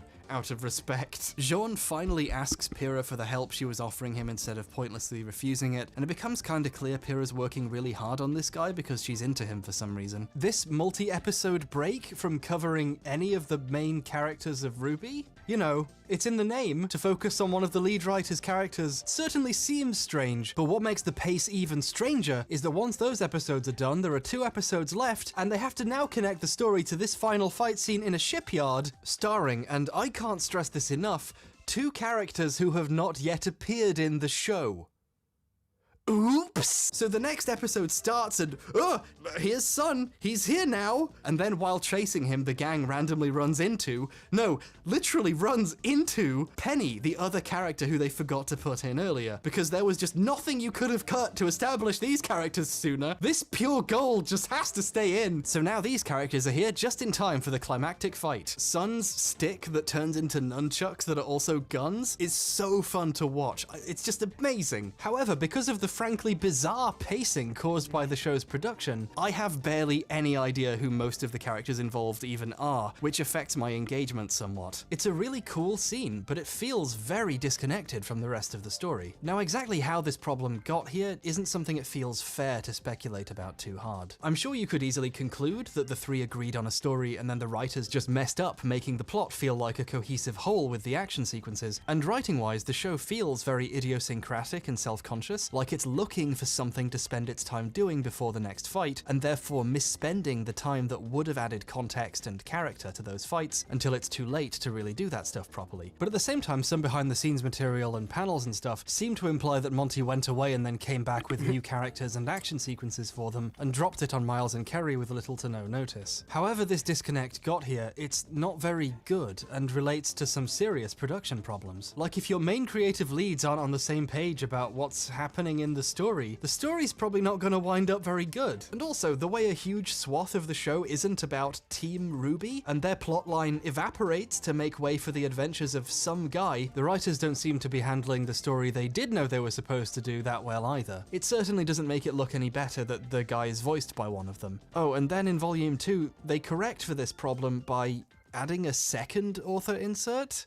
So a guy called Neptune turns up. He's a really cool, attractive guy who wears goggles, and they make a point of showing how Weiss is into him, like, right away. Let's not assume that this is, like, author insert wish fulfillment or whatever. Like, let's assume they just came up with this character and then Kerry Shawcross decided to voice him. Like, hey, if you're writing a whole show, you should get to voice one of the characters, that's fine. But come on, it was really weird that you picked Neptune, man. This character gets into love triangle stuff with a bunch of young female characters who you write, so it just feels weird. And then this character hangs out a bunch with Yang, you know. Pretty much everything everybody wants in a girl.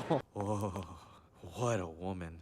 She's 17. So and yeah, in Volume 2, the plot pauses itself for a shockingly long amount of time to have an arc where our characters prepare for the school prom and figure out who's inviting who. Because Weiss wants to go with Neptune, but Jean wants to go with Weiss. But Pyrrha wants to go with Jean, and she can't bring herself to ask it. So whenever something in the show happens that's really strangely explained and you wish got, like, told to you better, remember that they had time to do it and spent it writing scenes where two characters voiced by them hang out at a prom. Hey guys, you know when you were talking about needing to get exposition across as best you could? Put it here. Put naturalistic exposition in the scenes where this fucking prom would have gone. The prom stuff isn't even necessarily bad either. It's nice seeing the sweet dance animations Monty did for it. He was a big fan of animating dancing along with fights. And it's cool seeing this stuff in RWBY too. And a lot of the character and relationship stuff happening in the prom scenes is, like, fine. The problem with the scene is, even if it's perfect, it's yet another thing that's happening instead of a story. It just becomes aggravating knowing you're watching all of this and basically still waiting for the plot to start again. And you know how it starts again? Well, right at the end of the episode before the final 2 of the season, the ground suddenly opens up under Ruby's feet and she falls into the plot. Watching this show knowing that it had a creative lead and 2 writers, and the plot consisted of a bunch of people fucking about, going to the prom, and not doing much else for most of the season? Like, seriously, what were you doing? It turns out there's an entire dead underground civilization the bad guy and his goons are doing an evil plan in, but the next fights that Monty was making were a series of fights on and in a train, riffing on the ideas he'd had during the Black trailer. And those scenes are supposed to happen now. So the dead, destroyed civilization that RWBY just fell into has a working rail network with a train in it. This is another instance of there's no point in fighting these things. Like, instead of the plot leading organically into the fights on the train is just there when it needs to be in the story. I feel like there might have been a slightly easier way of getting the characters onto a train. That's all I'm saying. But once we get there, the actual action sequences on the train are really well done. Monty and Shane and the rest of the team do some really stellar work here.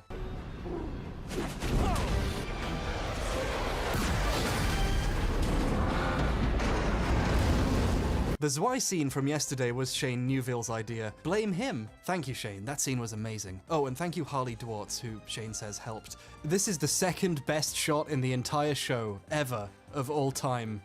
Do you get it? Do you get it? And I wish the writing and story had the kind of energy the animators were capable of manifesting. There is this one really cool fight between Yang and Neo, a character fans love because her deal is she doesn't talk and therefore cannot be ruined by the writers. She actually beats Yang, and then a strange warrior woman we don't know at all turns up to protect her, and Neo is so fuck off scared of whoever this lady is that she's like, nope, peace out, and then the lady leaves. It's really cool and mysterious, but there is one teeny issue with this scene, and that's the really good music that plays during it.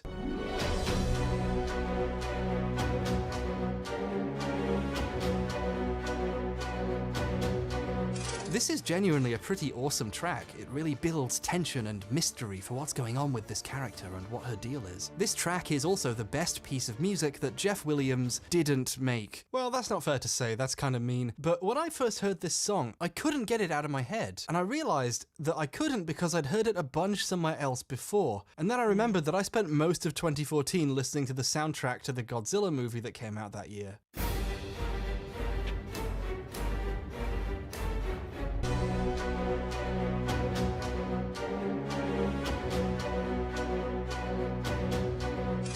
They found the bones of the Godzilla soundtrack, and they rebuilt him into MIDI Godzilla. Now, I'm not saying this is plagiarism or anything. These songs are just incredibly similar because they're both very generic. But I do kinda secretly hope that they got the idea from the Godzilla movie, because I love finding other secret Godzilla fans out there. Oh, Shin Godzilla was so good, wasn't it? The train crashes into the city, so a bunch of Grimm attack people. All our main characters work together to beat up some monsters for a while. Oh look, a reference to Haloid, which was itself a reference to The Matrix. I love it. It's a pretty good end to a volume, you know, defending a city from a bunch of monsters. And then Team Coffee shows up. Team Coffee, 4 characters who've barely been on screen until this exact moment and only get mentioned in passing like once, appear and heroically single-handedly kill almost all the Grimm in a matter of seconds. I absolutely love the music for this fight.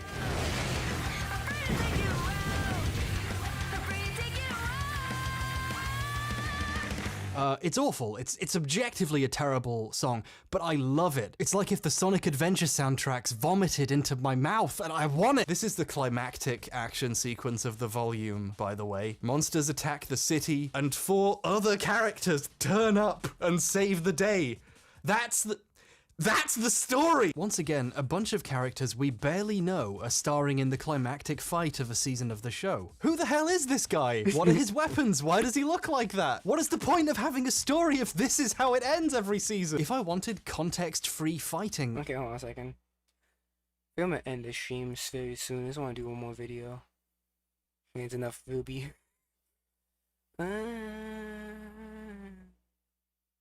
Yeah, Luca went off for his debut. Congrats for Luca.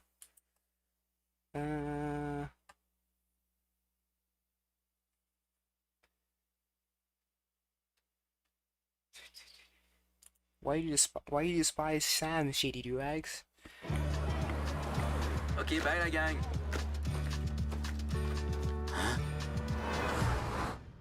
Whew.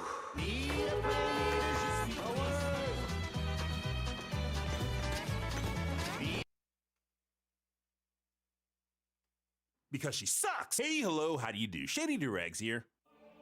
You were there when I destroyed Diane Nguyen. I'm so tired of squinting. You saw me absolutely obliterate John Redcorn. I want my son. Now join me as I once again get irrationally angry at yet another fictional character. But this time, she's a teenage girl. Sam Manson from Danny Phantom. Boy, has this video been a long time coming. Yeah, in case you're new here and habitually click on videos without reading their titles, I'm not a big fan of this character. In fact, for over a decade now, I've been telling people that Sam Manson is my second most hated fictional character of all time. Who's the first? There's $5,000 here. I could pay Frank back tonight. Originally, I was going to take the same route with Sam that I did with John Redcorn and review an episode of Danny Phantom that more or less demonstrates all the reasons I absolutely loathe this character. But I eventually decided against that, mainly because there isn't really an episode that properly presents everything I'd like. While I can certainly pick out one that has a lot of unlikable Sam moments, getting my point across is going to take more work than that, and I'm nothing if not a hard worker. Wait, the opposite of that is true. So strap in, intellectuals, because we got a long discussion to have about exactly why I despise Sam Manson, which you all care about for some reason. Samantha Manson, along with Tucker Foley, is the best friend and sidekick of Danny Fenton, aka Danny Phantom, though for some reason in Season 3 they don't like being called sidekicks. I thought we needed a cool name since we're kind of Danny's sidekicks. We're not really sidekicks. Yes, you are. Danny is a superhero and you two assist him in his adventures, rarely ever fighting ghosts on your own. That's a sidekick. It's a little ambiguous how long Sam has known Tucker and Danny. She's definitely been around Tucker for years. In second grade, Tucker threw up in your lunchbox, but he told you Ricky Marsh did it. What? I kicked him off the monkey bars for that! It was you?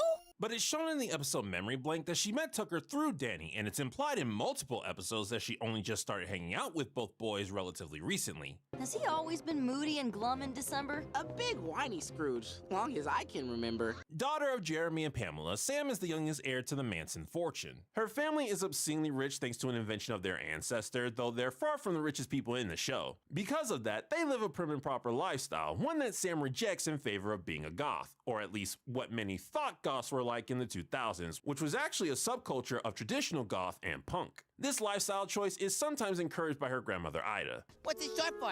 Ida preferred a different name? As an activist, Sam believes in taking a stand for what's right. This partially explains her dedication to helping Danny. She feels she can't sit on the sideline and has to be involved in making things better. Danny's lifestyle as a superhero helps her achieve that goal. I'll always be your friend, Danny, and I'll always be there for you, but I can't live life just sitting on the sidelines. Sam's hobbies include video games, poetry, gardening, geeky movies of certain genres, and certain types of historic literature that mesh with the goth stereotype. She's an ultra-recyclo vegetarian, which is just a fancy way of saying she never eats anything with a face on it. For a while, I didn't know if this meant Sam was just a standard vegetarian or if she was full-on vegan, but after rewatching the show in its entirety, I found this moment. It is my honor to assist the Great One and his servants. Servants?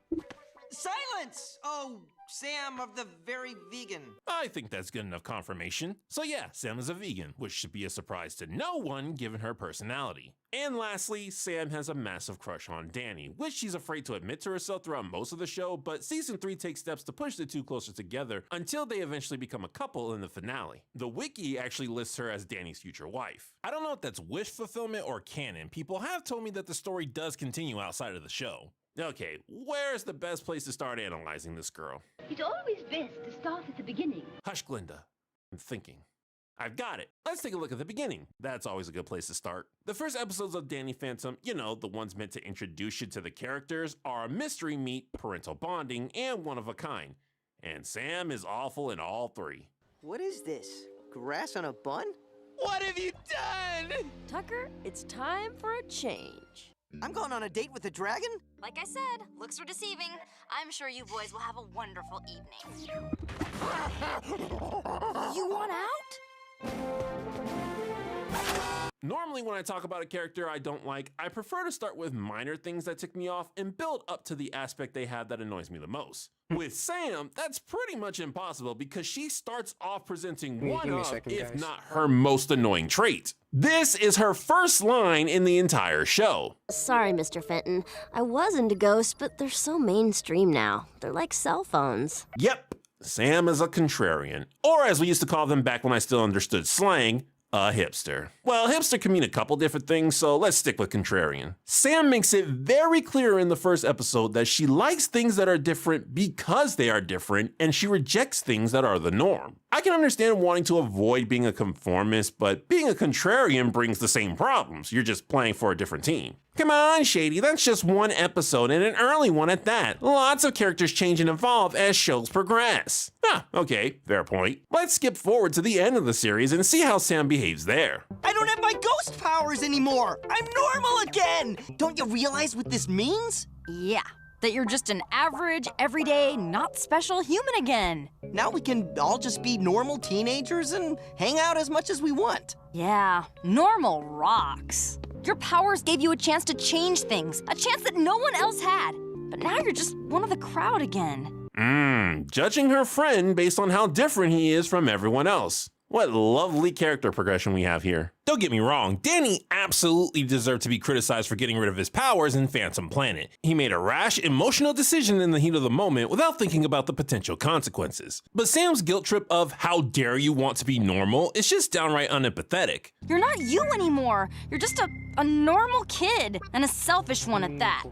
How am I selfish? Because I don't want to endanger the people I care about the most? Seriously, once you understand that Sam is motivated by embracing what isn't considered the norm and rejecting everything else, a lot of her decisions fall into place. Why is she goth? Because goth was the counterculture of the 2000s. Why does she hang out with Danny and Tucker despite having almost nothing in common with them and is actively annoyed by their antics? Because these two are outcasts whom the popular crowd has rejected. Why does she hate beauty pageants? Because everyone involved loves conventionalism. And so on and so forth. Now, I don't know about you intellectuals, but for me, a contrarian mentality is one of the most annoying traits anyone can have. So knowing that a lot of Sam's personality is motivated by that mindset makes it very difficult for me to ever see her in a positive light. Also, I know some people are probably going to accuse me of judging Sam by my adult standards, which isn't fair since she's just a teenager, but trust me when I tell you that I've always felt this way, even when this show first came out and I was around Sam's age. Look, there's nothing wrong with being different, and there's certainly nothing wrong with liking being different. I'm actually very guilty of that. I just have issues with rejecting and accepting something on arbitrary bases that don't include its merit or integrity. I also just hate how media will so easily say being different is okay, but has trouble saying the same thing about being similar to others. If you're being yourself, you're happy, and you're not hurting anyone, why is it bad that you also share traits with the majority? Seriously guys, it's okay to be wild. Funny thing about Sam is that while her first line in the show gives you an insight to her mentality, her second line explains why she has it in the first place. I think I should tell them. Why? Parents don't listen. Even worse, they don't understand. Why can't they accept me for who I am? Sam has entered the typical teenage scenario of gaining an identity that her parents don't approve of. It's practically to a cliche degree. She could be the poster child for "it's not a phase, mom." And like all "it's not a phase, mom" kids, or really most people, Sam doesn't like it when people don't allow her to be herself and follow her own life choices. Just watch what you say around them. They already think I'm on the road to troubled teenhood. Which, you know, is an understandable frustration. If you feel you've got a good head on your shoulders, why should anyone else tell you how to live your life? It's just too bad Sam doesn't feel the same way about other people. And my all-meat streak is 14 years strong. And it's about to end. The school board finally agreed to try a new cafeteria menu. I wore them down. Yeah, despite not liking when people force their lifestyle onto her, Sam is perfectly fine forcing her lifestyle onto others. We are 3 for 3 with hypocrisy being a main reason I dislike a character. Do I hear 4? But let's be clear here, the menu change was only supposed to last a week, so really Sam was just getting the school to try something different. However, that doesn't excuse her from hypocrisy. Sammykins! At least try it on! And what makes it worse is when the ghost lunch lady shows up and specifically says she's wreaking havoc because Sam changed the menu, this happens. The only reason this happened is because you had to be unique. You had to take the meat away, and I'm gonna get it back. You had to You take wanna change that menu that back? sounds so weird. You had to take the meat away. Sam, Eyes. there is a ghost attacking your school because you changed the menu. Changing it back would most likely make the ghost leave. You should want that. Also, the episode makes it clear that a lot of kids hate the new 2:30, menu. sorry. Why, Sam, are you trying to force change that is being negative? I want to see Illinois' new video. It's a quick video.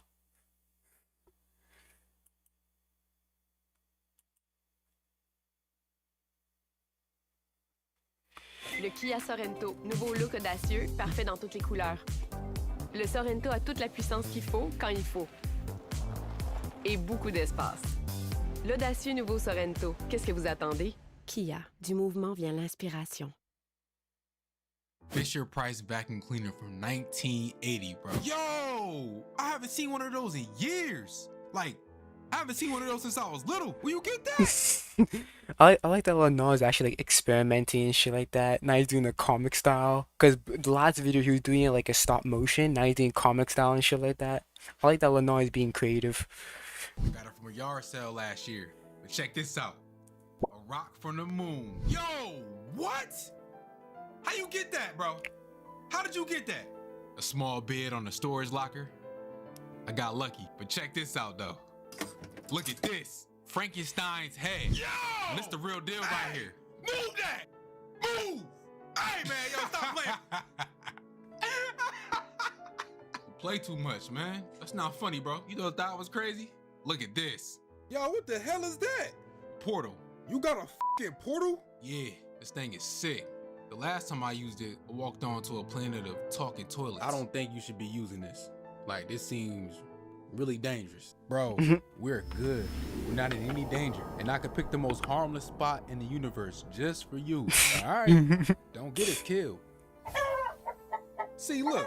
It's a chicken. Fucking chicken. Oh! Yo, turn it off, man! I can't! I can't, bro! Turn it, I can't! No, I really appreciate young Illinois' creativity, bro. Like, he's really flexing his editing skills hard on this, man. But this is the other one I'm talking about, the stop motion one. This is the stop motion one he did.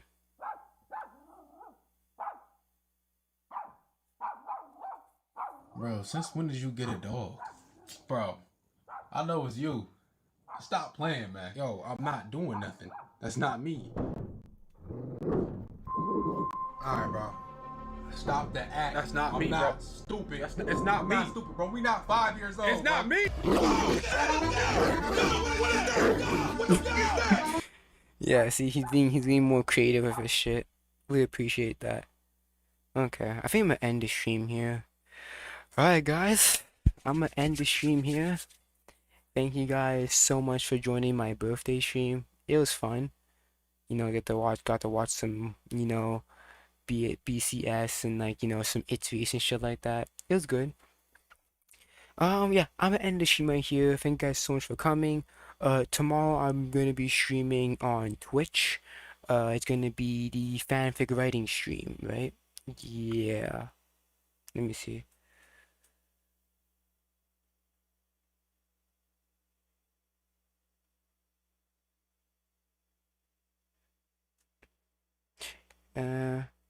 Yeah, so I'm sorry. So yeah, basically,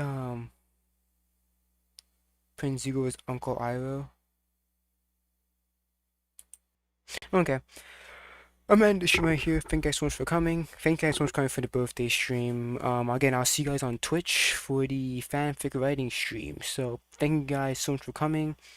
I think the next time we're streaming, let me see. I think next time we stream is going to be, yeah, on Saturday. So I'll see you guys on Saturday here on YouTube, but for the rest of the time, for the rest of the week, I'm gonna be on Twitch. So thank you guys so much for coming. I'll see you guys tomorrow on Twitch. Have a good rest of your day, and yeah, peace out. And put some music in the background, then just enjoy that. Let me see this shit. Alrighty.